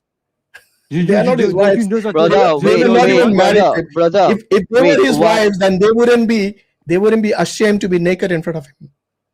Kesavan, what he is trying to say, Brother Hashim is saying, we do accept the fact that the gopis wanted to marry Krishna and to make him their husband. We accept the fact. What we are disagreeing that Krishna did not want them to be his wife, but his exactly. maidservant. That's what I'm saying. This guy is saying he has read the Bhagavatam, but he's implying that Krishna wanted them to be his wives. Absolutely false. Krishna satisfies the desires. Did Krishna want them to be his wives? Answer that question. When they want Krishna to be their husband, Krishna satisfies their desires. Krishna becomes does their Krishna husband. want them to be his wives? Answer that question. But of Krishna, if they want Krishna to be their husband, does Krishna want them to be his wives? Answer the question. I'm telling you. You don't want to listen to me. I am listening to you. You're evading the question. I am telling you. They want Krishna to be their husband. Krishna satisfies their desires. How does he satisfy the desires? Watch. How does he satisfy the desires? He expands himself in Dwarka. They expand themselves in Dwarka. They become his wife in Dwarka. How does he satisfy their desires? Answer the question. This is what I'm telling you. You don't want to listen to me. Okay, here is the example that I'll give you from the Bhagavatam. Okay, this is Srimad Bhagavatam, Canto 10, Chapter 22. This chapter describes how the marriageable daughters of the cowherd man worshipped Katayani to get Lord Sri Krishna as their husbands, and how Krishna stole the garments of the young girls and gave the girls benedictions. No mention of wives here. Okay, let's go further, especially here. So he says, Sri Krishna replied that he had no fear of King Kamsa, and that if the girls really intended to follow his command and be his maidservants, is it wives or maidservants? Is this here you mentioned maidservant? Yes. So where does it say wives? Where does it say Krishna wants them to be his wives? Nowhere. In other parts. I don't have this reference now. Okay, I'll tell you what. I've given my reference. Listen, I've given you my reference. Yeah, I've showed you the evidence. Hold on. I've showed you the evidence that he didn't want them to be his wives. Yeah, you have said only one part of it. Servants. He wants them to be his maidservants, not wives. Yes. Thank you. This Thank you for admitting finally. That's why I said you haven't read the scriptures. No, let me explain to you. Krishna expands himself again. He goes to Dwarka. These gopis also they expand themselves. They become his wife in Dwarka. Do you know this? In Dwarka, who became his wives? All these gopis expand. They become Satyabhama. No. Wait. I think he's got his scriptures mixed up, this guy. Wait. Brother Hashim, I can show you from the Bhagavatam if you can open it. When Krishna was leaving Vrindavana, all the gopis were crying that you are leaving us. Yes. So when they expand themselves, there is no mention that they expanded themselves. They were crying, and the gopis, some of the gopis were married. Let's listen to you. Krishna never leave Vrindavan. The original Krishna never lived Vrindavan. Metaphorically, he never leaves Vrindavan. Okay. Metaphorically. By the way, in this story, if you look in, let me clarify this for you. The original Krishna never lived Vrindavan. He expand himself. How many Krishnas are there? Pardon? What do you mean original? What do you mean original Krishna? How many Krishnas are there? We have got the Sham Krishna, and then we have got the Vasudeva Krishna. Krishna So becomes like Vishnu. Wait. You're saying there are different avatars of Krishna as well? Krishna also, we have got the original Krishna, which is the Sham Krishna, the original Krishna, who spent his time with the gopis. And then we have got Krishna as a king. This is the expansion of Krishna. It comes through Vishnu. And then he expands himself in Dwarka. Krishna, the original Krishna, never lived in Vrindavan. Okay. Earlier, just one second. Also, just one second. Also, they expand themselves. They become his wife in Dwarka. Yeah, listen. Do you admit that at the point when he stole the clothes, they were not his wives? Do you admit now? No, they wanted to be his wives. Okay, let's see if they wanted to be his wife. Let's see. Text 15 in the same canto 10, chapter 22. Text 15. It says, "Oh, Sayama Sundra." That means this is referring to Krishna. Yeah. Krishna. We are your maid servants. What did they say? Maid servants or wives? Maid servant. Later on. Where is later on? Where? Over here, when he stole the clothes, they did not want to be his wives. They knew they were his maidservants. And you told me before that they wanted him to be yes, their they were husband. desiring. Even maidservants desire to marry Krishna. No problem. I have not said anything wrong. In fact, what I said is what the Bhagavatam agrees with me. No, unlike you. No, you just told me that they want Krishna to be their husbands. Yes, this was their desire. I never denied it. But you told me that these were Krishna's wives. When the Bhagavatam says that they were his maidservants. Yes, they are his maidservants. So good, you finally admit that they were maidservants, not his wives, when he stole the clothes. This person who was his maidservant, they can become his wife really, also. You should know when to admit that you were wrong. Honestly, no, a man of your age by now should be able to understand and acknowledge your mistake. No, and admit you're wrong. Let me clarify for you. You have clarified that you didn't. You have clarified that you have not read the scriptures. No, I had to literally educate you on it. You told me. One point. Wait, brother. No, but one thing is made quite. By the way, look what it says here. Look at this. Tell me if this is moral or immoral. Then, shivering from the painful cold, all the young girls rose up out of the water. Remember, they were naked. They rose up out of the water, covering their pubic area with their hands.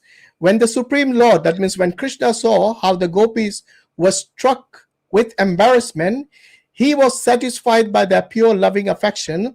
Putting their clothes on his shoulder, the Lord smiled and spoke to them with affection. Okay, Lord Krishna said, "You girls bathed naked while executing your vow, and that is certainly an offense against the demigods. To counteract your sins, you should offer obeisance while placing your joint palms above your heads." Remember, they were naked. Then they started to cover their private parts with their hands. And look what Krishna says. He says, "Put your hands above your heads," exposing obviously the breasts and the private parts. Tell me the moral story of this. You know what's the problem with you? You just select one part of it without reading from the beginning. Okay, so Yemeni, this is what I wanted to show you about the double standards of these people. When they realize that Krishna, their own books expose the immorality of Krishna. This is when they get triggered, these guys. I put him on mute, by the way, because he doesn't want to admit that he's wrong, even after I've shown them clearly from their own scriptures, with reference, with the verse number, everything.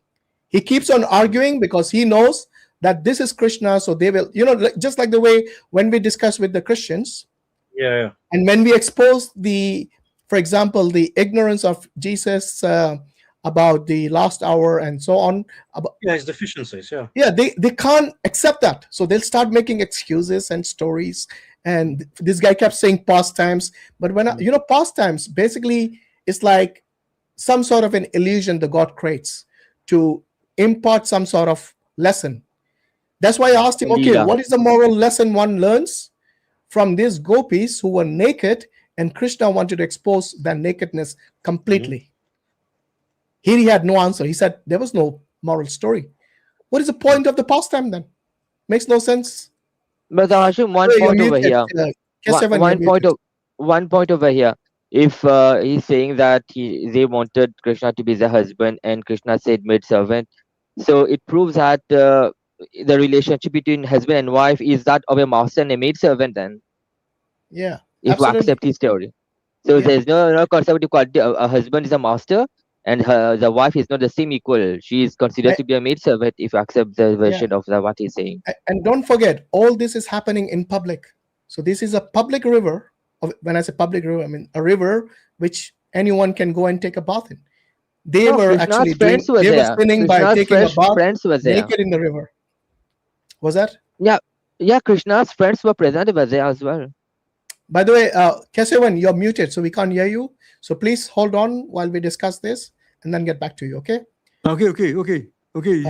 Can you hear me now? Yeah, we can hear you, but I want you to acknowledge that number one, they were his maidservants and not his wives. Number two, there is no moral lesson for this because immoral behavior. You're only one part of the story. What is the other part? What I want to tell you is that he lived in Dawa and he went to Dwarka.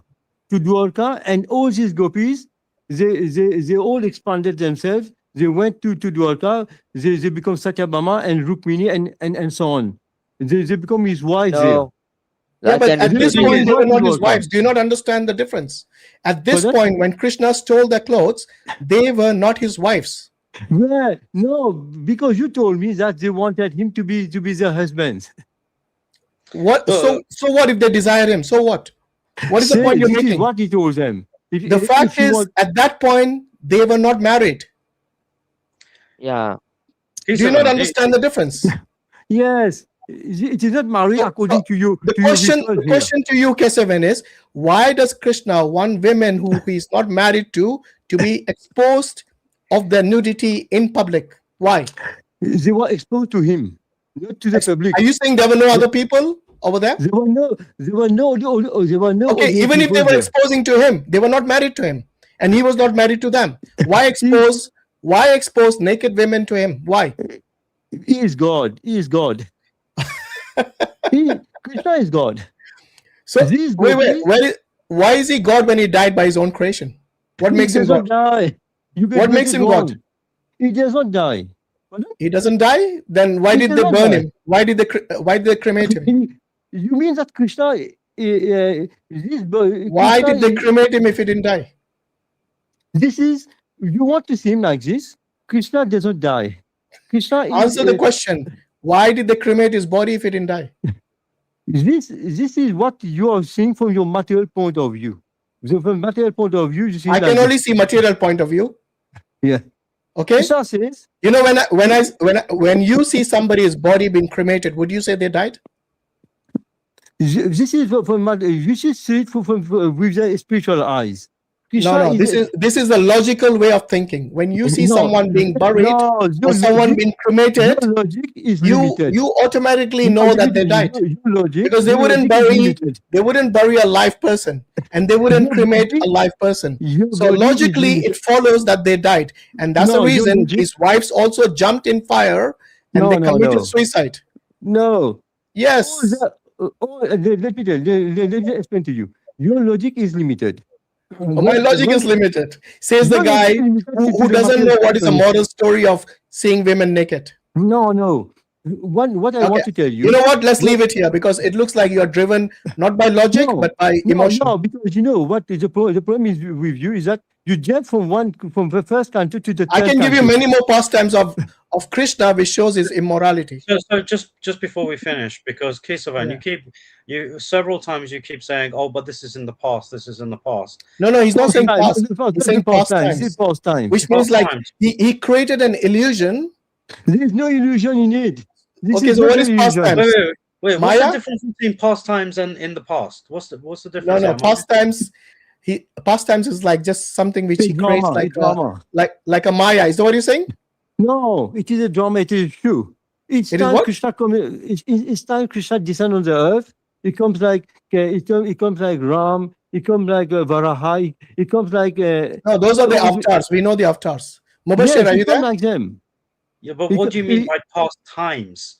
Because it descends and you make a show, a drama. A See what I drama mean? just pardon? What do you mean he makes a drama?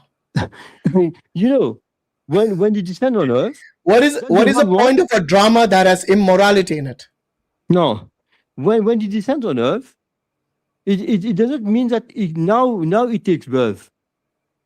He already Yeah, but now exists in the spiritual world. You're not answering the question. What is the point of a drama that has immorality in it?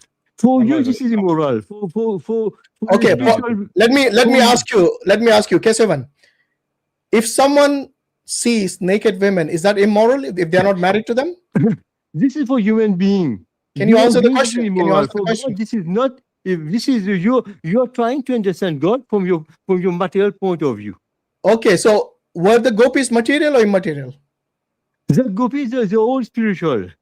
Okay, so why were they embarrassed when they were naked? This is your brings the shoe. They are under the illusion of Krishna. In the show, in the drama, why were they embarrassed when they were naked? This is under the illusion of Krishna, and there's the illusion.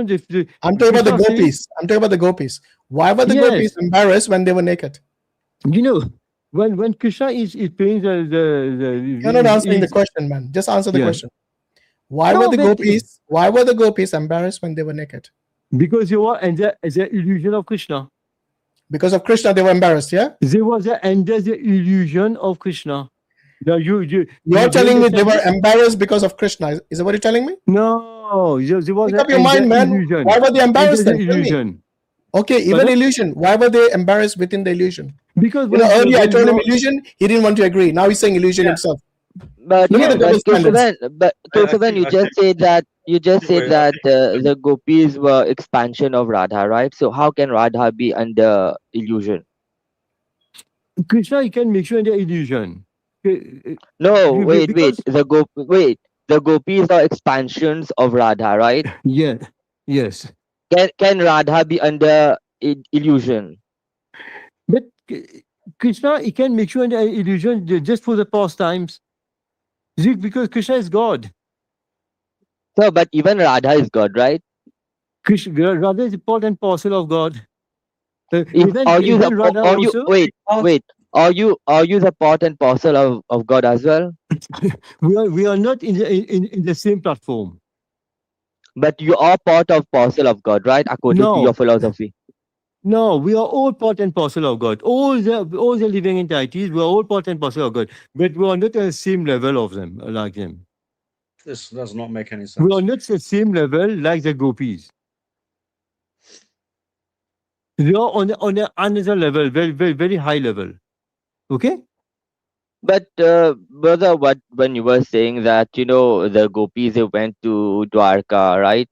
And they became the consort, and they just listen to my question properly, okay? Because it can be confusing, because when you're saying the expansion, etc., there's a crisis of identity. You're saying they ruled with him in Dwarka as Rukmani and Satyabhama, right? But Rukmani is a princess of another country, of another kingdom. Satyabhama is a princess of another kingdom. When the gopis were with Krishna in Vrindavan, the Rukmini and Satyabhama were in another kingdom. So they were different people. They are the same person. They are the same person because they wanted to marry Krishna. Krishna expanded himself.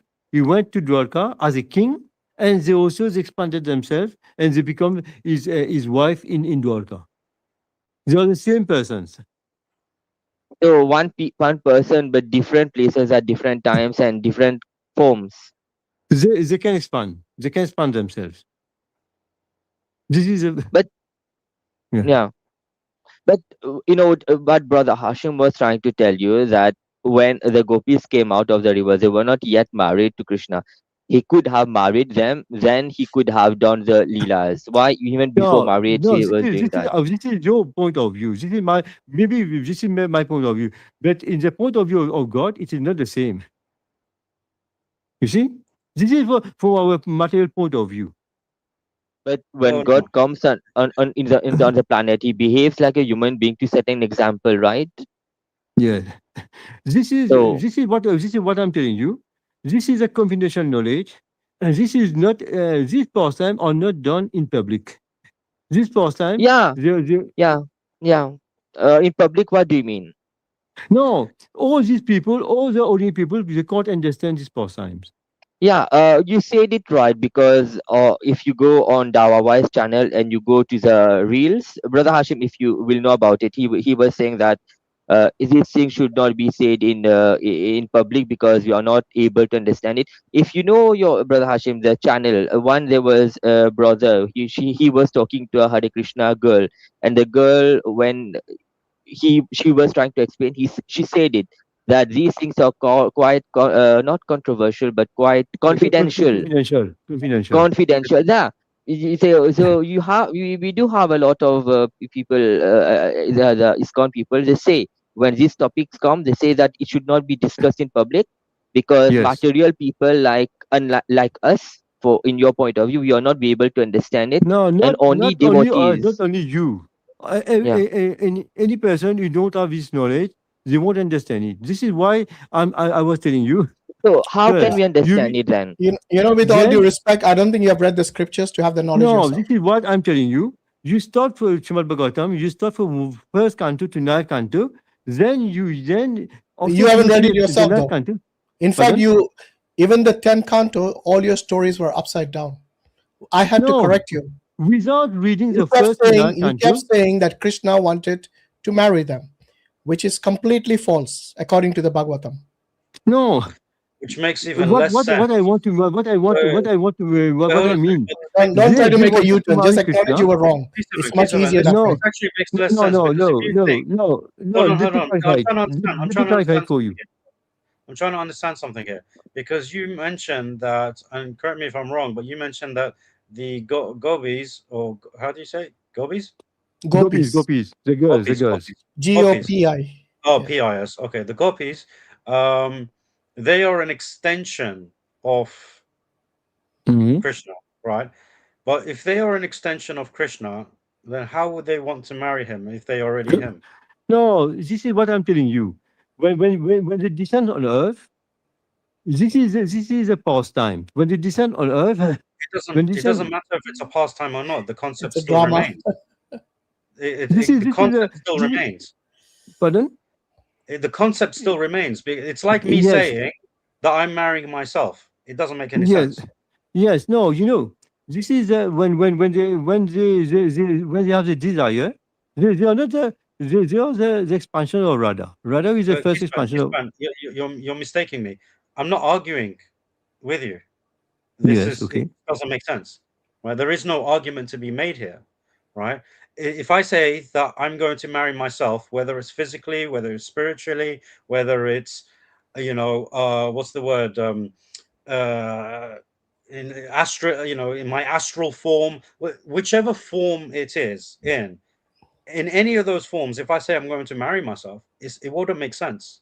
So you can talk about expansion, you can talk about physically, you can talk about astral, you can talk spiritual. I don't care what you can talk about. Yeah, it will never make sense. It will never make sense. No, on a spiritual level, it's something for you to reflect upon. Yeah. No, these gopis, they did not marry him when they were gopis. They did not marry him when they were gopis. That's not what I'm saying. And you keep missing the main point. You keep wanting to explain these things. I understand the concept. Like I said, if I didn't understand it, I would have been more than happy to be corrected. But clearly, I've understood the concept, and it just wouldn't make sense in any scenario, in any state of existence. So this is why I'm not having this. I'm not making an argument with you. I'm informing you of the reality that this can never happen in any form of existence. No, but what I'm telling you, they did not marry Krishna when they are gopis, because they have a desire. I didn't say they did. Himself. I didn't say they did. The mere wish makes no sense. It's like me saying, I wish I could marry myself. No, because we are all part and parcel of God. No, this is what I mean. The more you explain, the more incoherent it sounds. No, it looks incorrect for you. It is not incorrect. Okay, let me ask you something else. Let's change the topic a bit. Is it possible for Krishna to be cursed by his creation? Cursed by his creation. What do you mean? Which part of that you don't understand? No, what do you mean? Cursed by his creation? Can Krishna, according to you, who is the supreme God, can he be cursed by his creation? Yes, but when he descends on earth, this is a pastime. He plays a role. He plays a role.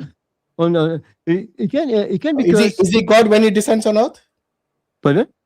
Is he still God when he descends on earth? Yes, but he plays a role. He plays a role.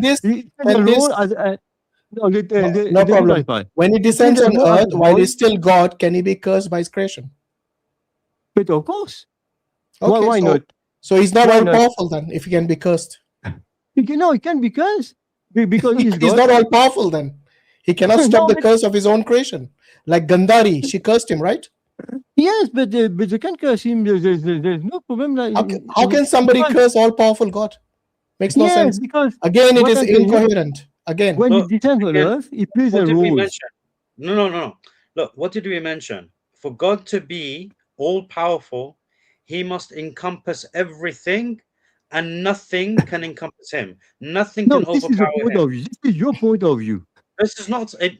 Yes, we are not talking for a maximally perfect God, he should not be affected by the curse of his creation. This is not a subjective opinion. This is an objective reality. This is your objective opinion. This is your. We don't deal in subjectivity. We don't deal in subjectivity. We deal in what is evidently and objectively true. The very definition of all powerful means that it cannot be overcome by anything because it overcomes everything. That doesn't mean that he limited himself to this. He is already existing in the spiritual world. The very fact. No, let me clarify. Let me clarify for you. Let me clarify. When he descends on earth, that doesn't mean that he is on earth now. He is not in the spiritual world. He's still God. It doesn't matter where he is. He's still God, right? Yes. How can a God be cursed by his own creation? Makes no sense. You can talk about any existence, but before you mentioned, right at the start of this conversation with me, you mentioned that when he came down, he remained exactly the same, exactly in his essence, nothing changed, and so on and so forth, right? Now, this is fundamentally false, because when he comes from the spiritual aspect to the physical aspect, that in of itself is a change. Even if it's a partial... Hold on. Even if it's a partial change, no, it is a change. Because even if we go back to the copies, even if it goes back to the situation of the copies, the fact that you have a male and then several females, which are an extension of him, that's a change in gender. Right? Even if it's partial. Even if it's partial. So this change... Let me clarify for you. These gopis are already existing in the spiritual world. It doesn't matter if they exist in the spiritual world. There's a difference in gender. It doesn't diminish. Listen. When you say something does not change, it means it doesn't change in any aspects of its attributes. Not in gender, not in spirituality, not physically, no, nothing. Nothing changes. That's the whole point of something being immutable. Just one. Immutable, right? That's the word. And this is the very thing that Ibrahim alayhi salam says in the Quran in chapter 6 verse 76. La uhibbul afilin. Yeah. Right? So he says, I do not love those that disappear. Now, in the context, he's talking about the cosmos, right? When he was pondering or making the argument about the sun and the moon and how they disappear, right? But the point of this verse is to highlight change, things that disappear and change, right? When we talk about God, we don't like a God that changes. We don't love that, because the reason we don't love that is because it changes. Okay? Because it ceases to be God. Let me ask you one question. What do you mean by changes? Can I give an example? Yemeni, if I may, Jazakallah khairan.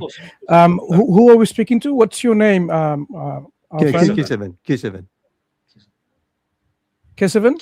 Yes. K7. Okay, K7. Is pleased to meet you. I hope you're well. Okay.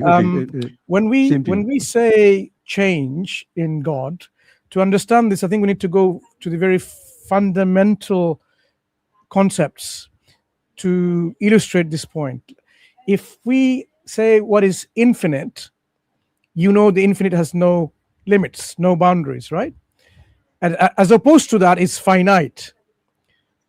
Finite is not infinite, infinite is not finite. Do we understand this concept? Do you follow, K7? These are two opposing concepts. One is infinite and one is finite. Okay. Sure. So if somebody says the infinite can become finite and still be infinite, would that make sense to you? For me? Yeah. For somebody, a material point of view doesn't make sense. For God? No, for you.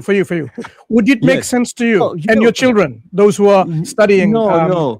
This is what I'm telling you. You should see it with spiritual eyes. No. You're not actually talking about something that I'm dealing with. I'm talking about fundamental concepts in language. I'm speaking to you, and you are speaking to me, very humbly to each other, in English language. Okay, in English language, like any other language, whether it be Sanskrit, whether it be Devanagari, whether it be Punjabi, every word in that language as we speak, it has a meaning. I can't use a word to mean that I'm speaking to you and it means I'm playing football. It's not going to make sense to you because we have to engage and exchange of information, understand each other. So in language, and of course in concepts in mathematics and physics, we have a concept called infinite and finite. We know what infinite is. Infinite is something that is not finite, and finite is something that is not infinite, because one has no limits, no boundaries, and one has. So there is a limitation done in finite, because I and yourself, K7, we are both finite beings. We're not infinite in any way. We are finite. We have limits and boundaries in every possible way you can think about. The question is, if you understand the difference between infinite and finite, and somebody comes and asks you, like imagine your children or your grandchildren, if they came and ask you, is it possible the infinite can become finite and still remain infinite? What would you say to them? From a material point of view, you're right. Sorry? From a material point of view, infinite cannot be finite. Finite cannot be infinite. Okay. This is from a material point of view. From a spiritual point of view, it's not a matter of point of view. It's not a spiritual point of view and a physical point of view and a metaphysical point of view. No, it's not. These are. That's why I'm saying, look, this is a linguistic point of view. As we are speaking in language, we have to agree with these terms and definitions. Otherwise, our conversation would make no sense whatsoever. If your grandchildren or your son or your daughter came and asked you about this question, you would say, no, the infinite cannot become finite and remain infinite, because it's a contradiction. You would say by the very term infinite, it is not finite, so it cannot become finite. So once you explain to them in language this concept, language can be universally understood in Sanskrit, in Punjabi, in Urdu, in Hindi, in Bangla, in Chinese. It doesn't matter what language you're speaking. That concept would be understood and it would be reasonable. So if we understand God to be someone who's the greatest of all being, with no beginning, no end, he has no limitations, he's perfect in every single way. So let me just focus on one word: perfection. If the divine God, Paramatma, if he is perfect, is it possible to say he can be imperfect and still remain perfect? Or would you say no? If he's perfect, he will never be imperfect. Which one? But what you're saying, you're right. So if we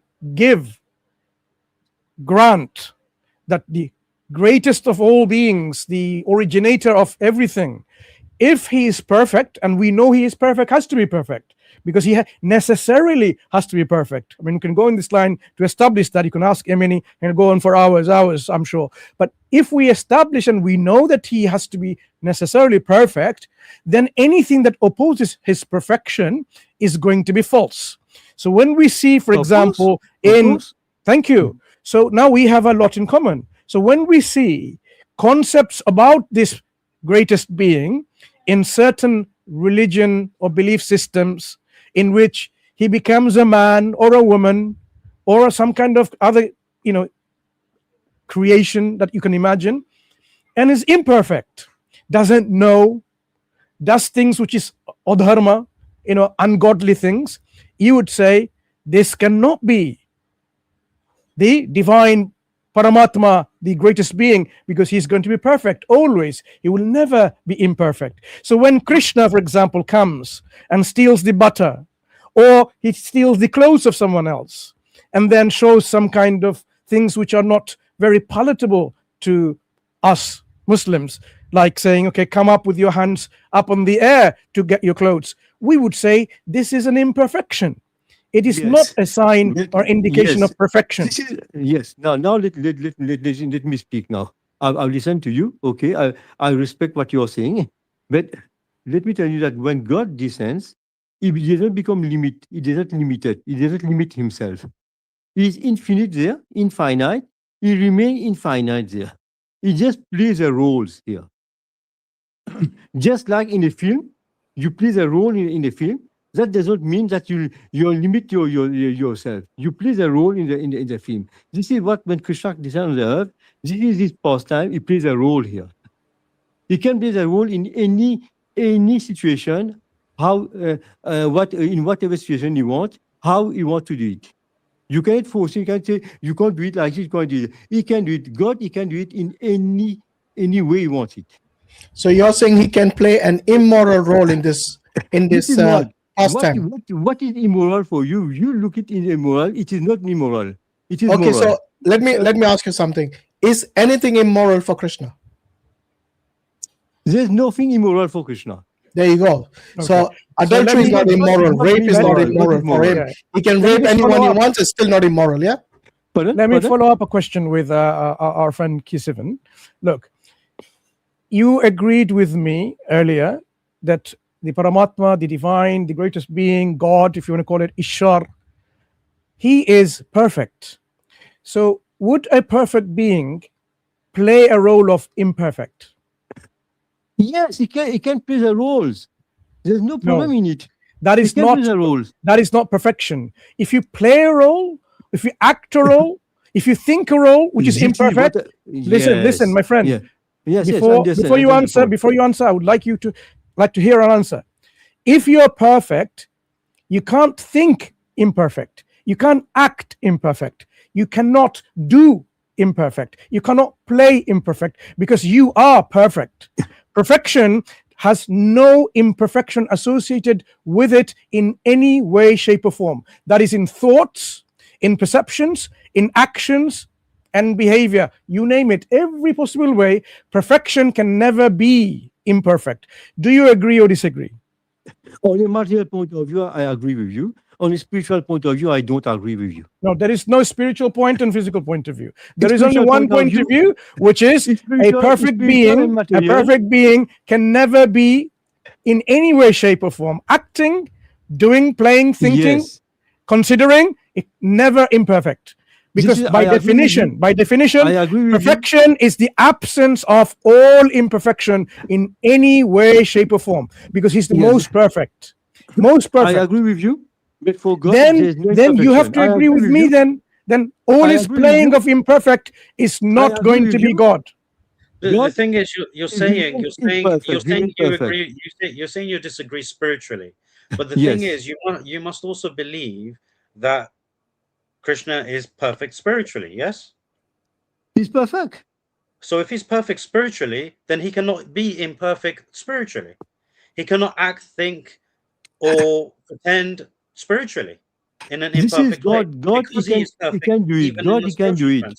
This is why it is not about. There is This is no why we have to. imperfection in whatever he does. There is no. Yeah, but There is no if imperfection. there is no imperfection, Yes. then you can't make that distinction between physically and spiritually. This is why we mentioned to you, in any realm of existence, any change or imperfection would nullify him as a god. No, let alone listen. worthy of worship.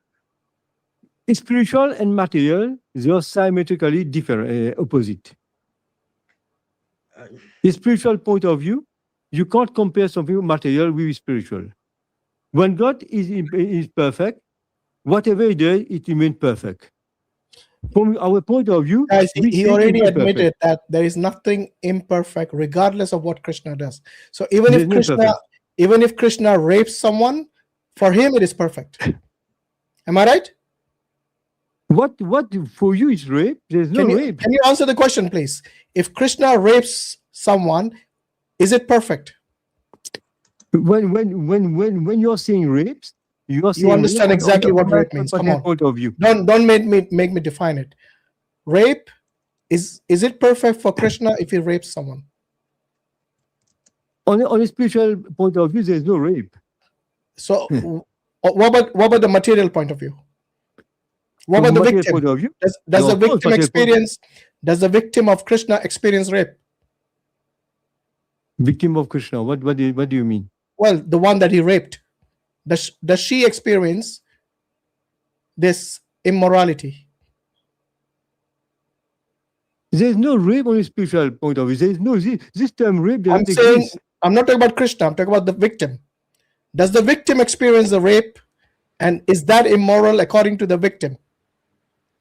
Give me an example. What do you mean by the victim? Shall I give you an example? There is no victims in spirituality. There is no criminal in spirituality. There is no good in spirituality. There's no bad in spirituality. Is that what you're saying?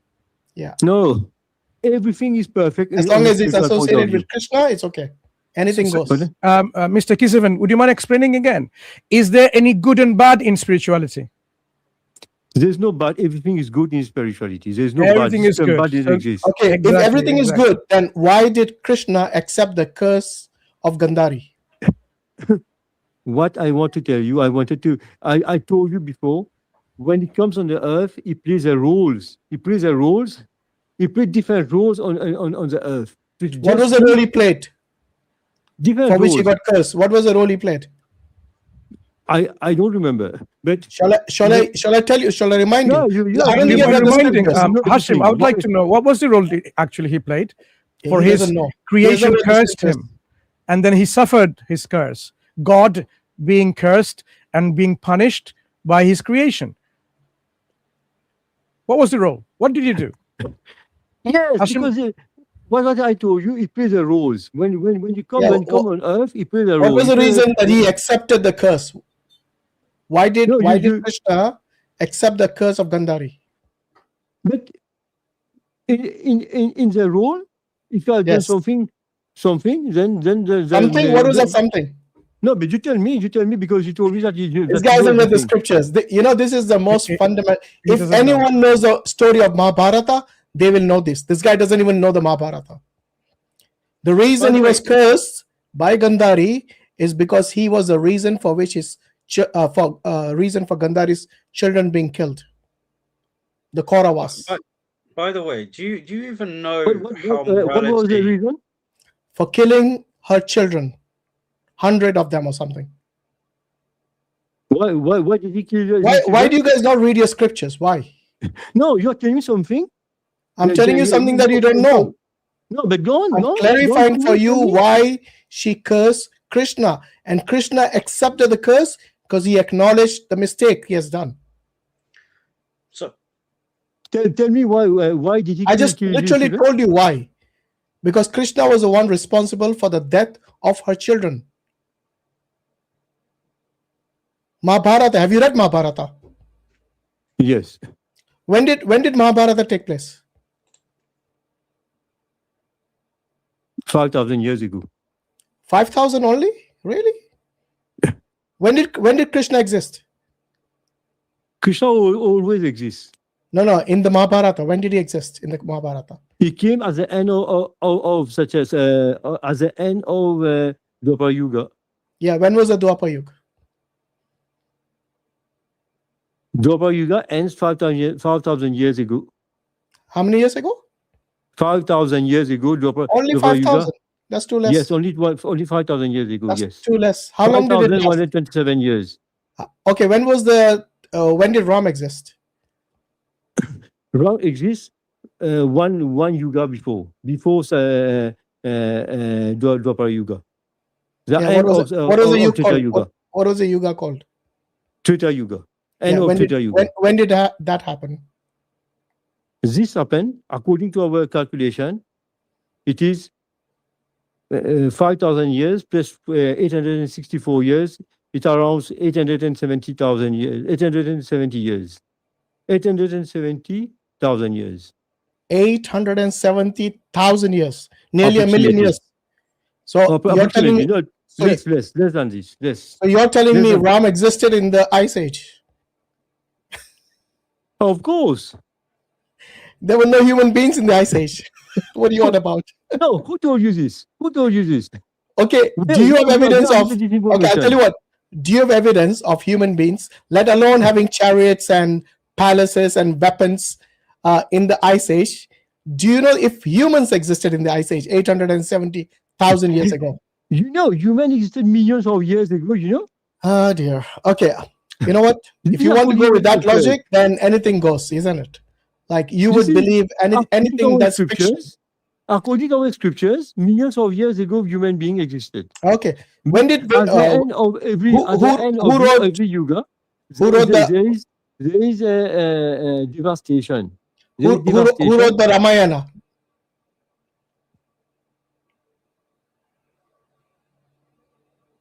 Pardon? Who wrote the Ramayana? Who are they? The first Ramayana, who wrote it? Valmiki. When did Valmiki exist? But at the period of Ram. During the period of Ram. Okay, so you're talking about 870,000 years ago. There was... What language did he write it in? In Sanskrit. This Sanskrit exists in the Ice Age. But Krishna which language was Krishna talking to when this? I'm just asking you a simple question. Did Sanskrit exist in the Ice Age? Sanskrit exists from the beginning of the earth. Really? Where's the evidence for that? But according to our scriptures. Which scriptures? That's a circular argument. According to the Vedic where in your scriptures does it say Sanskrit existed? Other than this scripture, do you have any other evidence? So he went from the Ice Age to 4 billion years ago now. Yes, but we don't have any evidence apart from anything, you know, like in Hindi they say kuch bhi. Okay. Anyway, look, you know, earlier I asked you that if Krishna would commit immorality, would you ever call it immorality, or you will always say that is moral? You know, I told you before, when Krishna descended on the earth, he plays a role. He plays the role of the child. He was stealing the butter. He was stealing the milk. For you, it is immoral. You know, when you play a role, there's normally an objective to it, right? What is the objective of stealing butter? This is a pastime. The pastime of the Lord. I know, but a pastime or a role or a drama has an objective. What is the objective of stealing clothes or stealing So he enjoyed butter? stealing, huh? He was enjoying with the. He did not enjoy with everybody. He enjoyed stealing butter? Pardon? He enjoyed stealing butter. Of course. This is pastimes. Do you enjoy stealing butter? You can't compare me with God. I'm not comparing with God. I'm comparing the action. Basically, what he's saying is that, you know, like when an actor plays the role of a thief in a movie or a drama, in reality, he's not a thief. He's just playing a role. But you see, that picture or that movie has a purpose, as an objective. Yeah. What is it teaching? Right? What's the morale? What exactly is Krishna teaching by his behavior of either stealing the butter or the clothes or have you heard of the story of Kubja, the hunchback? No, maybe I read, but I've forgotten. Maybe. Yeah, it's basically him having sex with someone who is not his wife. Whom? Krishna. Where have you read it? You haven't read any of the scriptures, so what's the point of me telling you? And what would he be wrong anyway? No, why would he be wrong anyway? Because it's his pastime, right? He's enjoying. Everywhere. Huh? You disagreed with the Bhagavatam. You're going to disagree with this as well. What's the point of me telling you where it is? If I give you the source, will it make any difference to you? Exactly. Why would it make a difference? Because he's enjoying his pastime. Yeah. You know what is the problem with you? You want to find fault. You want to find fault with. You want just to pick. Actually, no. We are not finding the faults. The faults are in your scriptures, which you haven't read. There is no fault. There is no fault in the scripture. You're telling me. Listen. Is it? Let's say if somebody's playing a role in a porn movie, is that considered immoral? You're comparing something which is not incomparable. I didn't mention Krishna here. I'm giving an analogy. If somebody plays a role of an actor in a porn movie, is that considered wrong and evil for you? Yes, you want to bring it to the you want to bring it to the spiritual level. This is what you want to bring. No, I'm saying your scriptures have already done that. I don't have to do it. Your scriptures have already written all this, basically literally soft porn that Krishna indulged in during his pastimes, like you say, with Kubja, the hunchback. She was actually a hunchback. She desired to have sex with Krishna, and Krishna fulfills that desire by sleeping with her one night.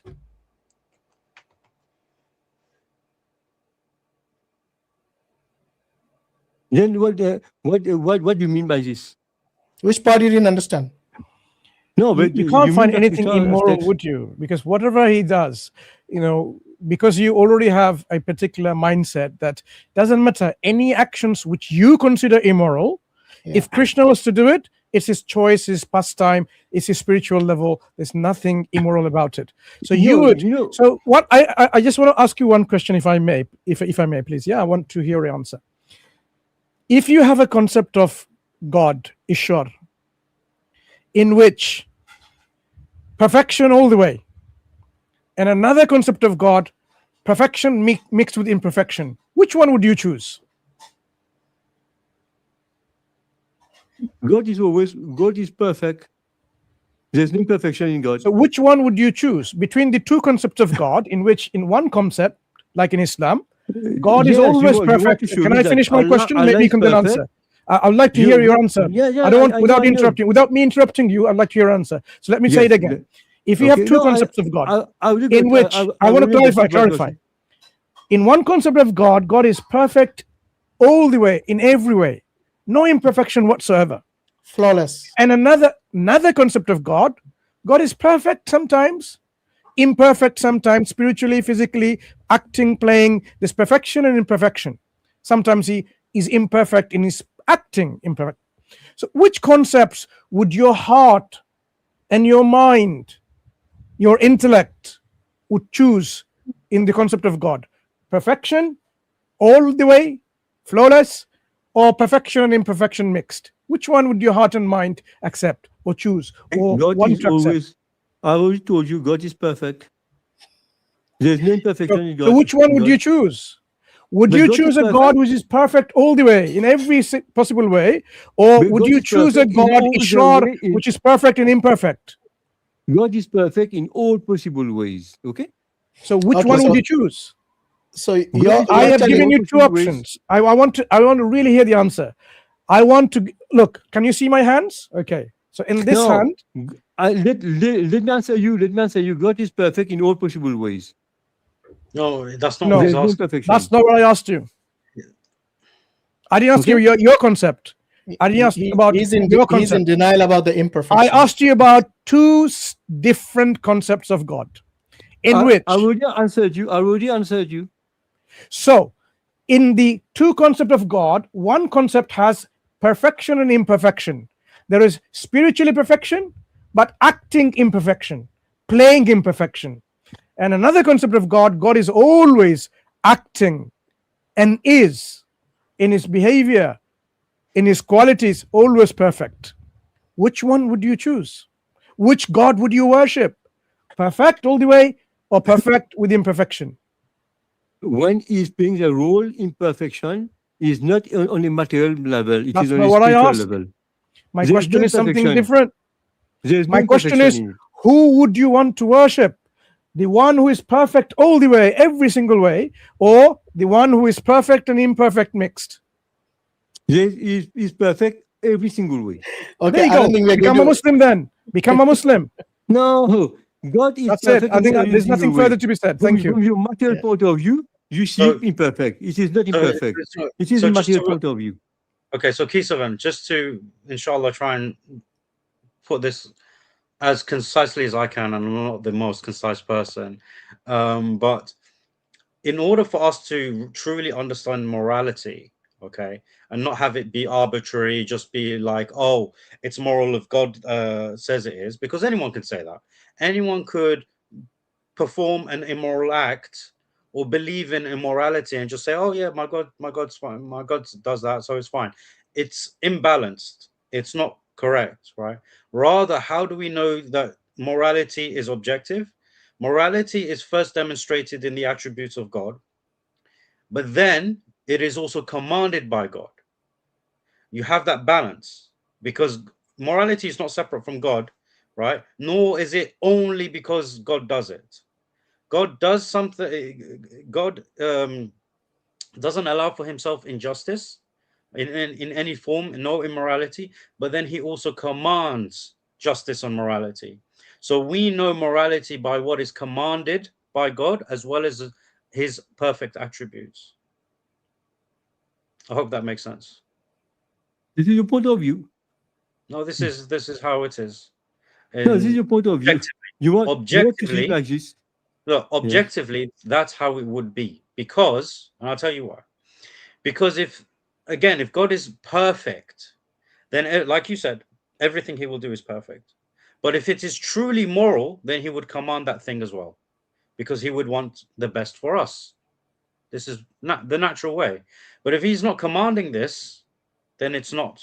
And it's only subsists in what you perceive as part of his nature or his attributes or actions, then you cannot measure that as a moral act. It has to be commanded as well. So if I say to you that, can you rape someone? Is it okay for you to rape someone? If your reaction is like, no, it's not okay, then if your God does it, it's not moral, right? Because they don't come together. God Like we never does mentioned, it. This is your point of view. no, this is not a point. This is not No, a this is your subject. point of view. This is the way you see it. No, this is not the way we see it. This is an objective reality. No, this is you see it with your material eyes. You have to really be beyond this material eyes. You have to see it with your spiritual eyes. Morality, right, is on all levels. It's on all levels. What is morality on the material platform? It's not the same on the spiritual platform. Hold on. Morality comes from the heart. It comes from the soul. It comes from the mind. It comes in the actions of your limbs, right? You can be immoral by having immoral thoughts. You can feel immoral things. You can say immoral things. You can act immoral things. It happens on all levels, right? And the worst of them is, of course, when you act on them. So God does not act on immorality. He simply would not. And therefore, he would not command it.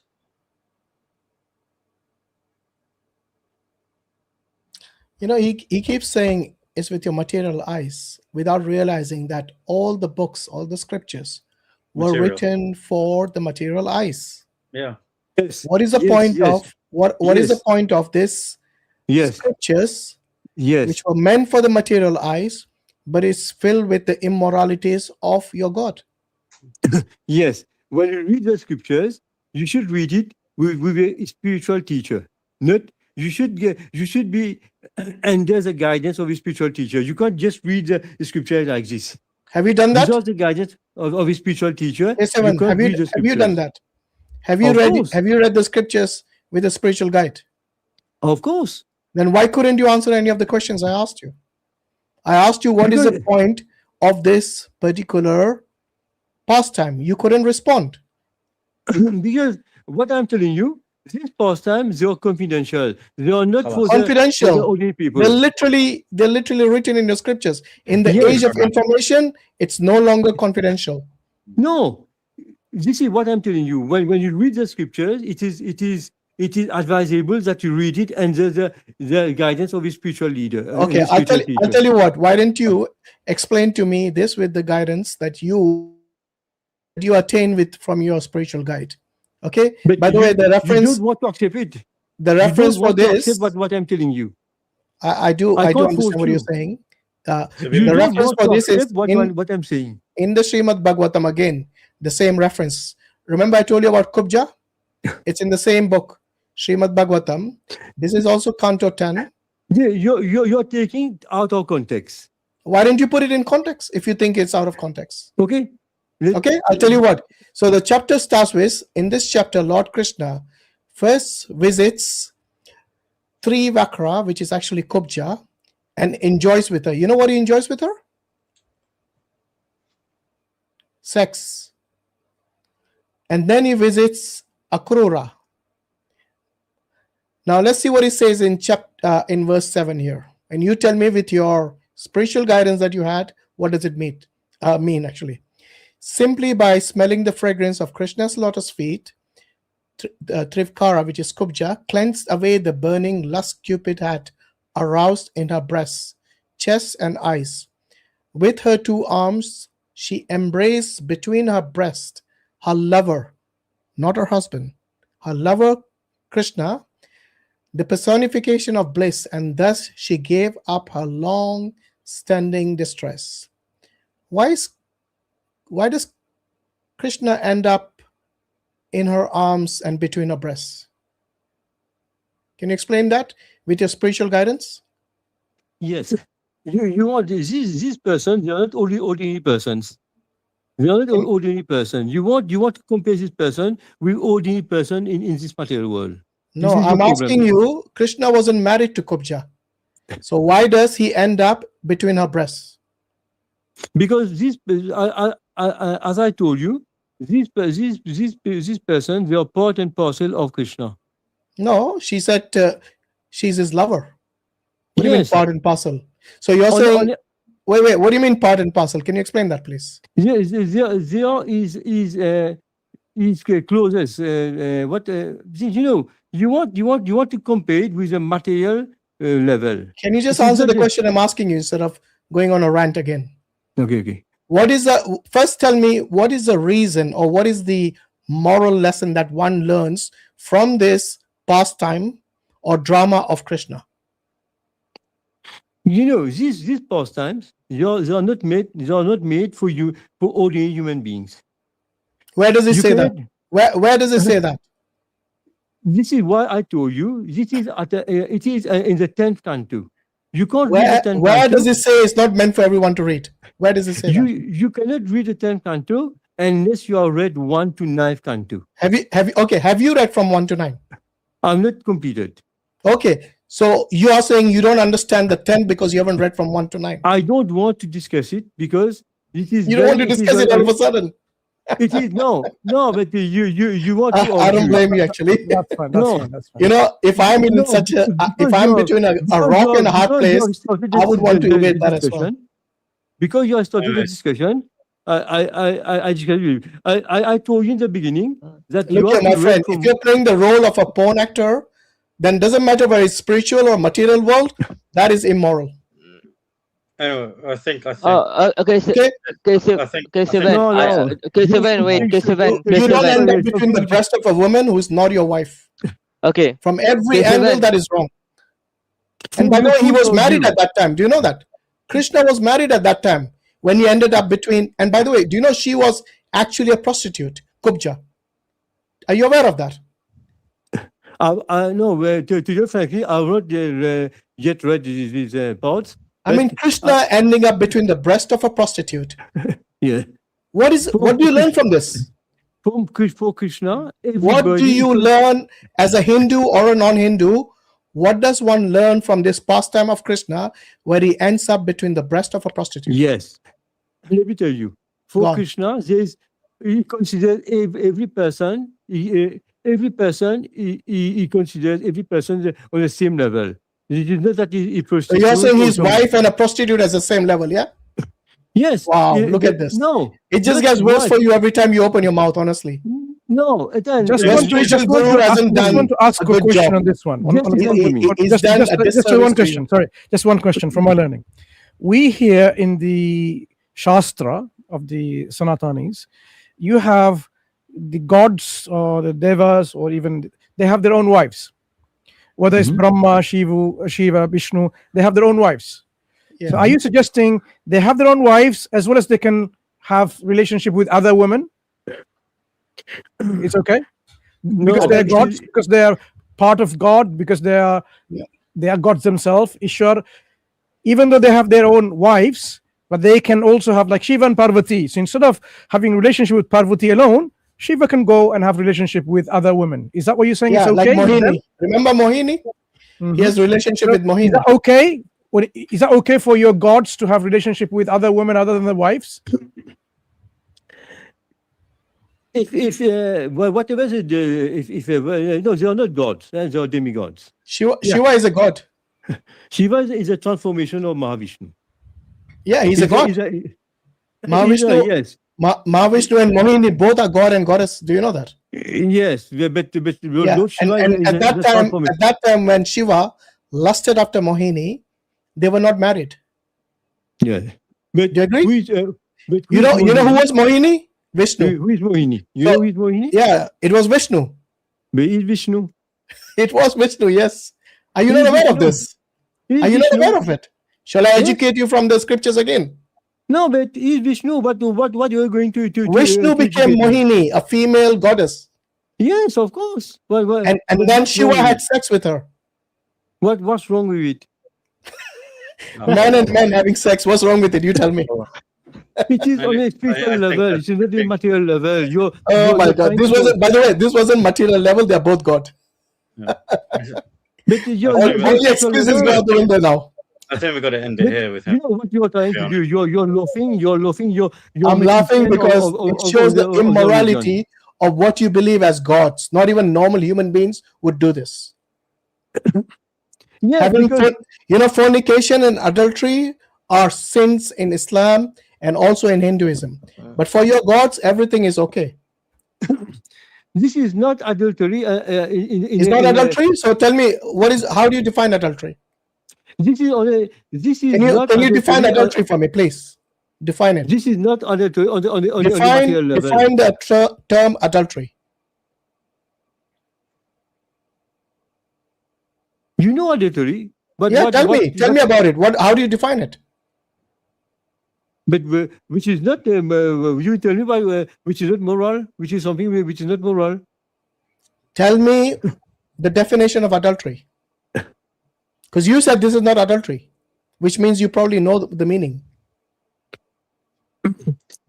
But if we know about adultery, what is not what is not allowed for the human being? Why did you say it's not adultery then? What is adultery? Adultery is where someone who is married, they have sex with someone whom they are not married to. That's adultery. Do you agree? I'm just gonna take my leave, inshallah, because of. All right, brother Yemeni, barakallah fiik. In 5 Sorry, hours. it's a bit overwhelming. I can understand. La. To be honest, you know how I am usually with the industry. I'm not. Well, alhamdulillah, I find that it was good. Alhamdulillah, it was beneficial. But it's just because obviously I got to get up for work. Yeah, of course. Yeah. And Jazakallah khair, akhi. Really appreciate it. Thanks. Jazakallah khair for inviting me. Assalamu alaikum. All right. Wa alaikum assalam wa barakatuh. Okay, so there are so many stories like this, by the way, K7, and no wonder most of the Hindus don't read the scriptures. I'm not surprised actually, because if they read this, they will become they will leave Hinduism for atheism, agnosticism, and that's what we see actually today. If you look at the young Hindus, they are completely disconnected from the scriptures because they can't. Yes. Because they can't get the head. Told you before, they can't get the head around because the immoralities in there, the mythology. It sounds like fiction, to be honest. Most of the stories. No, there's no. And I don't mean to be disrespectful. It's just as someone who is an outsider from Hinduism, if I read this, I see a lot of flaws in it. The problem is that you have jumped to the 10th canto without reading from 1 to 9. You haven't read any of the. This itself, I wanted to address this point. Since we have been talking for so many, I don't know, 1 hour or whatever, he was saying you haven't. He repeated the phrase that we have not read the first to 9th canto. Now let me refute this. Are you ready, K7? Just listen to me carefully on this one. Do you know Srila Prabhupada, your guru? The Bhagavatam is quite heavy, right? It's got a lot of volumes. So Srila Prabhupada published a book. It is the Supreme Personality of Godhead, Krishna. And he summarized the content of Canto 10 and started selling it. So now the question is that if in order to understand the Canto 10, you have to read the Canto 1 to 9, why he as if summarized Canto 10 into one book and then it was being sold? Yes. Because in fact, you know the book Krishna, the Supreme Personality of Godhead. It is a book. It is in one volume, and it is a summarized. It is a summarized version of Canto 10. So my question exactly is: if you're telling us every time you have to study 1 to 9, 1 to 9, 1 to 9, why he as if removed Canto 10 from the Bhagavatam, summarized it into one book, and made it not only Canto 10. All the cantos, the mix is summarized. We've got some summary of first canto, fifth canto. I'm not summarized. I'm saying that he made it into a separate book. Are you getting me now? No, he made Canto 10 into a separate book. He summarized it into one single book, and the Hare Krishna sell it on the street, etc. That you can take this book or whatever. Even when you are reading this book, it tells you that before you reading this book, you should go from 1 to 9. No, it doesn't tell you that book. Show us where he says that. Show us. You have been speculating all this time without reading any of these books. No. I don't know why you keep doing it. Show me where he says that in the preface. Go on. Show me. Why do you make up things? If you haven't read it, just haven't read it. Instead of making up and speculating. I've read it long time. You keep saying you've read it. When we question you, you are clueless. Go home. When you go home, rewind this particular stream and watch yourself. How you have contradicted yourself at every corner. I'm telling you, before you reach the 10th canto, you have to go from 1 to 9. Yeah, you keep repeating yourself like. But you're not it's like a broken record. You're not getting me. The issue is that if it is that much necessary and it is that much important, that without 1 to 9, you should not read Canto 10 because you will not be able to understand it. Srila Prabhupada, your guru, many years ago, he summarized Canto 10 into one book and started selling it individually. Are you getting the point now? Individually. Yes. So that a person can have more access, it is more cheaper and accessible for him to buy that book and to learn about Krishna. You are contradicting him and going against him by saying you should learn Canto 1 to 9 in order to understand Canto 10, when your great guru, he summarized Canto 10 into a separate book individually and was selling it. Yes. So it means in order to understand the Canto 10, you should not, read 1 to 9. Yeah. No, but even it is because all these it books, doesn't say in that book that you should read 1 to 9. You just lied over there. It doesn't say. If you are saying it, just show it. That's what I noticed as well. He keeps lying instead of just acknowledging that he hasn't read it. Okay, I don't know why he does that. No, let me clarify for you. All these books they are available everywhere. Everybody can get in touch with all these books. But it is advisable that you read from 1 to 9 before you go to Canto 10. Okay, I'll tell you what. What will you find in 1 to 9? Even if the book is on No problem. Let's say for the argument's sake, you have read it from 1 to 9, and now you come to 10. And if the questions still persist, what will be your response then? Yeah, but no, because if you have gone from 1 to 9, then you will be able to understand it. You will be more. No. Let's say you have understood 1 to 9. For the sake of argument, let's say if one has read from 1 to 9, they've understood the arguments, they've understood everything, but when they come to 10, they still have the same questions. What then? If you have gone from 1 to 9, it will be very clear for you. No. 1 to 9 is clear. 1 to 9 is clear. But the Canto 10 is the one that the reader ends up with lots of such questions. Then what are you going to do? If a reader has not read as you, if a reader has not read, you're not even understanding the question I'm asking. I'm saying for the sake of argument, let's say, speaking hypothetically, if somebody read Canto 1 to 9 and then they read 10 and they still have the same questions, how would you respond then? Yes. If you have read 1 to 9 and there's a guidance of a spiritual leader, a spiritual teacher, it will be more clear for them to understand Canto 10. Okay, and if they still have the same questions, then what? Maybe they can, but then the spiritual teacher will be able to clarify. Maybe you have read with the spiritual teachers, but even you can't answer it. Yeah, no, because to tell you frankly, I've not completed. I've not read all these. Let's leave it there, Kesavan, because to be honest, these are questions which people ask the Hindus, and almost all of them can't answer questions. They go around in circles like this. They end up with Leela. They end up with pastimes. They end up with Maya. All these loopholes, all this, exit clause do not work, because in the age of information, we have the information at our fingertips now. Yes. In the olden days, you guys could get away with these excuses, but not anymore. Brother Hashim, wait, just one point over here. For example, Brother Hashim, we are trying to, do the Dawa and teach people about Islam, etc. If someone comes to us to learn about Islam, are we going to take fees from him or telling him to render a service? No.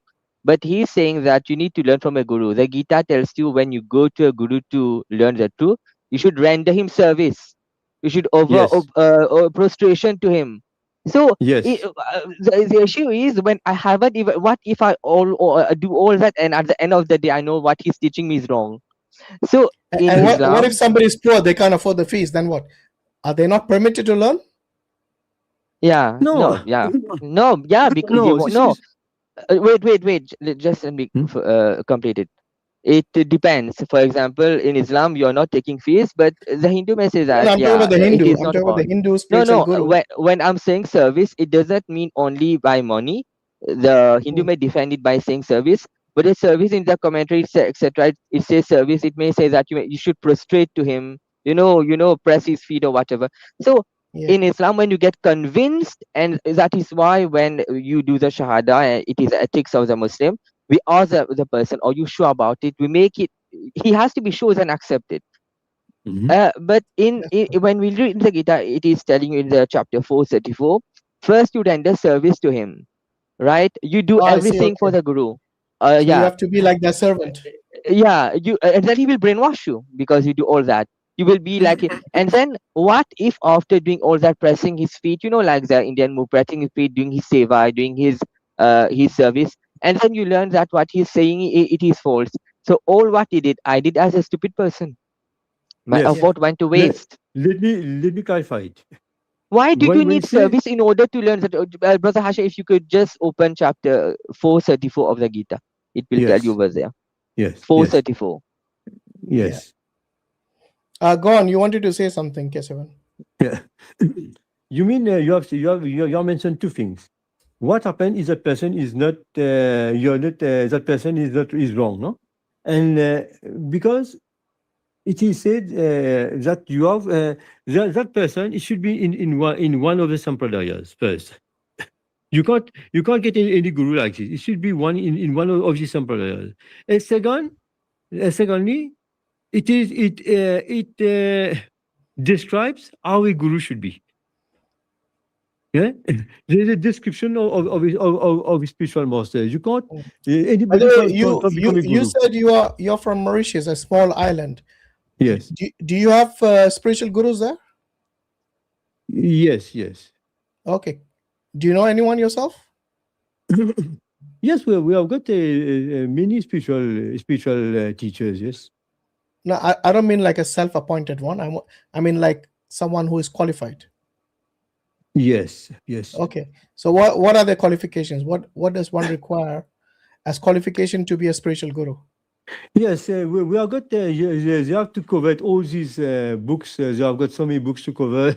They have to follow the principles. They have to follow all the principles. They have got so many criteria. Can you get moksha without reading any of these books? Without reading any of these books? Yeah. Moksha. In fact, to tell you frankly, we are not so much concerned with moksha. Really? I thought this is an important part in the Bhagavad Gita. Their philosophy is a bit different. For them, when you attain the love of Krishna, it means that you are in a state of moksha. You have such verses. Not only that, they have to actually abide by the injunctions of the scriptures. Yeah, even that. So it's not just, oh, I love Krishna and that's it. No. They have to abide by the injunctions of the scriptures, otherwise there's no happiness or moksha for them. Yeah, are you aware of this? But the point is that other scriptures of there itself will tell you that just having love is enough. That is why it is contradictory. Okay, so that is a contradiction then. Yeah. Then it contradicts the Bhagavad Gita then. Yeah. So K7, are you aware of this? Oh, he's left. Maybe his internet connection. Maybe, yeah. Or maybe I asked a question about his country. Maybe he got a bit. All right. No, anyway. but when he said where he was from. The verse that I just told you, it was just to prove that in Islam we don't ask someone to render a service, etc., in order for us to teach him the truth, right? Yeah. We just teach him the truth. We don't ask for a payment, as a Quran verse says that when a person comes to us, we do not demand any fee from him. I think a prophet, Allah is telling a prophet to say we do not demand you sustenance. But here, in order to learn the truth, it is not free. Render service to someone, and then you will get to the truth. But for us, we give we give the truth for free. We even give the Quran for free. And it says here, the self-realized souls can impart knowledge unto you because they have seen the truth. I'm assuming self-realized are the ones who have attained moksha. No, the real self-realized soul, it means soul as an individual. It means a guru here. No, but self-realized, that has a specific meaning. Can you hear me? Can you hear me? We can. Yeah, we can hear you. Sorry. Yes, no. There are 2 points that my friend was saying. The guru, and then the guru. The shishya. The guru and the shishya. Is that person is not genuine? Is not genuine. Yeah. How would you know? What is the qualification? Yes. First, it should be in one of these 4 sampradayas. Okay. One of these 4 sampradayas, and then the description of guru. The description how the guru should act, what are the qualifications, and so on. So let me ask you something. Do you consider the other sampradayas to be true? Mm-hmm. Do you consider other sampradayas than the Vaishnavites to be true? What are to use the 4 sampradayas? Yeah. I'm assuming you belong to the Vaishnavite sampradaya, yes? No, brother Hashim, there's a confusion here. When he's saying 4 sampradaya, he means the 4 Vaishnavas. The Vaishnava itself has 4 sampradaya. Within the Vaishnavites itself. Yeah, they have 4 sampradaya. So these within are the Vaishnava. the sub sampradayas? No, we are good Brahma Sampradaya, we are good Shiva Sampradaya, we are good Lakshmi Sampradaya, and we are good Four Kumara Sampradaya. What is your view? What is your view with regards to the caste system in Hinduism? Caste system, in fact, caste system is a false concept. It is wrong. On what basis you're saying it's wrong? Caste system, it is man-made. Are you sure? Have you read the Upanishads? What I base on Bhagavad Gita. Today I'm your spiritual guru. Let me remind you from the Upanishads about the caste system. Shall I? Okay. You can call me Guru Hashim, and no need for any services for me. No. And Kesavan, even when you say that the caste system is when you say the caste system is man-made, you are wrong here. You could have said it is not based on birth but action. But Krishna says that the caste system has been created by me. Yes. You could have said that, it is based on deeds, not birth, but saying that it is man-made, that is wrong. No Hindu will tell you it is man-made. I'm not finished with you. We don't call it caste system. We call it class system. Class. No, I asked you specifically about the caste system. Jati. Yes. You know what's Jati? No. You call it caste system. We don't. Caste system is man-made. We call it class. We call it varnashrama. No, I'm talking about Jati, birth-based. Mm-hmm. Are you aware of that? No, this is not good. Okay, so you haven't read the Upanishads then. Tell me from Upanishad where you will select something from Upanishad. You tell me. Yeah, I can. Yeah. So it's in Book 5, Chapter 10, Verse 7. Have you got the Upanishads on you? No. I've got it. You tell me. Okay, I'll tell you, no problem. Let me bring up the reference for that. Usually, the ISKCON people, they have only two main scriptures. They have many scriptures, but two main scriptures is only the Gita and the Bhagavatam. The Upanishad, the Vedas, they are not much, because the Gita is the essence of the Vedas. Yeah, but the Upanishads came way before the Gita. Yeah. Yes, but the Gita. So if I show you from the Upanishads, will you reject it or will you accept it? No, just tell me. Let me listen. No, but I want to know, because what's the point of me showing if you're going to reject it anyway? I don't know what you're going to tell me. I don't know. Yeah, I know you don't know. I'm saying, if I show you the reference for birth-based caste system, would you accept it or would you reject it from the Upanishads? I don't know. Let me. You tell me first. Okay, no problem. I have a feeling you're going to reject it. Same here. Yeah, because like you said, they only look into the Bhagavatam and the Bhagavad Gita. And in the ISKCON tradition, the Gita is considered to be the essence of all Upanishad. It is called the Gita Upanishad, so you can't reject it. Yeah, all the cows, all the Upanishads are cow, and Krishna is a milkman. In the introduction of the Gita it's Gita. By the way, Kesavan, do you read Sanskrit? No, I don't read. Okay, I'll show you in Sanskrit and in English on the screen. You can check it with your gurus if you want. Whoever is your spiritual guru, no problem. So here it is. As I said, Book 5, Chapter 10, Verse 7. So this is Chandogya Upanishad, and it was translated by Swami Lakshmanananda. And it says here, where's it gone? Here. Yeah, among those, here it is. Yeah. Among those who did good work in this world in their past life, attain a good birth accordingly, they are born as a Brahmin, a Kshatriya, or a Vaishya. But those who did bad work in this world in the past life attain a bad birth accordingly, being born as a dog, a pig, or a chandala, a casteless person. What do you make of this? This is mostly what I understand from this verse. It is mostly this is Chandogya Upanishad, and it's talking about birth-based caste. It mentions Brahmin, Kshatriya, and Vaishya. If you have good karma in your past life, then you'll be born as a Brahmin, a Kshatriya, or a Vaishya. But if you had bad karma in your past life, then you attain a bad birth. born as a pig, a dog, or a chandala. See how they have categorized animals with a costless person? Yes, yes.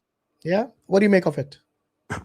Yes, it is mostly, what I understand from this verse, it is mostly according to your karma. Yeah, but this is based on birth, yeah?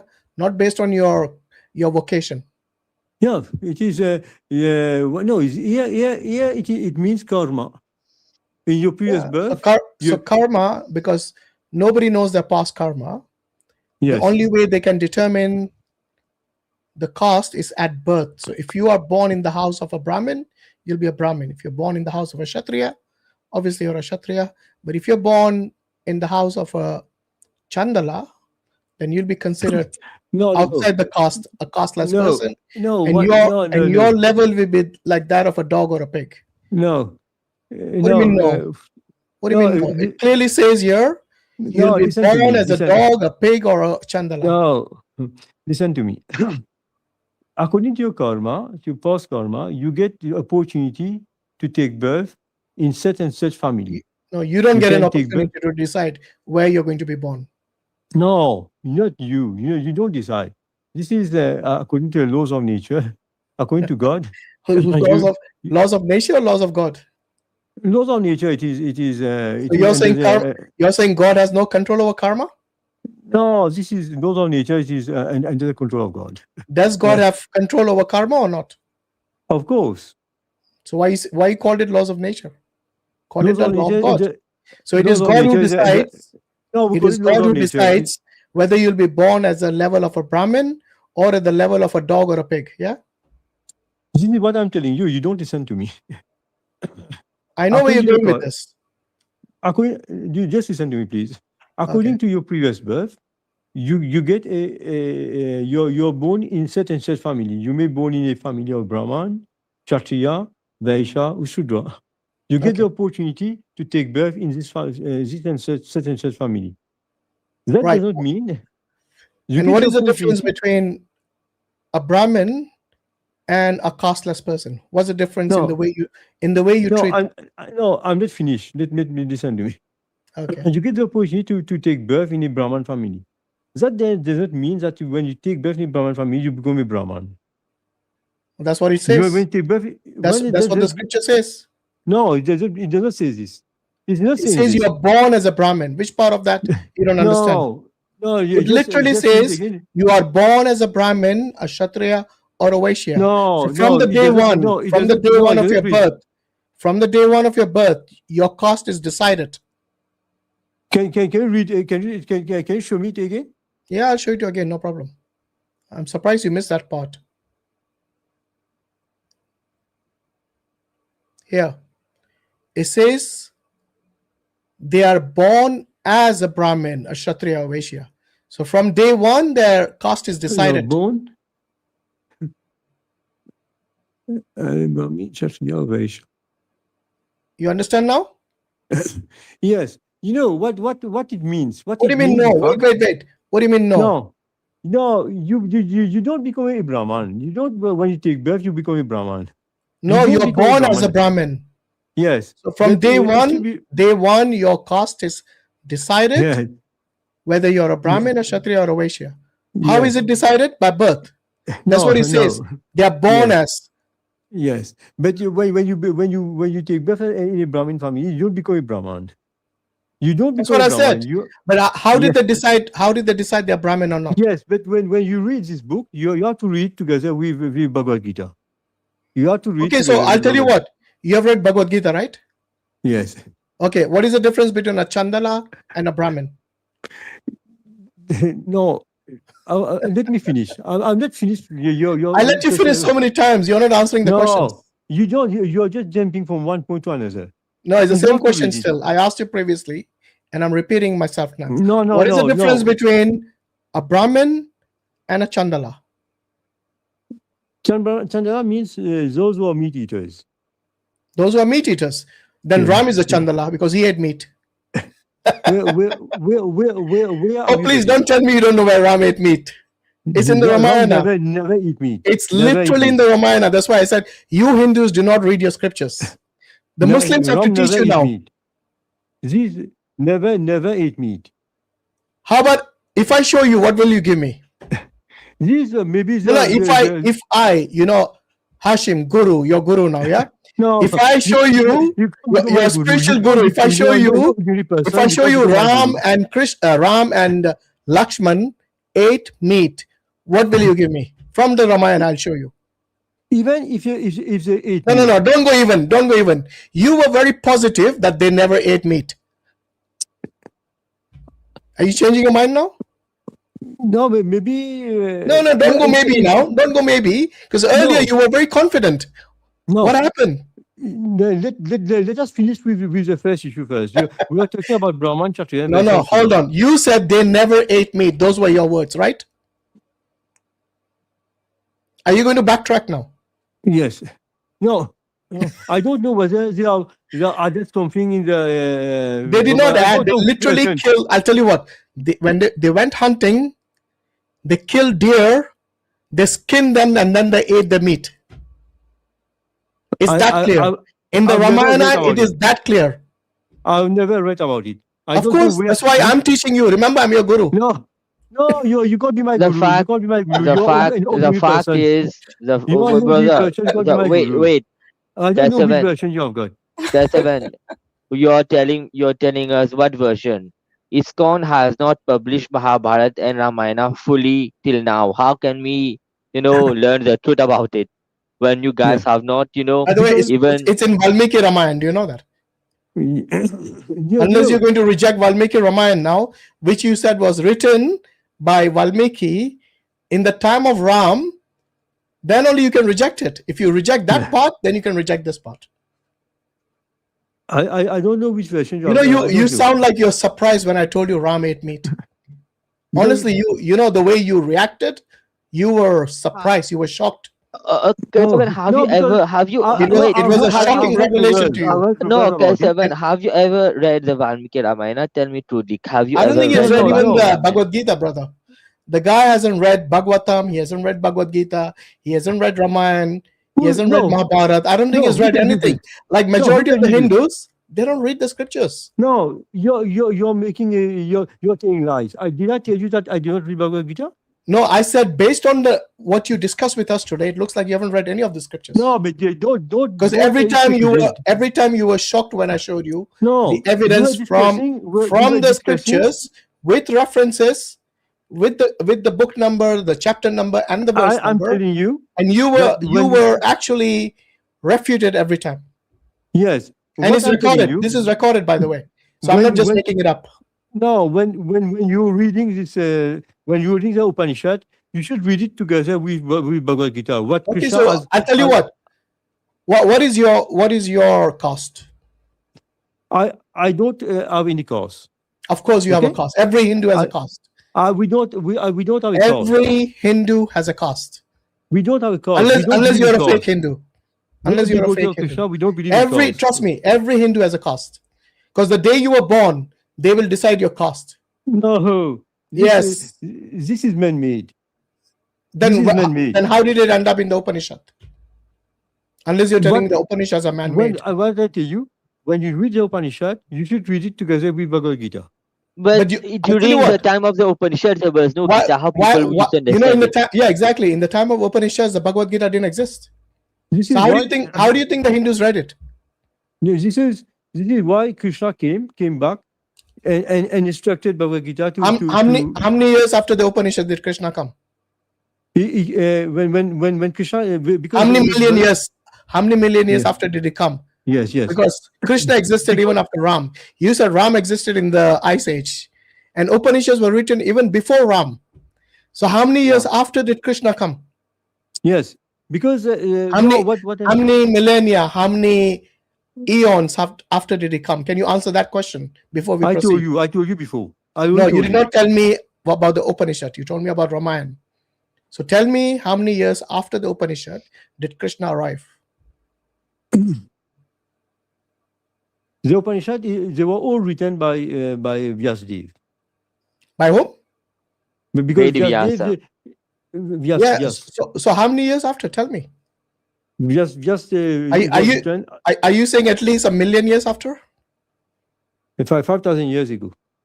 No, it can't be 5,000 years because Ram came 800,000 years ago, according to you. Yes. So yes, how can Upanishads come only 5,000 years? No, they were written by. I'm not talking about when it was written. Remember? Yes. I said when the Upanishads were, whenever they existed, they must have existed at least 1,000,000 years before Krishna. Yes, but I don't know. I don't know. Okay, so for 1,000,000 years there was no Bhagavad Gita, right? The Hindus must have read about the caste system.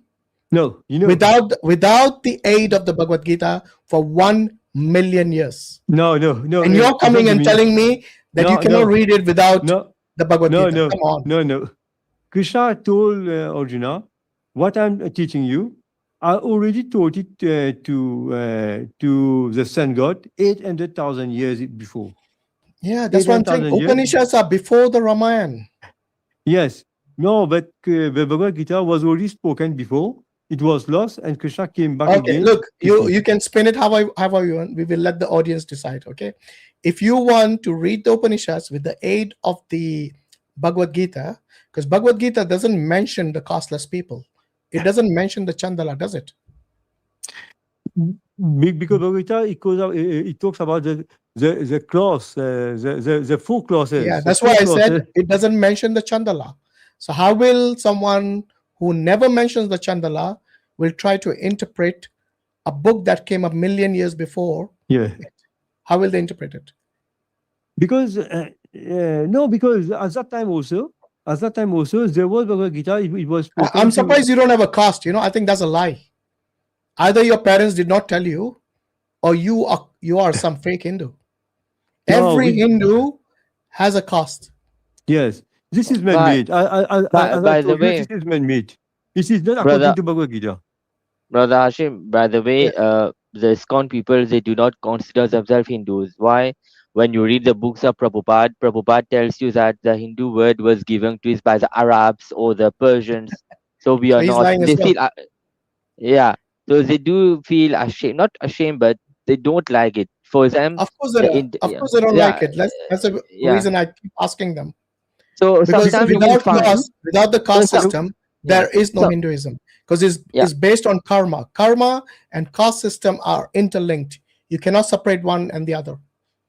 If you don't believe in the caste system, you don't believe in the karma. That means they are both so interlinked that you cannot separate one from the other without destroying Hinduism as a religion. Yes, because caste system, we don't believe in caste system. We believe in class system. I didn't ask you. I said jati. Jati means, you know what is the term jati mean? No, I don't know. It means birth, based on birth. So jati, because and that is the reason the Upanishads talks about birth, not about, because when you're 1 day old, you don't have a class, do you? You don't have a vocation, you don't have a job. So what is your caste? What is your caste when you're 1 day old? Because you don't become a Brahman. When you take birth, you don't become a Brahman when you take birth. According to the Upanishads, you do. Yes, no, but it is not. I don't think it is correct, because when you take. You remember, Mubashir, what I asked you earlier? Is he going to reject the Upanishads or not? And that's exactly what he did. Because you guys are so predictable. So predictable. Why do you ask for references when you were going to reject it anyway? Why did you do that? They are going to even reject the Gita if the need arises. If it goes against their desire. Gita, there's nothing to rejecting Gita, because Krishna, he clearly mentions about the four classes: Brahman, Kshatriya, and Vaishya. Can we reject the Upanishad? No, I can't reject the Upanishad, but I tell you that you have to read it together with. Where does it say in the Bhagavad Gita that you have to read the Upanishads with the Bhagavad Gita? No, because if you read this is a man-made rule. This is your own rule you made up. No, because you speculate about your gods, you speculate about everything. No, if you don't know, you do not even have the courtesy to say I don't know and leave it there. You have to make up things yourself.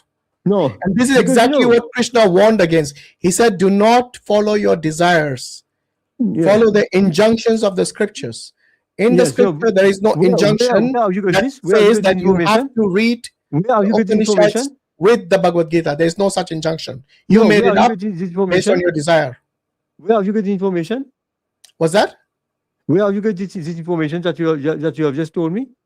The information that Bhagavad Gita doesn't say that you have to read the Upanishads with the aid of the Bhagavad Gita. Show me where it says that. I'm telling you. No, you made the claim, so show me in the Bhagavad Gita where it states this. Yeah. If you want, this is what I'm telling you. If you want to understand the Upanishad, you have to read the Bhagavad Gita. Where does it say that? This is clear there. Where does it say that in the Bhagavad Gita? Show me. No, what I am telling you. Yeah, I don't care if you make up the rules yourself. Those are your rules. Keep it to yourself. Because unless you show me the evidence from the Bhagavad Gita, it is you're following your desires. That's what you're doing. No. Yes. We base our rules on what is said in the Bhagavad Gita. Huh? So show me in the Bhagavad Gita then where it says, in order to read the Upanishads, you have to take No, I'm not telling you. I'm telling you. This is my opinion. I'm telling you. I don't care about your opinion. No, I don't care. For me, your opinion is not religion. No. We base our understanding on what Krishna says in Bhagavad Gita. That's but not on your opinion, right? No. Exactly. Krishna, so I'm rejecting your opinion. I'm rejecting your opinion that you have to read the Upanishad with the aid of the Bhagavad Gita. Okay, you may reject my opinion, but our understanding is based on what is explained, what Krishna says in Bhagavad Gita. Tell me why the Upanishads considers the Chandala at the level of a dog and a pig. You call them meat eaters, right? Why by the way, are you a vegetarian or vegan? Vegetarian. You're a vegetarian, not a vegan, yeah? So you eat eggs? No, eggs no. You eat eggs, yeah? No, I don't eat eggs. You drink milk? Yes. Okay, so you are not a vegan, you're a vegetarian. Yes. Okay, and why would you not eat meat? Where in the Bhagavad Gita does it say you should not eat meat? Yes. We eat whatever we offer to Krishna, we eat. No, I'm asking you, where in the Bhagavad Gita does it say you can't eat meat? No, these things you won't find. Okay, so it is again from your opinion, yeah? No. Earlier you told me you abide by the Bhagavad Gita. All of a sudden you want to reject it when it comes to your own man-made rules. No, listen to me, guys. You just listen to me. You're making your mind. I'm telling you, we have got in Srimad Bhagavatam, we have got the four pillars of religion. What four pillars? 4 pillars of religion. The compassion, truthfulness, compassion, truthfulness, we have got cleanliness, austerity. Okay. So when you say compassion, that includes no violence, yeah? No violence. Okay. What about the Mahabharata, where you Hindus kill millions? Including Krishna was involved. Yes. What about that? You will not eat meat, but you'll kill human beings, yeah? No wonder Gandhari cursed him for killing her children. No, but you're coming back. You asked me a question, and now you said compassion, no violence, ahimsa. No violence. That is Buddhism. Violence is Buddhism.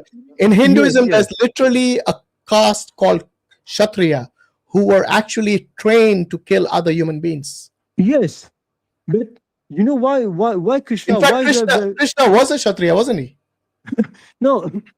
Krishna, why all these people were Krishna was a Kshatriya. He is himself the one happens.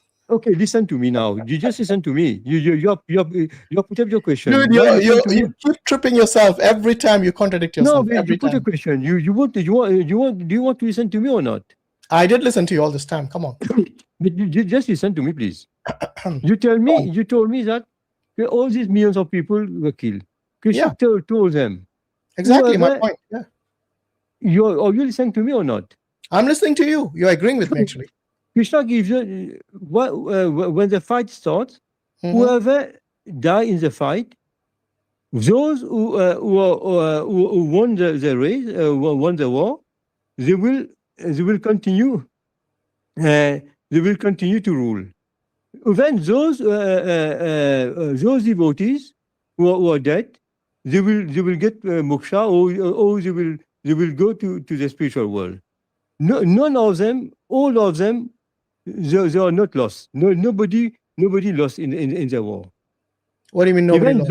those who are killed, those who won, all of them will win. Even the bad guys. So the bad guys were also going to get moksha. Yeah? What is why did they fight the war then? Why did they fight the war? Pardon? Why did they fight the war? Yes, because all these guys that because of the what were the two sides? Do you remember? The Kaurava and the Pandava. Okay, why did they start? Who started the fight and why? Because they did not respect the condition. Because what was the condition? The Pandava should have rules. What was the reason the fight started? It wasn't just who should rule. There was so many Krishna gave them to tell them to. Who was the wife? Who was the wife of the Pandavas? You don't know the name? A name? Do you know the name? Of course. What was the name? I just forgot now. Yes, I know. Let the Guru remind you. Draupadi.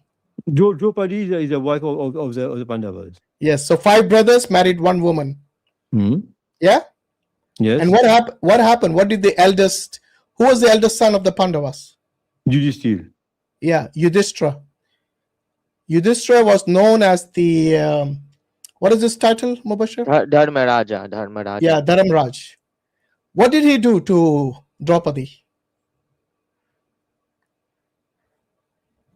By the way, Dharamraj means the one who is actually the protector of the dharam, of the religion, of ethics, of morality. Yes. What did he do, Keshavan? What did he do? What did he do to the only shared wife between the 5 brothers? What did he do to the wife? He fell in the during the dice. Huh? No, you're right. Say it again. What did he do? During the dice. Yeah, during the dice, what happened? Tell me, he failed. He what? Okay. He failed. lost. Yes. And what did he do? He lost. What did he do to the wife? That was my question.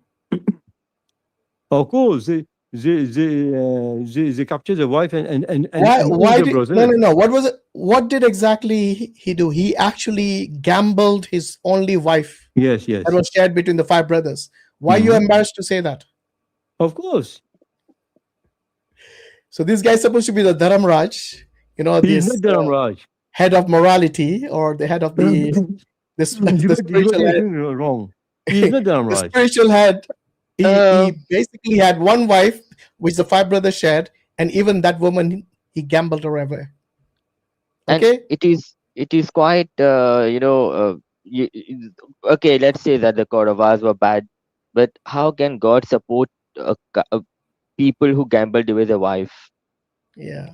In the war. And Brother Hashim, the point that is more clarified. It is very clear over here.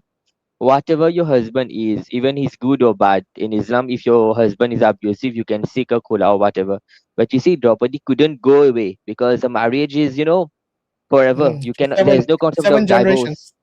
Yeah. So even if they gambled her away, she cannot leave them because she's bound to them for life. So there's no that story shows that there's no concept of divorce. You cannot divorce your husband. You have many other stories that show that. But one of them is that even if your husband is gambling you away, you cannot leave them. Yeah. You cannot leave him or them.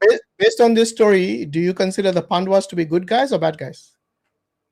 Of course they were good. He was good. They were good. Wait. So you're saying someone who gambles their only wife away is a good guy, yeah? No, but you're selecting one out of context. What happened? Put it in context. Go on. Put it in context. How does it justify to gamble your wife away? No, you're taking out of context. No, you put it in context. You didn't even know the name. I had to remind you about what happened before. What happened before? You tell me. Go on. I told you my part. You tell me your part. Yeah, but so many things happened before. Yeah, would you? I'll tell you what. Would you justify gambling anybody's wife away? No, gambling is not good. Okay, so gambling is. By the way, Krishna never said gambling was bad. He allowed it. No way of it. He allowed the gambling part. Where did he say it was bad? Where in your Bhagavad Gita does he say gambling is bad? He doesn't say it is good. Yeah, but if it doesn't say it, then it's good, obviously. No. Yes. In fact, brother Ajim, you're saying where in the Gita it says that gambling is bad, right? Yeah, exactly. Krishna says in the Gita, I represent gambling because I cheat people. I can give you the reference if you want. He represents gambling. Please okay, show the I'll reference. just give you. Okay, That'll be great. wait. We are like Kesavan's gurus today. Krishna, no, you're not. You can't be my guru. You're an ordinary person. Krishna is the biggest. He can cheat any person. Krishna is the biggest cheater. Is that what he said? Any person. Did he just say Krishna is the biggest cheater? Of course. Wow. He's God. Yeah, they he's the biggest sinner. Is that what he's saying? No, this is what you do. You get everything wrong. You get everything wrong. We literally gave you the references. Point of view with a spiritual point of view. We literally gave you the references for what we claimed. Yes, we never made up anything. It is in your own scriptures. If anybody is wrong, go blame the people who wrote your scriptures, not us. Don't shoot the messenger. You're jumping from one point to another. Look, when I asked you about the Chandalas, you said they were meat eaters.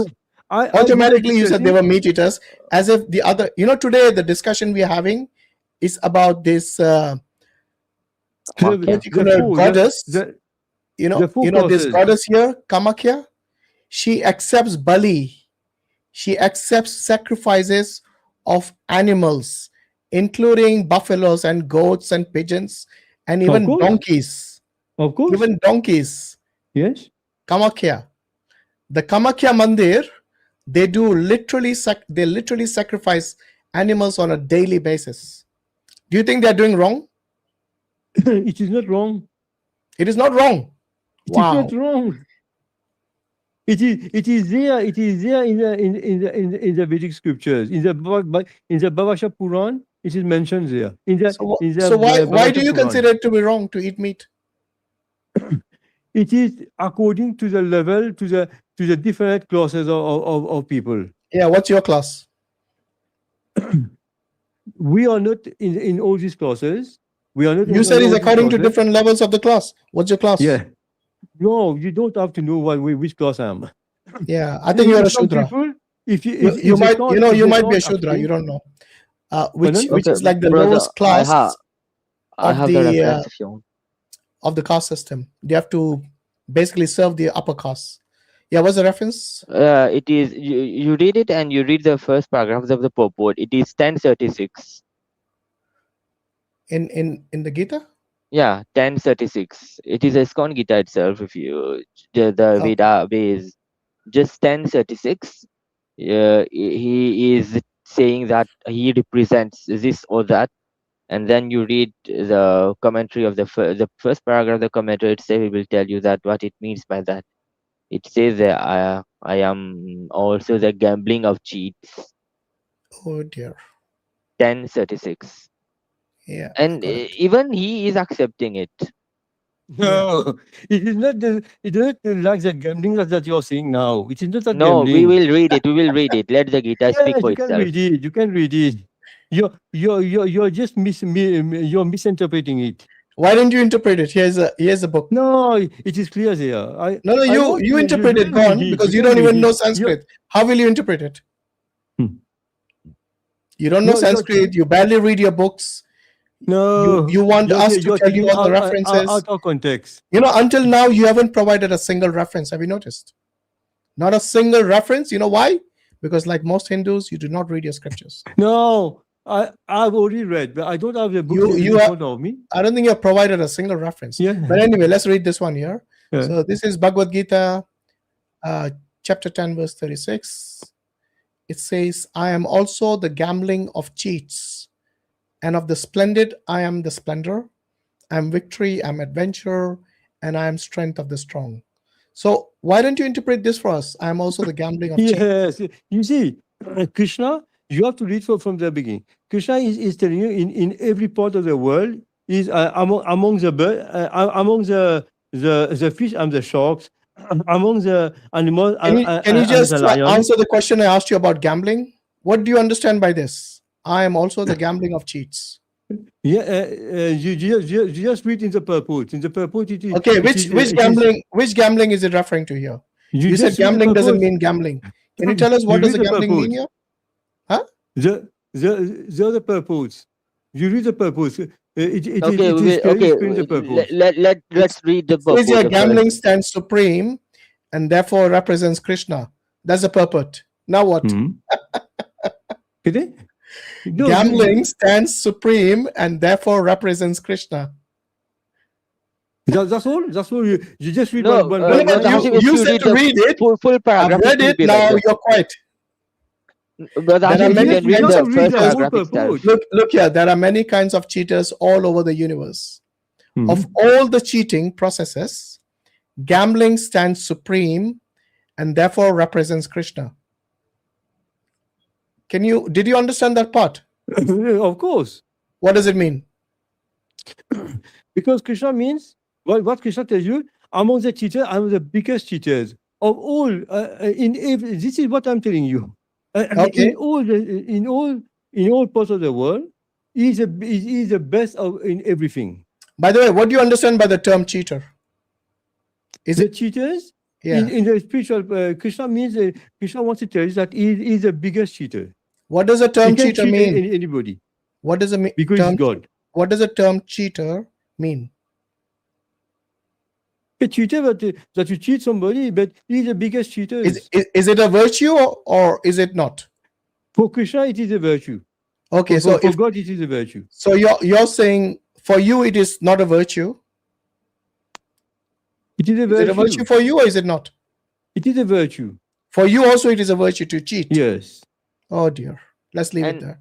And if you continue if a Hindu like you says cheating is a virtue, then no, I said for you. I specifically said for you. Are you a cheater? Cheater cannot be a virtue. For God, Krishna says he's a biggest cheater. Okay, so cheater cannot be a virtue for a creation, but for Krishna it is okay, yeah? For God means that he is the biggest cheaters. Okay. He can't cheat in anybody because he's God. Just like he cheated Shiva. He cheated Shiva when he went to the form of Mohini, and even cheated the wife of Tulasi. No, if you want, if you're a cheater, he can cheat you. The biggest cheater. Here, if this guy keeps insulting his God. I don't know why he takes pleasure in that. No, but Krishna says over here he did it. God. He cheated when he took the form of Mohini, and he even cheated when he took the husband of Vrinda. He took his form, so he did it. And you know, brother, if you continue the verse, the Supreme Krishna can be more deceitful than any man. If Krishna chooses to deceive a person, no one can surpass him in his deceit. It continues the what you just said. You're right. It says here, as for the Supreme Krishna, let me read from the beginning. There are many kinds of cheaters all over the universe.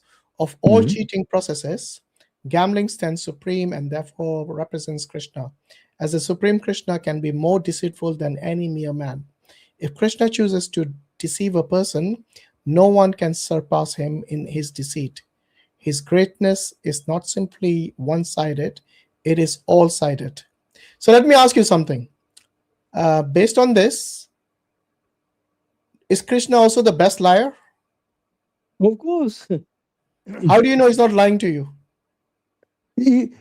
He can lie to everybody. So the whole Bhagavad Gita is a lie. How will you defend that? If someone said the entire Bhagavad Gita is a lie, because Krishna is the best of liars and the best of deceivers. Okay, how do you know he hasn't lied to you? Okay. You know what we do? We check and balance. Check and balance. We read Bhagavad Gita, we put it in practice, and we get the result. Okay? Well, we already saw the result. He considers himself to be a cheater. No. A deceiver. No, you're getting it wrong. He says I that literally among read the it for you. cheaters. You asked me to read the purport. I read it. No, you're getting wrong. You don't understand. Why didn't you read it for me then? If you think I don't know, it was on the screen. I'm I read mobile. it. I read it from the official side of this Bhagavad Gita. Yes, he's telling you that he is the biggest cheater. Yeah, but how do you know he hasn't cheated you? Yes, because what he said in the Bhagavad Gita, we read Bhagavad Gita, we put it in practice, and we get the result. Okay? You put. Okay, I'll tell you what. So, will you put anything Krishna does in practice? Everything that Krishna says in Bhagavad Gita, we put it in practice, and we get the result. No. Will you do what Krishna does, and you'll get the same result? We can't do what Krishna does. You're not understanding. If you do, let's say you emulate what Krishna does. Will you get the same result yourself? No, we can't. Okay. We can't emulate Krishna. Will you follow his example? We follow his instructions. Yeah, will you follow his example though? We can't imitate Krishna. I didn't say you have to imitate him. I said, will you follow his example? What do you mean by example? His instructions. Everything that he does, will you follow that? No, we can't do. Why? Well, everything what he does. Because he's a bad example, right? No, there's no bad example. He's God. We can't do what God does. What if I show you from the Gita that you need to follow what he did? In fact, many men do exactly what Krishna did. They steal, they cheat, they deceive, they do all these things. You can't do it. Because what do you mean I can't do it? You can do what God does? I'm saying your Krishna does a lot of immorality, and a lot of human beings do similar immoralities. What do you mean for me? This is it's not my book. I don't emulate. It is not morality. For me, it is immorality. It is morality. For you also, it is immorality, but you just don't acknowledge it. No. But anyway, thanks for your time. No, but I hope you watch this stream. What I learned from you, you are jumping from one point to another. Yeah, no problem. You start with the four Brahman, Kshatriya, Vaishya, Shudra, and then jump to another point. I told you in Bhagavad Gita, this is the four classes of people, and then you jump to Upanishad, you jump to one and everything. You rejected the Upanishads because it didn't agree with your desire. According to Bhagavad Gita, you have to follow the injunctions of the scriptures. But you go against the Bhagavad Gita by following your desires. That's what you have done throughout this stream. How many Upanishads are there? How many Upanishads? It doesn't matter. You don't follow any of them. 108 Upanishads. 108 Upanishads. I'm asking one question. How many Upanishads are there? 108 Upanishads. Have you got 108 Upanishads now? You haven't even read one. Forget about 108. Yeah. All right. Goodbye, man. I had enough of this guy. He didn't even know about the Kamakhya will say every immorality that they will say that Krishna practice is okay. Right. Just going to take a few of your questions. There's some Hindu guys here. Hello, Hindu. Can you hear us? I don't know your name. You just call yourself Hindu.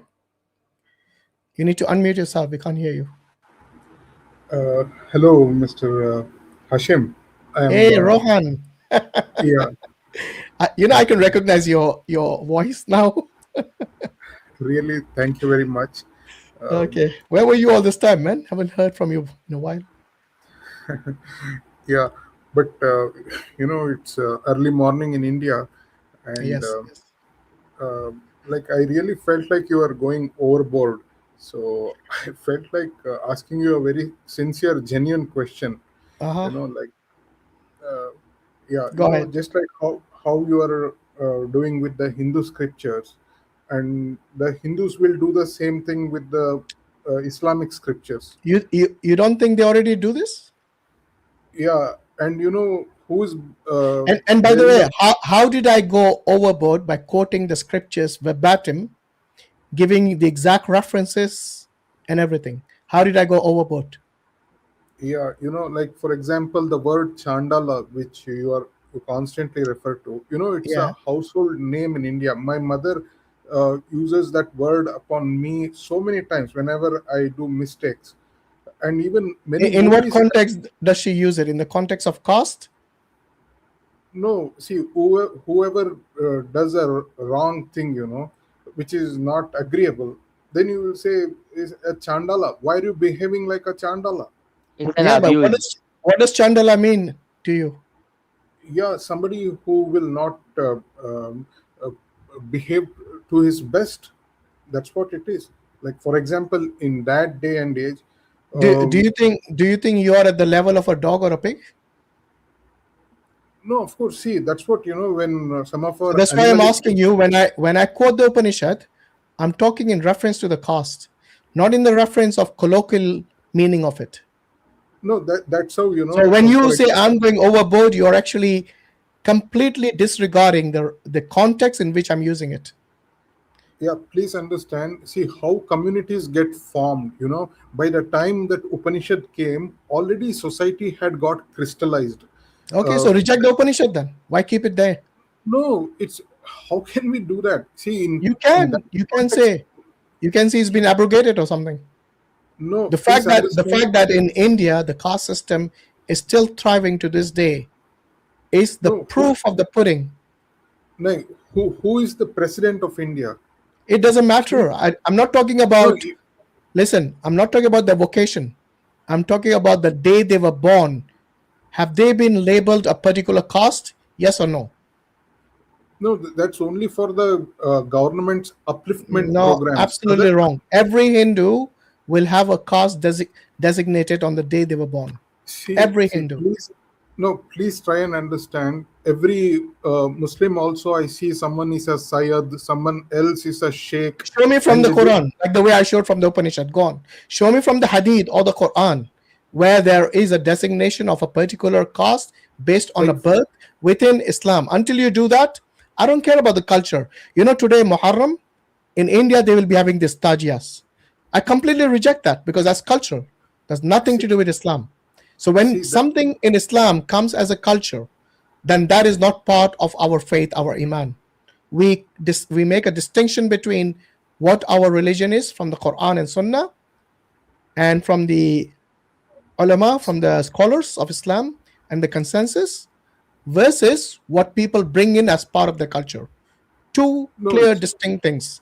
If you're going to use the same level of argument, like the way I bring from your scriptures, Upanishads is like the Quran.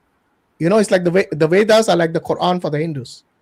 No, it wait a second. It is esteemed. No. It is not something which is considered to be like disregarded, but it is part of Shruti. Shruti is the highest form for them to take as injunctions from there. So don't tell me I'm going overboard, I'm misusing them and trying to compare Sayyid with caste system in Hinduism. Complete false equivalence fallacies. Okay, please listen. Within the Chandogya Upanishad, I've already many times quoted this. There is that wonderful narrative to prove us that caste is not something by birth.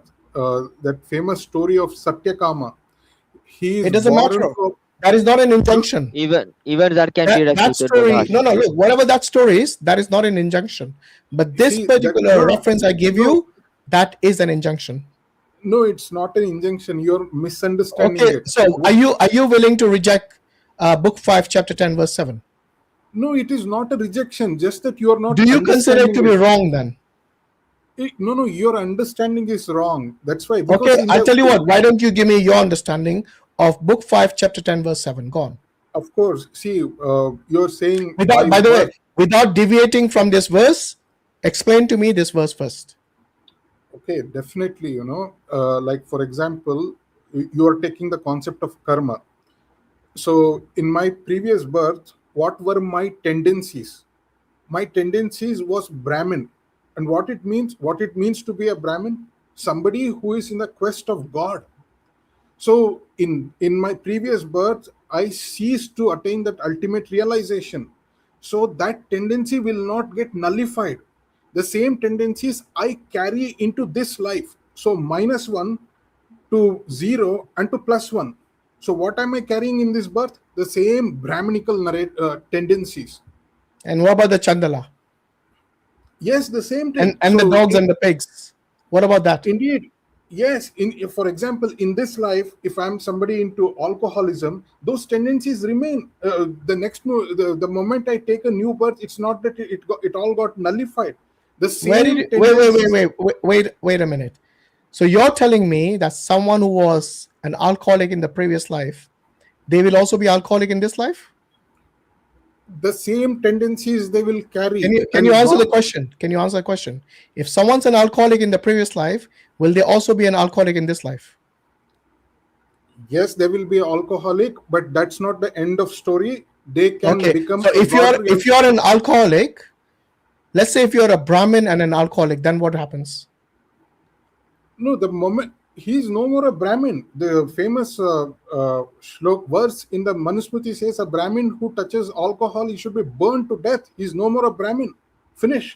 Do you know how many Brahmins drink alcohol? Sir, I challenge you one thing. Right now I'm in Bangalore. In the entire city of Bangalore, if you show me one alcohol shop which is owned by a Brahmin, it's not about who owns it. It's about. By the way, I can show you Brahmins who actually export beef. How about that? Beef. Literally Brahmins owning the entire production of this meat industry. How about that? Just because they are Brahmin doesn't. By the way, just because someone is a Brahmin doesn't mean that they are some sort of immune to sinning, immune to adharma. Even people like Krishna, people like Vishnu commit adharma, but you guys don't consider that to be adharma. For you, all of these things are okay as long as the Bhagwans do it. But coming back to the example, no, hold on. I asked you about explaining the Upanishads. Tell me, why does someone who is a human being is regarded at the same level as a dog and a pig, even if they had a bad karma? See, the animalistic life, what is the difference between someone who commits a rape and an animal which is always indulging in the same thing? They are animalistic. Well, then Vishnu would be the same level as a dog and a pig then, because he committed rape with Tulsi. See, that's what you know. By deception, that too by deception. Okay, Brother Hashim, I request you something very important, and it's actually a challenge. This challenge is thrown upon the entire Islamic community by none other than Dr. Yasir Qadhi. And you have a link to that lecture on I don't care. website. For us, listen, Yasir Qadhi doesn't belong to some consensus of scholars for us. No, so whether your challenge, look here, your challenge is meaningless because you're pointing to one person when I'm pointing to something like the Shruti, the Upanishads. So please stop deviating into these meaningless challenges. When I ask you the question, why consider a human being not only as a costless person, but to the level of a dog and a pig? Answer that question without deviating. No, 1 second. See, we are here for a discussion, right? So please allow me. So do it without deviating. Go on. No, I raised something as a request. So he has. You have to answer my question first. No, you have to answer. Look here, Ron. You have to answer my question because I asked you first. No. Why consider a human being at the same level as a dog and a pig based on the Chandogya Upanishad, which you said you do not reject, so you accept it. Now explain to me why treat a human being to the same level as a dog and a pig, and that is the reason we see this caste system within India. We see untouchability. To this day, even after 75, after nearly 80 years of India's independence, we still have untouchability in India. Why? See, please understand, here you are talking about ISKCON's temple. ISKCON's temple. No, I'm talking about the Upanishads. I'm talking about the Upanishads. Okay. What are you on about? Even with the Upanishads I am speaking, I consider someone who lives that low life of you know what differentiates an animal and a human being. Our teachers tell us day in and day out. Tell me why is a one-day-old baby considered equal to the dog and a pig? No. What sin has that one-day-old baby who is given the designation or given this caste from the day it was born? Because We are talking about jati here. We are talking about jati. Jati is based on birth. Yes. Jati, the very term jati means by birth. Okay? Please understand. If it was something like that. Last chance. If you're not going to answer the question, I'm bringing somebody else in because it's already quite late here. So answer the question. Why is a human being treated at the same level, given the same status as a dog and a pig? Last chance. You got 2 minutes to answer. So you want to jump out of the challenge that Yasir Qadi has thrown with research? I didn't even listen to your challenge, so why should I jump out? No. Anyway, look, last chance. Do you want to answer or not? If you want to jump out of the challenge that your guys are throwing upon you, then you can do. Bye. I didn't even listen to his challenge, so how can I jump out? Okay, Imran Khan. Hello, are you there, Imran? No, he's going to sleep. Okay, let's remove him. Who is next? Parvez Samuel.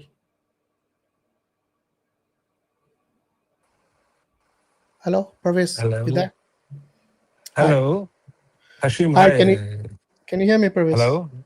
Yeah. Yeah, I can hear you. Is my voice audible? Yes, it is, yes. Yes, can you open 354 for me, please, from the Quran? This is not about the Quran. Today is about Hinduism. Yes, exactly. By the way, are you a Hindu? Listen. Parvez, are you a Hindu? Forget that if I'm a Hindu or not. You were discussing. Goodbye. Cash, you there? Yes, brother. Assalamu alaikum. Wa alaikum salam. Where are you calling from, Cash? I'm in USA. Okay. I want to ask, I mean, like, is this stream only for non-Muslim, or I can take part over here? Today the topic is on Hinduism, and okay. this is our topic today. It's Kamakhya, the fierce Hindu goddess. So if you got anything to say on Hinduism, even if it's about the caste system or anything, that's okay. Since we have very less time, so if you can make it quick, that'll be great. Yeah. Okay. I just want to share. I did study about what they call Sanatanism. That they claim that it's a Sanatanism and Hinduism, whatever. So I'm just going to share something. I mean, like, yeah. So I don't have a specific question. So I mean, like, my question can be like, how we humans, I mean, no matter what they believe, those Hindus, but I mean, like, how they reach on a stage where they believe so many things which doesn't make any sense at all. Like, yeah, they believe in yeah. Bro, look, you know, if a human being has been indoctrinated to worship an idol made by their own hands, you know, they'll believe anything. Because so these people are not they're not illiterate or not educated. Some of these guys they are very educated. I mean, some of these guys are extremely educated. But yet, because the shaitan has deluded them, they but not in the meaning of scholarly educated. They are, I mean, like, educated according to this world, like they've been in university and IT profession whatsoever. But at the same time, they have, I don't know how they have a very lowest mentality, and they worship like one of my friend over here. He's the owner of a 7-Eleven from here, Raj. Yeah. So sometime I want to talk to him, but I avoid. Yeah. So they fired up. But yeah, I don't know how they believe. I think they just believe generation. There's a lot of disturbance in your audio. I don't know what it is. I'm just entering in my room. Okay. So I mean, like, I also have this question, like, and the funny thing is, like, if we see what's going on the internet and all around the world, everybody has one enemy. Unfortunately, the disturbance is still there. Okay, I'll tell you what, why don't you come next time, and inshallah we can discuss. Make sure you fix your audio by then. Is it okay now? Yeah, it's better now. Yeah, go ahead. So the thing is, like, I also sometimes I ask question to myself that how these people believe. One thing is clear, like, they're believing like blindly, and they never thought about that. So that's why Allah we are taught by Allah Bari Ta'ala very clearly that what's the reason we are going to, I mean, those people are going to go for the eternal hell. Yeah. So there is a very strong and well reason. Yeah. So like in this world, there are live, there are IT professionals, there are attorneys and businessmen, and they're very successful everywhere. I've been in so many countries, and Indians are over there, and the Hindus, yeah. Yeah, So because they whatever they focus on believe. the dunya, not about the akhirah. Uh-huh. So that's why in the Uh-huh. dunya they will be successful, because that is what they are focused on. So if you look at most of the Hindus who come to our streams, even though they claim they have read the scriptures, they haven't, because most of them they follow their own whims and desires. Yes. And unfortunately, that's what has become of Hinduism today. It's So it means Allah Bari Ta'ala, yeah, Allah doesn't do injustice. So whatever they are going to get punishment, it's going to be according to the justice, and whatever they believe in. Allah gives them Yeah. opportunities in this dunya. They have their life 70, 80, 90 years, whatever it is.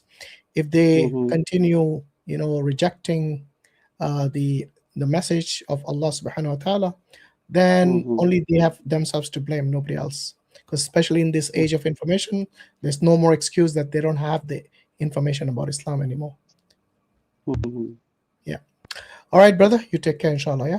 Thank you very much. May Allah bless you. May Allah bless you. Ameen, inshallah. Take care. Wa alaikum assalam. Okay, good guy audits. Hello, are you there? Yeah, I'm here. How are you? Yeah, I'm well, thanks. Where are you calling from? I'm calling from the States, the Bronx, New York. Okay. Are you a Hindu? No, I'm Puerto Rican. No, your religion. No, I know. How many Puerto Rican Hindus do you know? Well, I've seen It's Hindus possible. from all different backgrounds, maybe not Puerto Ricans yet. But It's possible, but it's not popular, you know? Okay, no problem. So where do you stand in terms of belief in God? Do you? I just want to say it's a pleasure to speak to you. I'm also I don't know, I don't want to toot my own horn, but like popular. I'm popular on this platform, YouTube. So, but I watch you a lot. You're very educated. You're very knowledgeable. I was in another Muslims stream. Just because I respect you guys. You're streamers like me. I know you're not mainly streamers, but you do stream. You do put content out. So I respect you and I watch your videos a lot. So first and foremost, I just want to say hi. It's a pleasure to meet you. Thanks for your kind word. But I think so. I believe in spirituality. I'm on a spiritual journey. But I recently ran across a word that I feel like might fit me. It's pantheist. Okay. I don't know if that engulfs everything I believe in, but I mean, I can understand pantheists and where they come from. But I just believe in God, man. I believe there's one true God. I believe God is the creator of everything. No, I struggle because isn't pantheism the opposite of that? Everything is God. yeah, pantheism is God is everything. Exactly. He's So God is everything, or everything is within God. That's pantheism.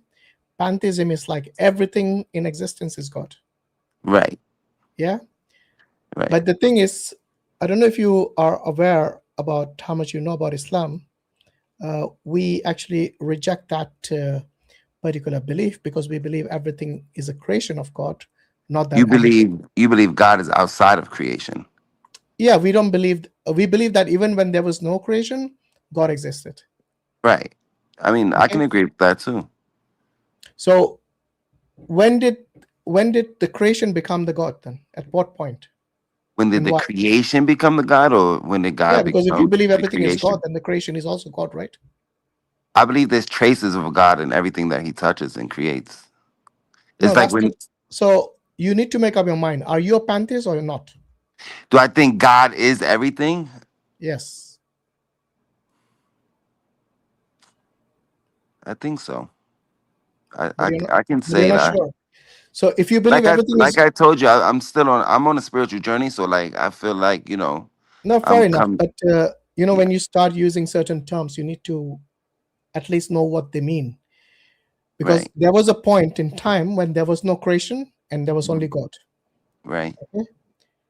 So when you say that everything is God, it means like there was a creator, and then he created something, and that became a God, and then he created something else, and that became God. You see where I'm going with this? Yeah. I So don't this would think make the a creation tree God as well, is. I but it don't think makes a no tree. sense. Are you mean the collective God or like different gods? Because I don't believe a There's only tree. one God. There's only one Right. God. I don't know what you mean by collective God. So if you I mean mean the God in collective, its. if you mean the creation, then I would reject that. Yeah, creation cannot be God. When I say the collective God, I mean God in his entirety, everything. You know. Yeah, we don't believe God in parts. Obviously, we believe God is one. We don't consider him to That's be what in I parts. mean. Okay, so once No, again, I'm not trying to say would you parts. I mean God as a. consider yourself to be God? I'm a soul. I know. Is your soul I God? believe I'm a soul. Is your soul No, God? I don't think. No? Okay, so I don't That's understand what you mean by everything is God. I Because you're struggle. not a pantheist, definitely, if you deny that. So I struggle with that concept. Like I believe that um like God works through people. You know what I mean? I think God communicates. He works through people, places, and things. And if God is everywhere, right?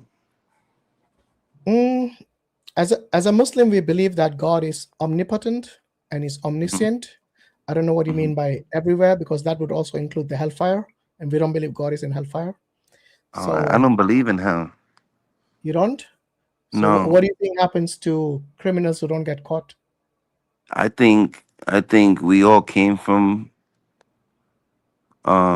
somewhere, and we're all gonna go back there. No, that wasn't my question. I asked you what happens to a criminal who dies without being caught. How does the victim of that criminal get justice? I think the criminal's gonna go back to where he came from. Where did he come from? Came from God. So where is the punishment then? Where is the justice of God? I think he's gonna have to learn his lesson. I How? think you're gonna have to look at your life like a life review. I believe in life reviews. I believe life is a classroom. So we're here to learn. Like the purpose of life is to learn and to grow. No, but you died, right?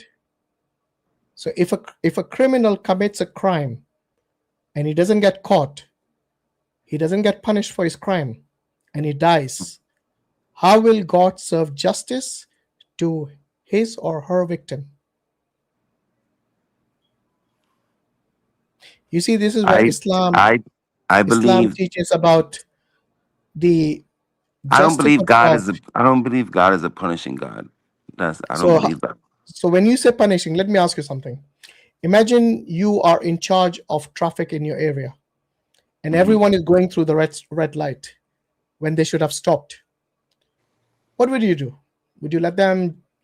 Would you let chaos just happen, or would you stop it if you were in charge of that system? I would stop them and teach them. How will you stop them? You saying if they're running red lights? Yeah. Well, if they have license plates, you can send them. You can talk to them and tell them like, "Yo, listen, Oh, but they've you already can't do gone through the that." red light. How will you Right? stop I them? mean, you find out where they live because they have a license plate. And then what do you You do? know.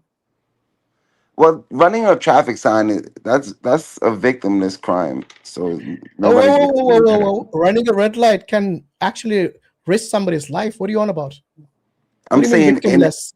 Do you drive? without crashing Bro, into do you somebody. drive or you don't drive? You didn't say whether they crashed into somebody or No, not. no. You Do just you said they drive or ran the not? red. Yeah, I drive. Okay, so you're telling me that there's no risk when you run It a could red lead light. to a car accident. Hold on, because I can't hear you now.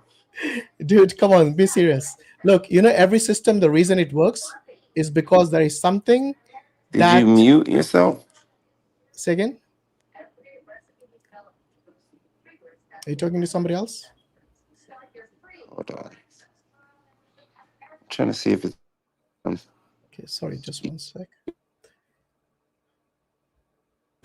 No. Yeah. So I'm asking you, look, the reason every system that is a system, it works is because there is some consequence if you do something wrong. So if you run a red light, there'll be a fine, or they will be punished if they are repeat offenders, or their license will be withdrawn. Yeah, that is a punishment. Do you realize that? But if there was no punishment, then everyone will just break the law every time because they know there is no consequence. And that is how a system fails, when there is no consequences. So when you're talking about God, God has certain rules, which if you break them, then you're disobeying. And if you disobey God, then he will give you chance after chance after chance for forgiveness. But ultimately, he will decide that now is enough and you'll get punished for that. So just like a traffic system, for it to function, you need certain laws in place to ensure that these laws are not broken. And if they are broken, then there will be consequences faced by the offender. Mm-hmm. You with me? I can't hear you. Can you hear me? Yeah, I can hear you. Yeah. Can you put a thumbs up if you can hear me? Because I see my mic moving. Okay. You can't hear me? I don't know why I can't. I'm gonna exit and come back because I can't hear you. All right. I'll tell you what. Listen, because this is a different topic. Oh, he's gone already. Okay, Parvez. If you want to talk on the topic, we can discuss. If not, call it a day, and then we can continue next time. All right. This is your second chance. You there? All right. I guess not. I don't know if they can hear me or not. Can you guys hear me in the live comments? If you can hear me, give me a thumbs up. Yo, can you hear me now? Yeah, I can't hear you. What's up? All right, I'm good. sorry. I don't know what happened. Yeah, no, that it StreamYard does that sometimes. Anyway, good to see you. So it's good. It's good to be seen. So I have a question. Yeah. Why? By the way, did you get the last bit which I mentioned? No. So I didn't hear what I anything was you were saying saying. basically is that in order for any system to work, there needs to be laws in place. So if you break the rules, then there will be consequences for that. And if you're not, then those consequences do not apply. And this is the case with anything. If you look at any system, whether it's legal or not, whether it's a traffic system, whatever system, it has to have laws in place. If it is just let run by itself, unsupervised, then that system is bound to fail. And this is where I asked you the question, what happens to a criminal if he dies without any consequence in this world? That means he committed a crime. Let's say he was a drug dealer. He's basically messed up a lot of people. Maybe he's responsible for a lot of their death, or maybe some other problems with their health and so on. And he just dies one day, in his bedroom, peacefully. If such a criminal who might be a drug lord, he goes unpunished in this world, then what happens to all the victims of his? How will they get justice in your worldview?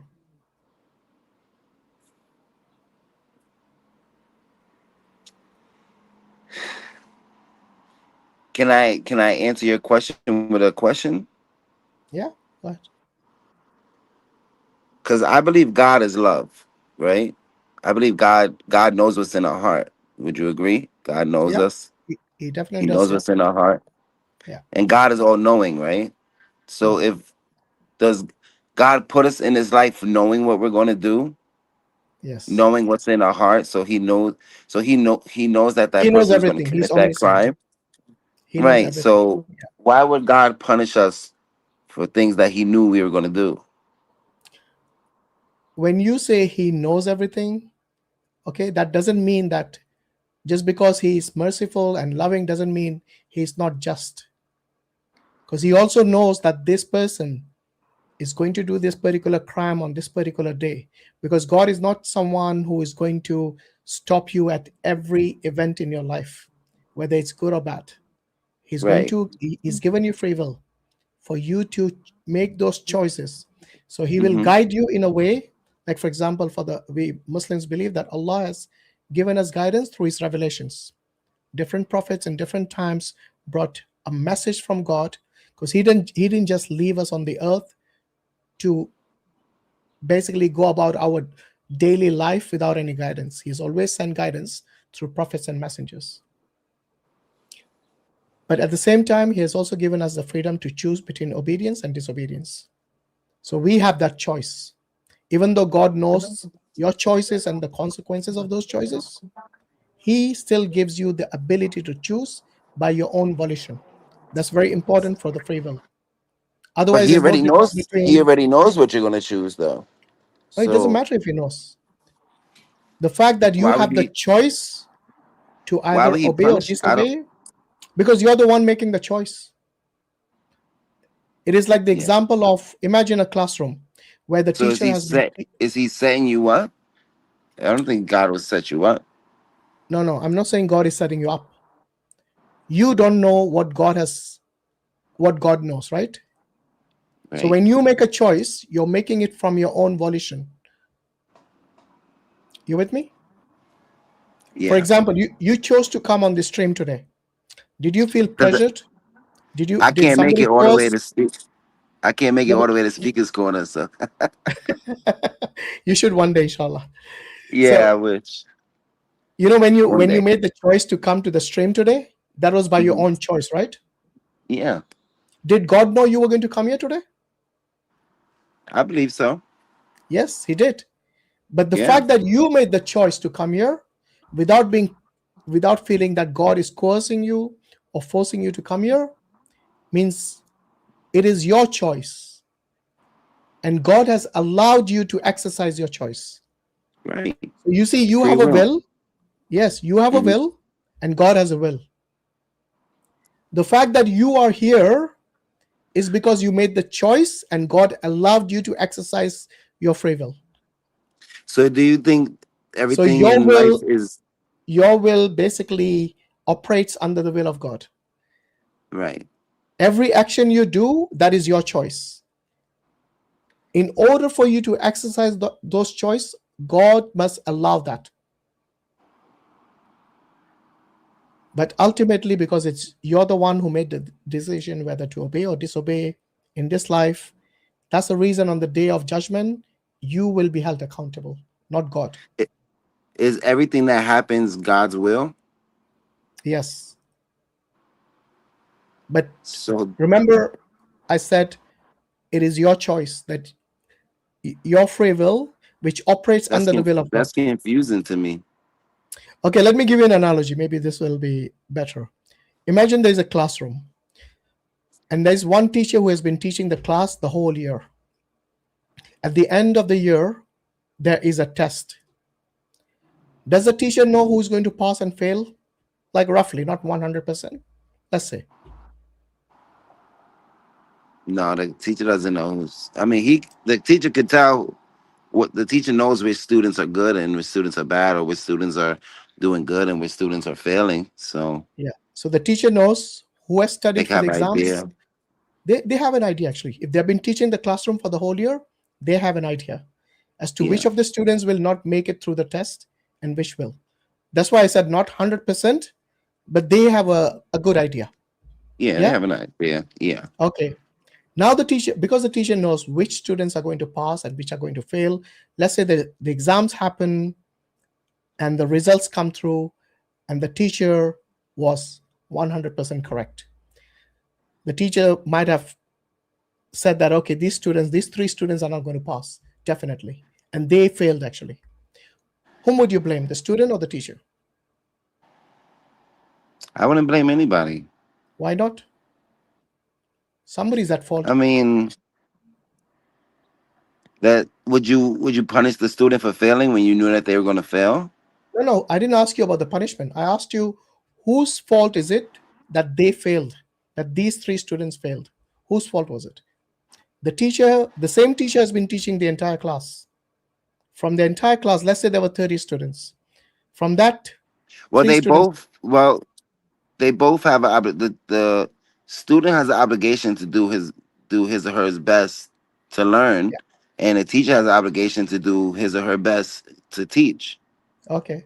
So, and whose fault is it's it? like, because the parents will blame the teacher for not doing some parents might blame the teacher for not being a good teacher, and some parents might blame the student for how not did the other not being a 27 good students student. pass? If the teacher was to blame, how did the other 27 students pass? They might be better students. They might have better All parents. 27 and except 3 are not good students. Why do you think they are not good students? I don't know. Who knows? There could be many reasons. Because they did not bother to study, which means they disobeyed the teacher's instructions. So you cannot blame the teacher, even though the teacher knew that they were going to fail one day because of their laziness. So it is their reckless behavior that they will give the exam regardless of whether they studied or not. It is that behavior which made them fail. It is not because the teacher didn't instruct properly during the classroom, because the other 27 students did pass. Okay, so even though the teacher knew that they were going to fail, you cannot blame the teacher, because ultimately the same instruction was given to all of them, the same syllabus was given to all of them, but 3 of them decided to just wing it. Even if they did their best, what if the students did their best? What do you mean by best? Like they studied and they still failed. No, I literally told you they did not study. That's the reason they failed. Oh, okay. So they didn't study. Okay. Yeah. So if they did not study, you can't blame the If teacher. they didn't study, then if they didn't study at all, then it's the students' fault. Absolutely. And the not study part, it is where they disobeyed God. If you look at the analogy of God, knowing everything, but he gave the same message to everyone. The same Quran was revealed for everyone, but they read the Quran and they disobeyed. So the analogy of this teacher here is understood here in this example about God punishing them because they disobeyed, not because God led them to disobedience. Everyone's got free will.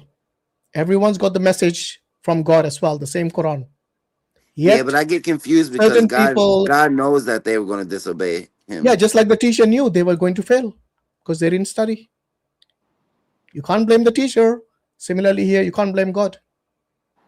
I think God is still going to love us no matter what, because he created us. Then God is not just if he's going to love you anyway.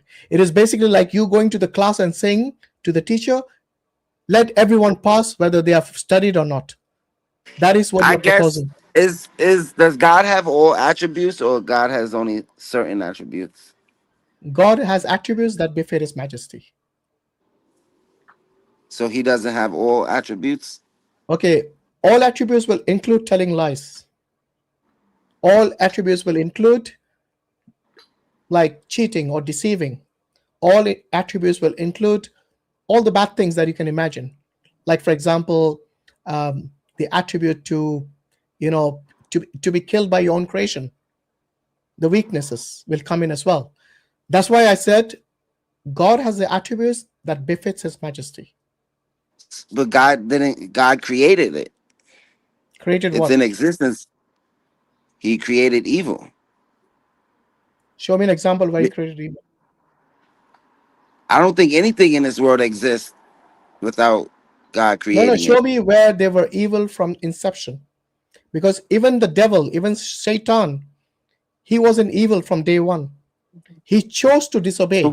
Just like the human beings, he's from the jinn. So who created evil then? Who has the will, the free will, and he also has the ability to obey or disobey. So who created evil then? Nobody created evil. They chose evil. Evil is a status of a person. For example, if you chose to disobey and do crimes against humanity, commit genocide and stuff like that, then that is evil. If you're telling me that God is going to let them get away with that genocide, then that God is unjust. When you say let them get away with it, means no consequence. So how did I'm saying, why would God let it happen? Like I said, we are given the free will.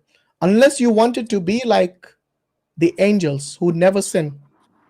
But the fact that God has created you as a human implies that you have a free will to choose between good and evil, between So you obedience and say evil. disobedience. You say evil is a status, right? A status. Yes, it is a Does that state. mean? It is something that you bring upon yourself. So does that Okay. mean good is a status too? Yes, of course. It's a status of a being. You can be good or evil, or sometimes you're good, sometimes you're evil. This is a free will, bro. This is a free will where you choose. I try to keep disobey. God as simple as possible. I don't, Yeah, like but I think. simple as possible will include injustice in your worldview, and I don't think God is unjust, because what you're doing is you're choosing God to be So all loving, but why then do ignoring the justice part. bad things happen to good people? It's a test. It's a test from God to see how you will react to the test. So, say for example, I don't know, let's say you lost your job. Some people, when they lose their job, they start cursing God straight away. How can you put me in this situation, God? Yes. Why did I did everything you asked me to? I prayed to you, but I lost the job. So you see, immediately the guy started to blame God for everything. Forget all the other factors, all the other consequences. But you see, when a person who is a believer and he trusts God, he will say, Inna lillahi wa inna ilayhi rajiun. Okay, to Allah we belong and to Him is our return. When something happens to you which you think is like negative or which is wrong, that's happening to you, even if some other human being is like unjust to you, let's say they borrowed money from you and did not return it to you, that is injustice as well. How somebody, whether it's your circumstance, whether it's your boss, whether it's somebody else, they actually are being unfair to you, unjust to you, how you react to that, that is also a test. And in this world, God has told us, like I said, He has already given us the guidance how we should react in certain cases. For example, in the Quran, Allah says, repel evil with good. And then another passage is saying, the good and the evil are not the same. So these are the guidance we have to abide by. And that is the reason when you look at the example of the Prophet, peace and blessing be upon him, and also of the companions, you will see from their life that there were many instances where they could have taken revenge, but they did not, because they considered that particular act of theirs was more gracious to be forgiving than to take revenge. And many of those people who were persecuting them in their previous situation, because the story here is of the Quraysh, the pagan Quraysh, who used to persecute the Muslims during the early years, and they went to the extent of literally boycotting them to such an extent where they couldn't buy food, they couldn't trade, they couldn't move about freely. All this persecution was upon them, and they actually had no choice but to migrate away from there. From Mecca, they went to Medina, including the Prophet, peace be upon him. Many of his companions were tortured, were even killed. But when they came back after 10 years with an army of 10,000 people, they just basically took over Mecca at that time, the Fateh Mecca. They could have taken revenge upon every person in that place in Mecca, in that city. But they did not. Yeah, the Prophet ﷺ, when he came back with an army of 10,000, he forgave those people who had persecuted him and his companions and even killed many of his companions. He showed mercy and kindness when he was with strength, when he could have taken revenge upon them. And that shows their kindness, that shows their merciful behavior. Even when they were strong, they would actually forgive people.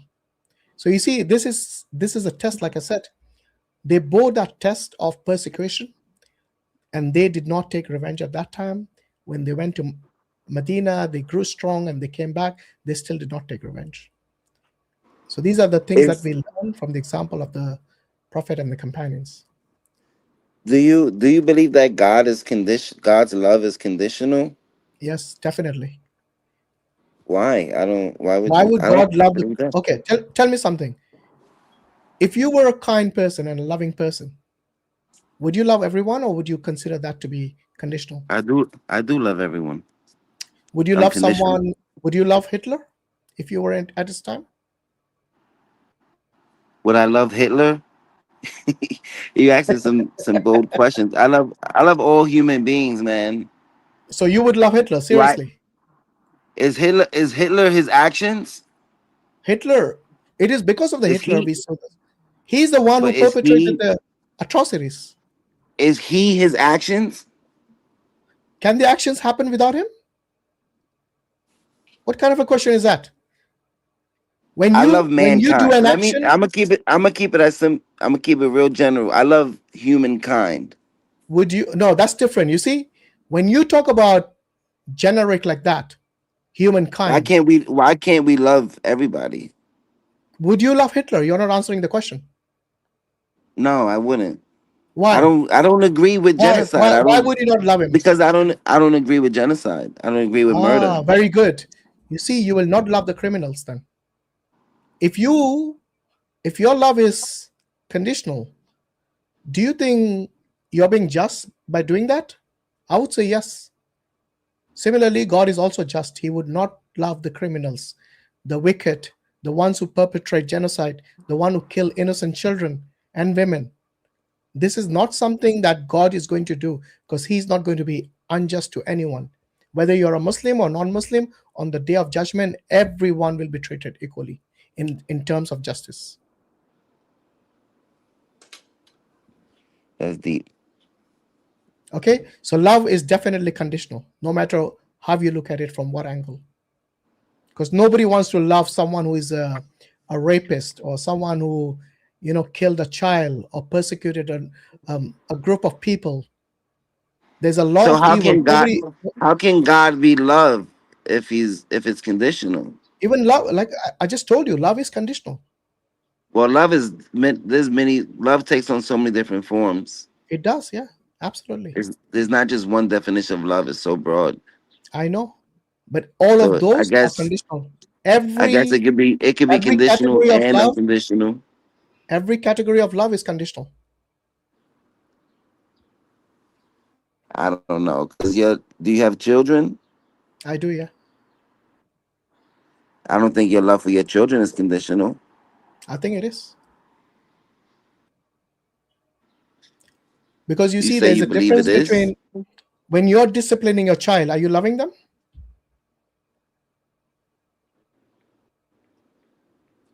Your patience might be whether it's conditional, verbal but or I don't think physical. When you're disciplining your child, are you loving them or are you punishing them?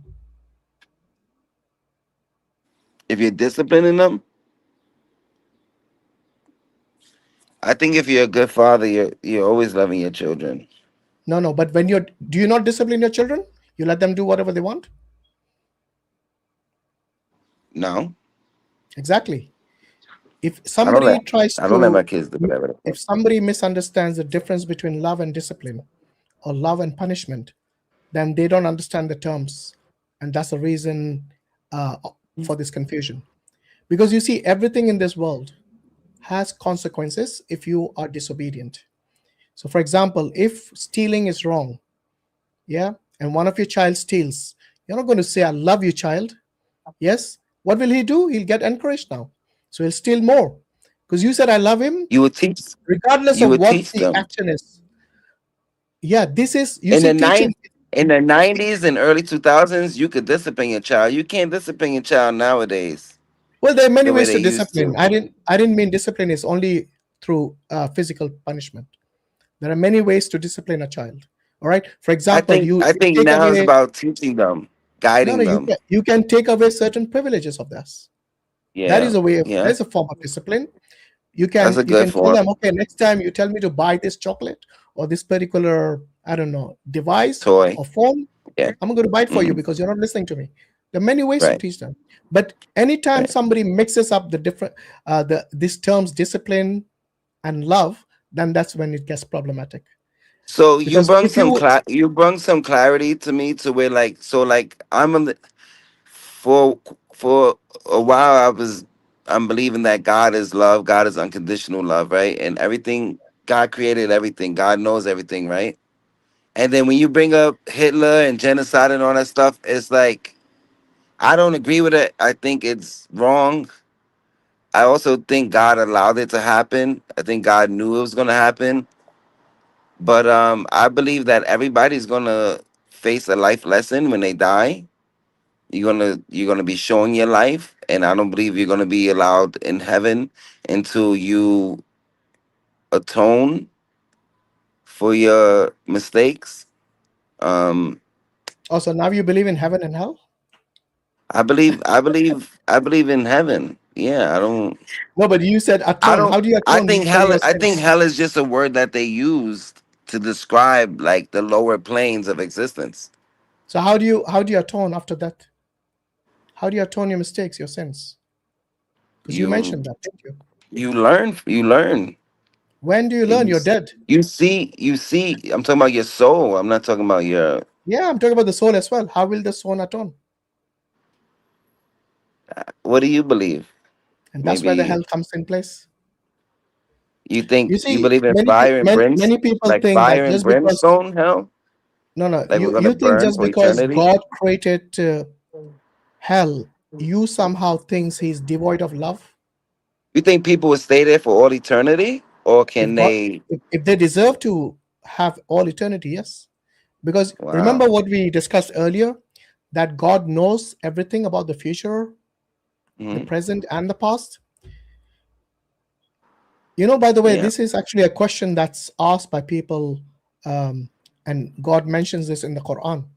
He says there will be people who will ask on the day of judgment, to be given one more chance to go back and rectify themselves. You know how God responds to them? He says even if they were given the chance to go back, they will repeat the same offense again. Really? And that is what justifies eternal hellfire. So Because God doesn't there are have certain faith? people, no matter how many times they go to the jail, yeah, they're repeat offenders. I know people like that. I've met people like that. So there you go. If they are repeat Yeah. offenders, no matter what kind of punishment you give them, these guys, because it's in their nature, and God knows the nature, and that's why they deserve hellfire, So you which is think eternal. God created them to go to hell? God created them with free will. They chose to go to hell. In fact, there's a hadith of the Prophet ﷺ which says that nobody will, nobody will, everyone will go to paradise except those who deny. And then the companions ask, who will deny to go to paradise? And then the Prophet ﷺ mentions those, is referring to the people who keep committing sins. Do you think those are just like evil souls? I think, like I said, every soul was born pure. It is only they, when they grew older, they chose disobedience You think they instead of chose obedience disobedience because they're weak? because of the free will, not because of weak. Nobody's created weak in that case. They're given the same opportunity like everyone else. But there are certain exceptions. For example, there are people who might not be mentally at the same level as everyone else. Yeah, they But might aren't have they some. innocent?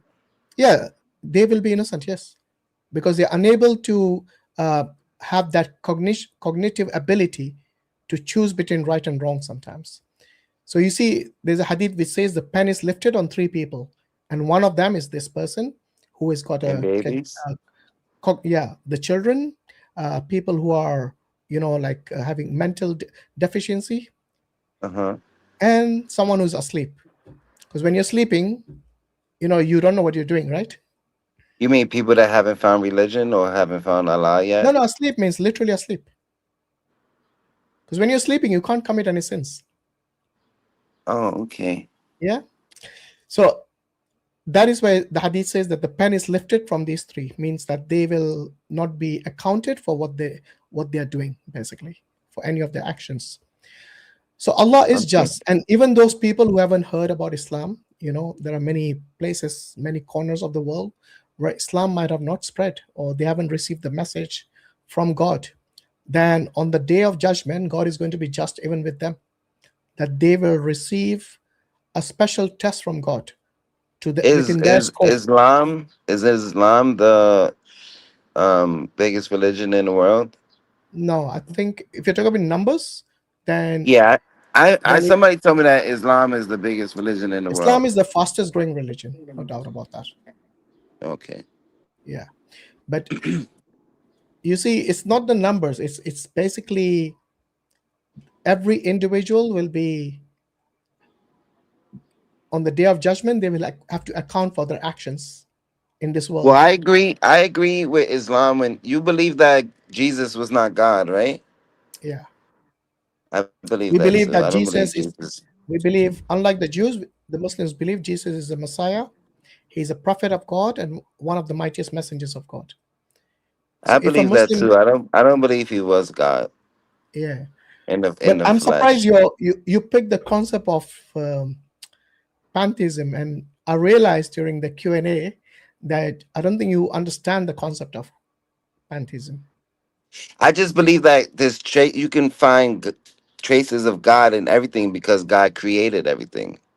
Yeah, That's so what I mean. yeah, I would Like agree with Michelangelo that. painted.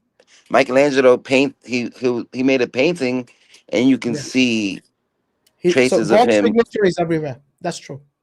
That's what I mean. His Yeah, signature is everywhere. so if that is what you mean, then I agree with you totally. Right. You see, one of the defining attributes of God is that he's independent, absolute independence. He requires no companion, no partner, nobody basically. He's self-sufficient. And this independent, absolute independence is what makes him the necessary being, the one who is not contingent or dependent on anyone else, but everything and everyone else is dependent upon him. So you believe that God is outside of creation, and he he created everything, but he can't be inside of his creation as well. You see, if you look at every religion which believes God is within his creation, then that God loses the all-powerful, omniscient, and omnipotent attribute of his. Because as soon Can as God you, be free will? Can God what do you be mean? free will? God is independent. So definitely he's got free No, will. I'm saying, can I'm not God saying. be free will itself? No, free will is again a status, is an attribute. It's a nature of an individual. It is not something that itself has ability to think or it's by itself self-sufficient. Free will is like your nature. Is your nature like Okay. that of an angel, which doesn't have the option to sin? Or is your nature like a human being who has the option to do good and bad, to obey and disobey God? I appreciate you conversing with me without prosecuting me for my questions, because No, no, why would I? I one of mean, the you're first asking things I say, genuine questions, so why would I prosecute you? well, one of the first things I mentioned is that I'm on a spiritual journey, so I'm Yeah. seeking, you know what I mean, and Have I you had have the questions. opportunity to read the Quran? No, Okay, so maybe you should, I've pick just up a been into copy. like spirituality and stuff like that. I've Yeah. got into like sacred geometry and like the flower of life and stuff like that, and near death experiences and Wow. stuff like that. So Okay, because interesting. I've watched a lot of stories of people they share their near death experience, and they all mention that the afterlife is peaceful, and they never felt this. You'll never feel love like that in this world.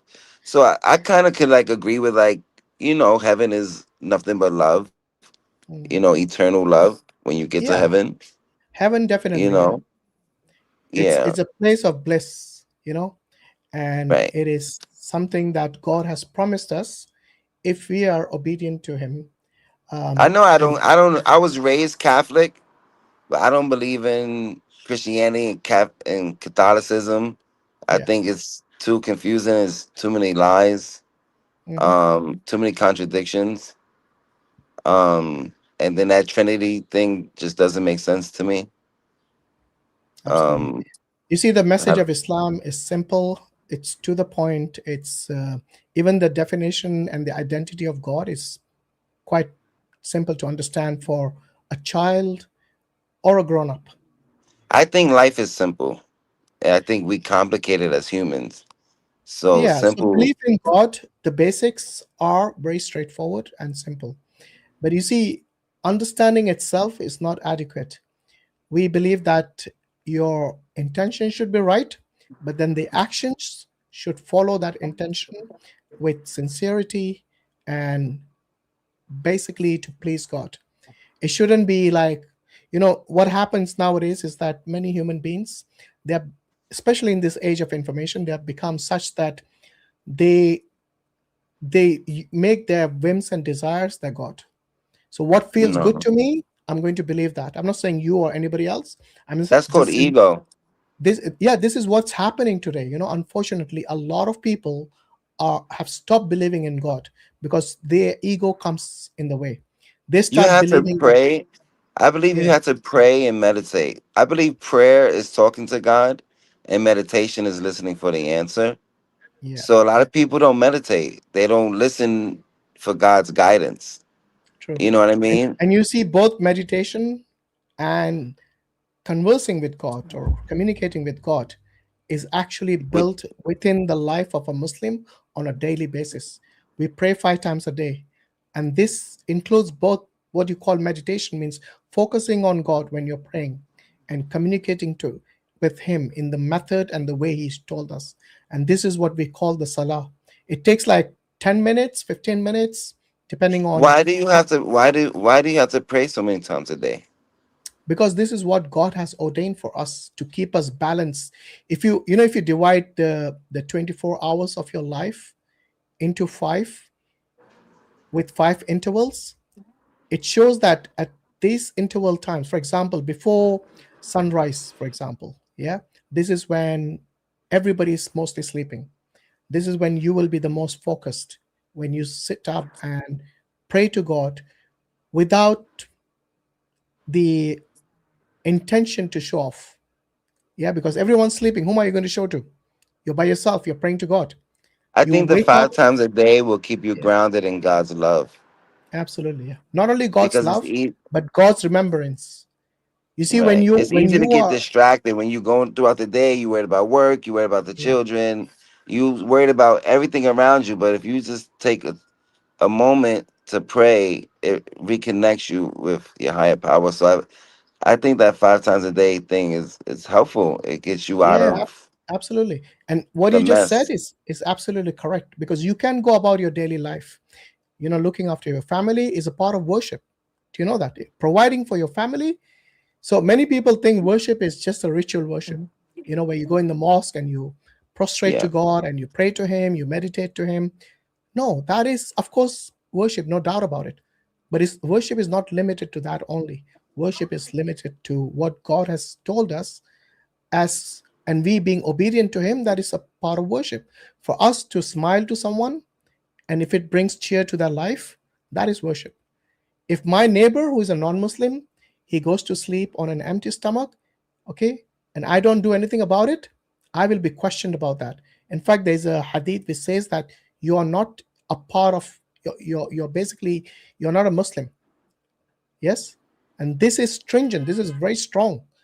Even though that person was a non-Muslim, because I knew that he went to bed hungry, and I did nothing about it, I will be accounted for that because it was within my Do you means. sometimes feel like you don't deserve do you sometimes feel like you don't deserve the grace of God I even think though you're grateful? one thing that we know for certain is that none of us deserves paradise.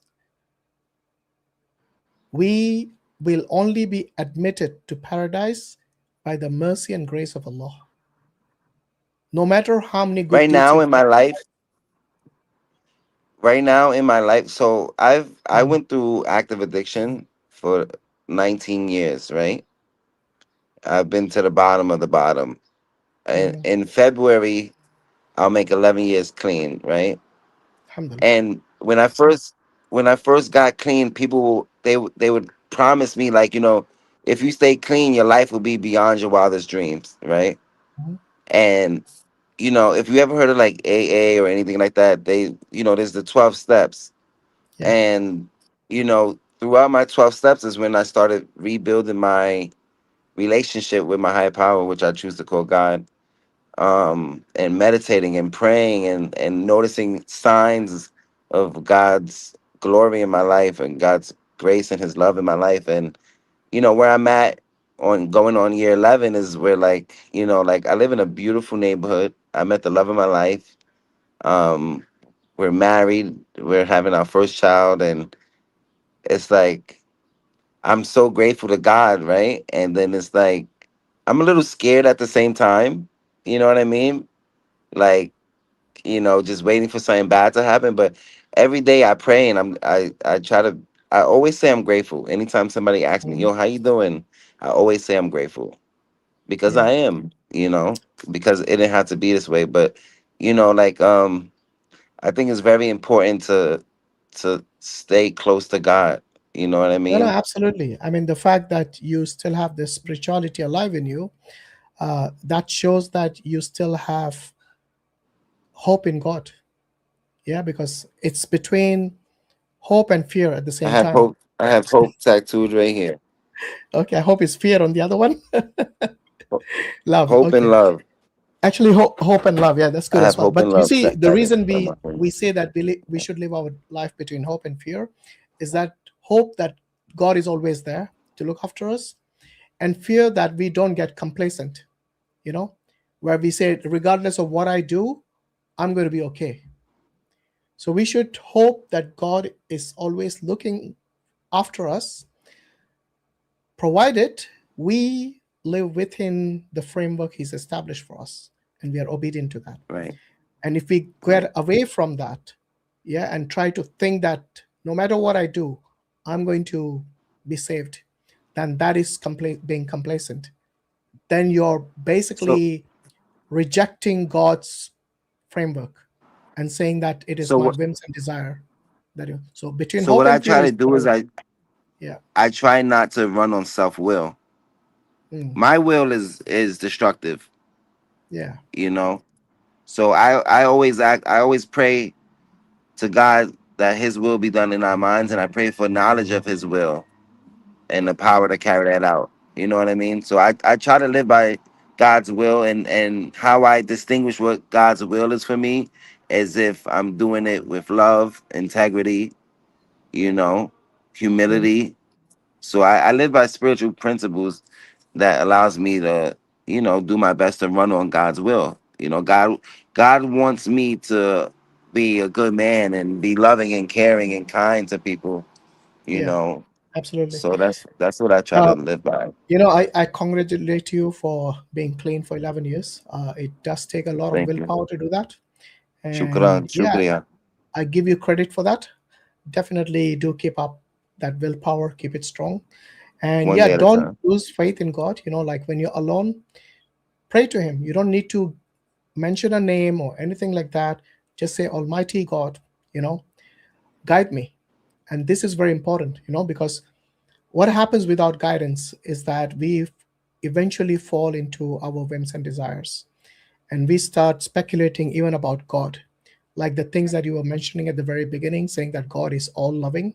Yes, God is the most loving. I wouldn't say all loving, because all loving implies that doesn't matter what you do, He's going to love you anyway. But if you say most loving, then you say yes, it's conditional. At the same time, He's also able to punish and serve justice if you are going to go cross the line. And even if you cross the line, even if you have sinned many times, God is merciful. He's able to forgive you, provided you ask Him and repent to Him sincerely. What does that mean? It means you're not going to make an intention not to commit that same sin or that particular bad thing that you have done. So make an intention when you're praying to Him for forgiveness, that I will not do that again, I'll not repeat it. But does that mean that if you repeat it again, that God is not going to forgive you? Of course He is. He's the most merciful. But remember, He's also the most just. So never be complacent about His love or His mercy, because that can be detrimental as well. I'm grateful that I had open-mindedness to change my life around. To Yes, like indeed. when God gave, because God, He's given me many chances, you Mhm. know. And on that last chance, I'm happy that I took advantage of his will for me and his love for me, you know. Yeah. And I would not throw it back if I relapse today, I'm throwing the gift that God gave me right back in His face, and I'm not going to Absolutely. do that, you know. So But it's that's very how I important think. for you. It's very important for you to, look with an objective mind, with a sincere heart for God and His guidance in addition to His love and mercy. What does that mean? When we are sent to this world, we have this fitra, which is a natural disposition. When a child is a child, they are not being disobedient because they are just doing what is within their nature. Until they Right. grow older, when they learn the difference between good and bad or good and evil, and then they choose either good or evil or obedience or disobedience. And once you know, you can't go back to not knowing. Yeah, that's true, but that doesn't mean that you will somehow lose hope at some point because you are depending on just yourself to decide what is good and bad. And for that, we need guidance because ultimately, who decides what is good and what is bad? It is not it shouldn't be left to our own desire again, because we can be wrong. That's objective morality. Yes, and that is where the guidance from God comes. So it's not we who decide what is right and wrong or good or bad. We leave that to Almighty God. And that can only come from His revelation, which we believe as Muslims to be the Quran and the Hadith. So the Quran and the Hadith gives us instructions how to live your life from the day you're born until the day you die, how to go about your daily life as well, how to treat your parents, how to treat your neighbors, your children. Your children have right over you. You have right over the children. Similarly, you have a right towards God, and God has right towards you. God is one of the rights towards you is that God is not going to be unjust to you. And you see, even though there are a lot of people out there who reject God outward, like clearly without any doubt in the heart that they say there's no God, the atheists, you see, God even gives sustenance to them. That is how merciful He is. The air they breathe, the food they They eat, don't the believe water. in no. They don't believe in no power greater than themselves. When I speak to an Yeah, atheist, yeah, and I tell them, if you go outside naked and stand in the street, a power greater than yourself is gonna come. I'm just letting you know, true, yeah. So you right? see, God is merciful. He provides even for them, even though they Yeah. clearly reject God and His existence. And some of them are living peaceful life and they go about their daily life as if without any care in the world. And that is why I'm saying that in God this bless world, them. for them, it's like a paradise in this world, many people, but they will have no part in the afterlife. And that's why it's very important to focus on the afterlife as well, because this life is a temporary life. The life in the other world, that's going to be the real life because it's going to be eternal. So I guess I'm not a pantheist. You're not a pantheist, definitely. I'm gonna continue seeking. I'm gonna Yeah, continue exploring. yeah, I'm gonna keep an open heart and keep an open mind yeah. and continue Why having don't you come? dialogues. Why don't you come So on our stream next time? And there are some brothers, they explain this life and the purpose of this life and about the afterlife much better than I can. So, inshallah, God willing, hope to see you again. are you guys all in the same? Because I know it's a lot of. There's a few of you that are on the same channel. Uh, You're yeah. So, Hashim, right? sorry, Your name is Hashim, right? Hashim, yeah. So, Okay. yeah, this channel, Dawa wise, we invite a lot of people who might have their channel of their own. So, we got, for example, Brother Muris, we got Brother Yemeni today. They have their own channels as well. But I'm we talking about bring the them gentleman panelists. that's actually in the videos. There's another gentleman that has like a little goatee. That's a Yeah, Brother beard. Mansur, he was here earlier. Mansur, yeah, he's very educated as well. Yeah.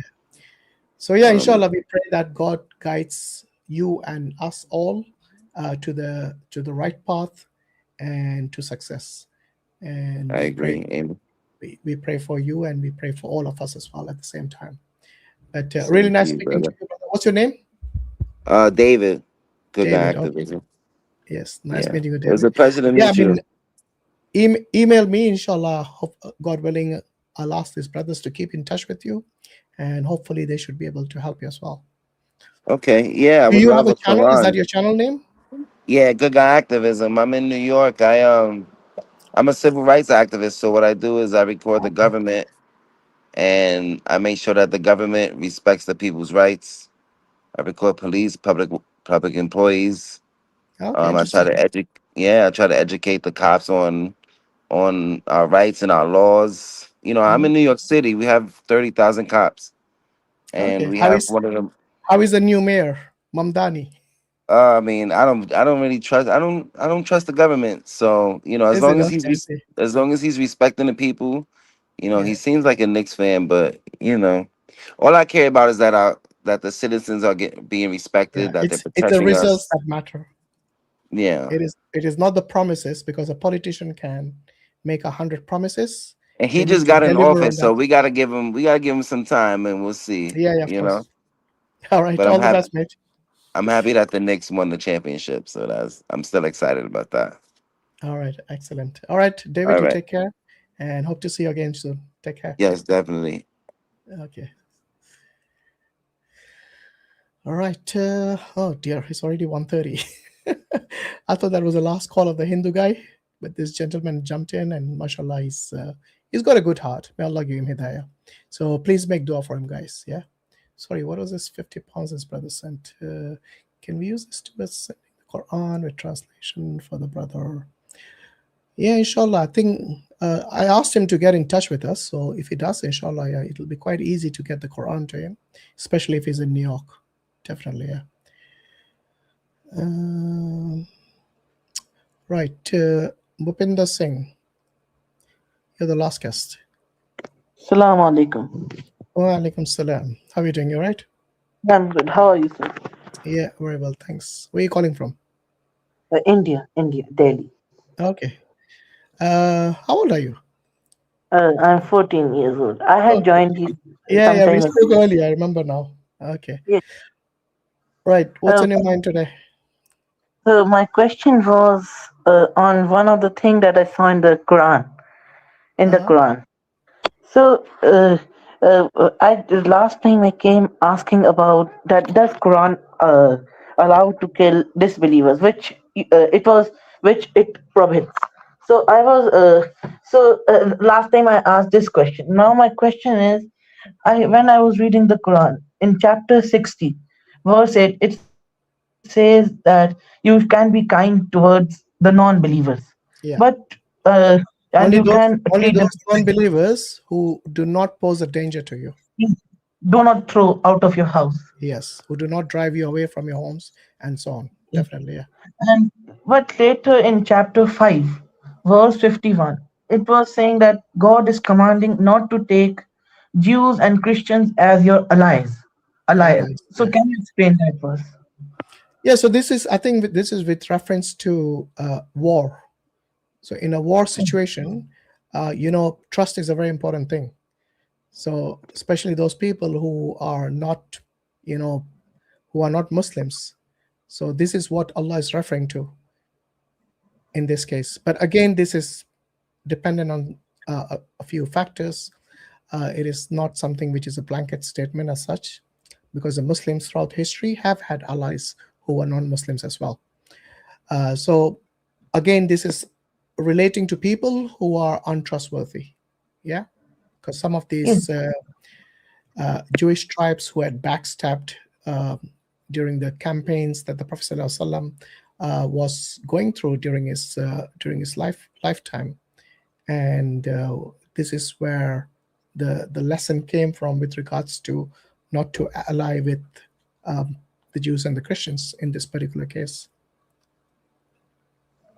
So, by the way, you know that the Muslims can actually marry the people of the book as well? Yes. Provided with Yes, some I remember. conditions. Because many people think that we consider the the Jews and Christians as enemies, all of them. Now, obviously, if God is asking you to marry them, it doesn't mean this enmity is a blanket statement, or it's something that is practiced like everywhere in every circumstance. Yes, but I was listening, but only men can marry, not women. Yes, because men are the head of the household. Even for you guys, the Sikhs is the same thing, isn't it? So when it comes to the head of the household, it is usually the authority is given to men.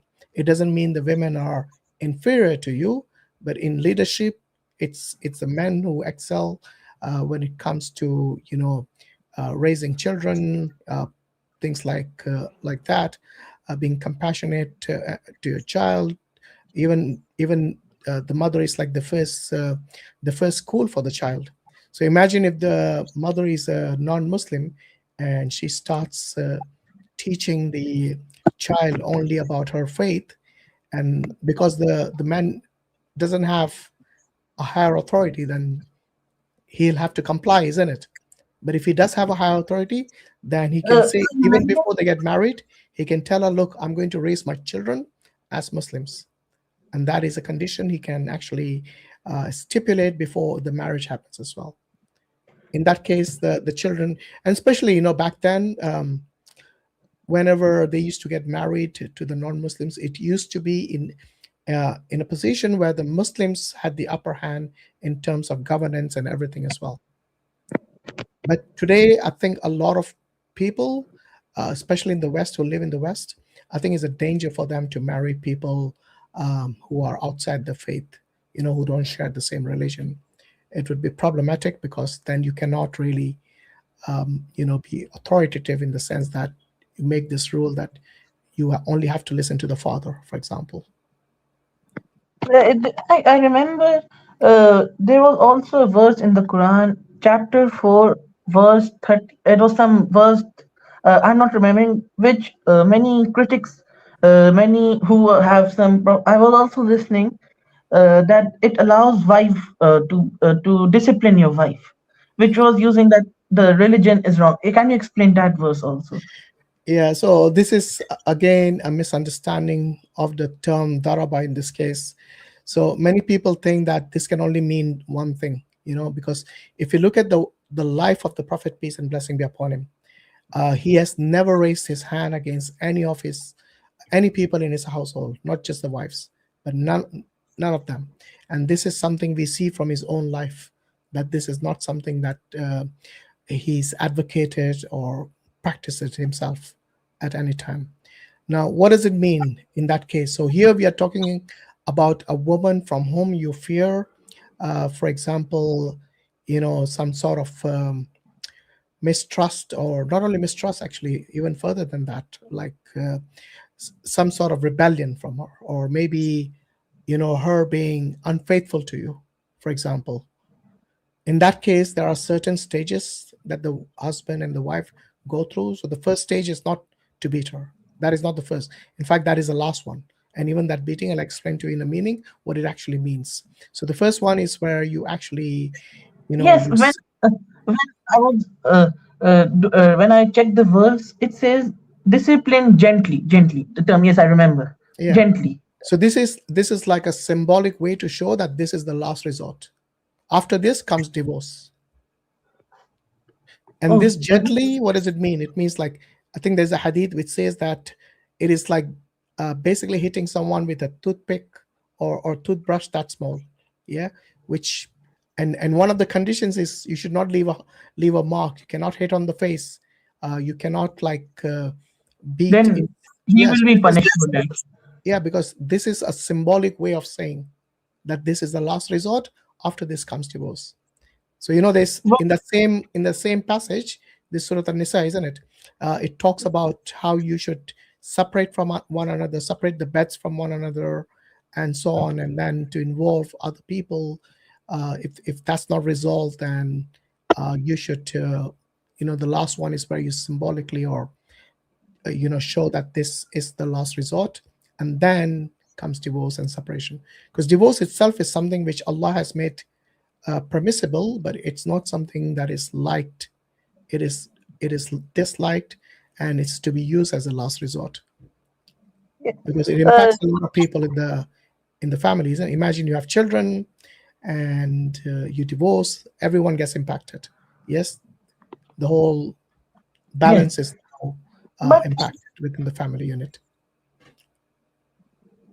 But then, can the women also do it to the men? Then can it? It will then it shows that women is inferior. Does it show like this? What do you mean women can do? And for example, only man can discipline his wife. Why not the women? I'm asking. Do you think the women are strong enough to discipline their husbands? Sometimes women is also the house. For example, we are not talking about exceptions. Exceptions do not make a rule. If you look generally, it is the men who are obviously, because of their physiology, men and women are not the same. Okay. But for example, but in terms of the way their piety, this is what determines them to be, superior to the other person in their piety. But when it comes to men and women, of course, there are differences between the two, both in your physiology, your strength. In fact, even the way our brains are wired together, it's different. For example, women can perform a lot of things. They can multitask better than the men. And the men might be more towards the way of thinking is more technical and more rather than using emotions or something like that. So that's why when it comes to taking care of children, the women excel in those parts. That's why they're given the responsibility of bearing children as well. I don't think men would be able to do that. But in other things, the men excel. So you see, both of them have their set roles within the society. Whenever we have within a society where one gender thinks is better than the other, that is when the problem arises. In Islam, we are never told or never, encouraged to see men and women as being at competition with each other. The only place where we can actually compete is permissible is to increase piety. But we don't see them as, in a way, as some sort of a gender match or something where we try to say, yes, men are better than women are better than men. They have their own roles. Within those roles, they are better. As simple as that. It's only when you see each person, each gender as an adversary to the other, then that's where problems start within the society and within the family and within the community as well. But anyway, Bhupinder, I know you got a lot of questions there, but we really need to close. It's been nearly 8 hours. So we have to close, and maybe you can come back next time. Yeah. I have last question. I have only one question. Okay, go ahead. I have regarding, for example, when I was listening to Muslim scholars, so the one thing which is very much badly propagated is the jizya tax. Mm-hmm. So the Muslim scholars say that it is for in exchange for a non-Muslim's property, for example, protection tax. Yeah. So there is the commentary on the Quran, the tafsir. Yes. Now I've not taken in detail, but I just saw a glance of it. His name was Tafsir Kathir. Ibn Kathir. Yes, Ibn Kathir. Okay. Yes. So he stated that it was completely opposite. It was a humiliation for the infidels, for a humiliation for non-Muslims, and then I just got confused. This part I was thinking to ask. Yeah. So basically, it is a protection tax. So when the and it was mainly for the people of the book, when they pay the jizya, it means that they are exempt from military duty. Yeah. And also it's only levied to the people who can afford it, and the poor people exempted from it, and also the women are exempted, and the children as well. Yes. But if you look at the Muslims who have to pay the zakat, this applies to men, to women, and basically they are not exempt from military duty either. Yeah. So the protection is, the role of protection is taken upon by the Muslims, obviously the Muslim rulers and the people who are going to safeguard the country and the protection of its citizens, which includes the non-Muslims who are paying jizya as well. So you see, just like, it doesn't matter where you live, whether you live in India, you live in Europe, you live in America, Australia, doesn't matter where it is, we have to pay taxes, isn't it? Yes. Why do we not consider these taxes to be unfair, even though they are like 40% or some cases 50% or even more?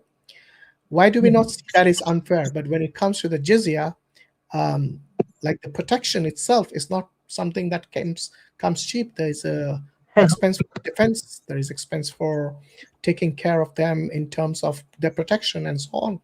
So there is always an expense which needs to be, which needs to be taken from the revenue that the government earns, and one of the ways is through jizya. So the Muslims also have to pay the zakat, and this is like 2.5% of their disposable wealth. Yeah, whereas the non-Muslims, for them, it was like a fixed amount, something like 1 or 2 gold dinars, which was like 1 or 2 silver coins. So even if they were extremely rich, this was what they paid.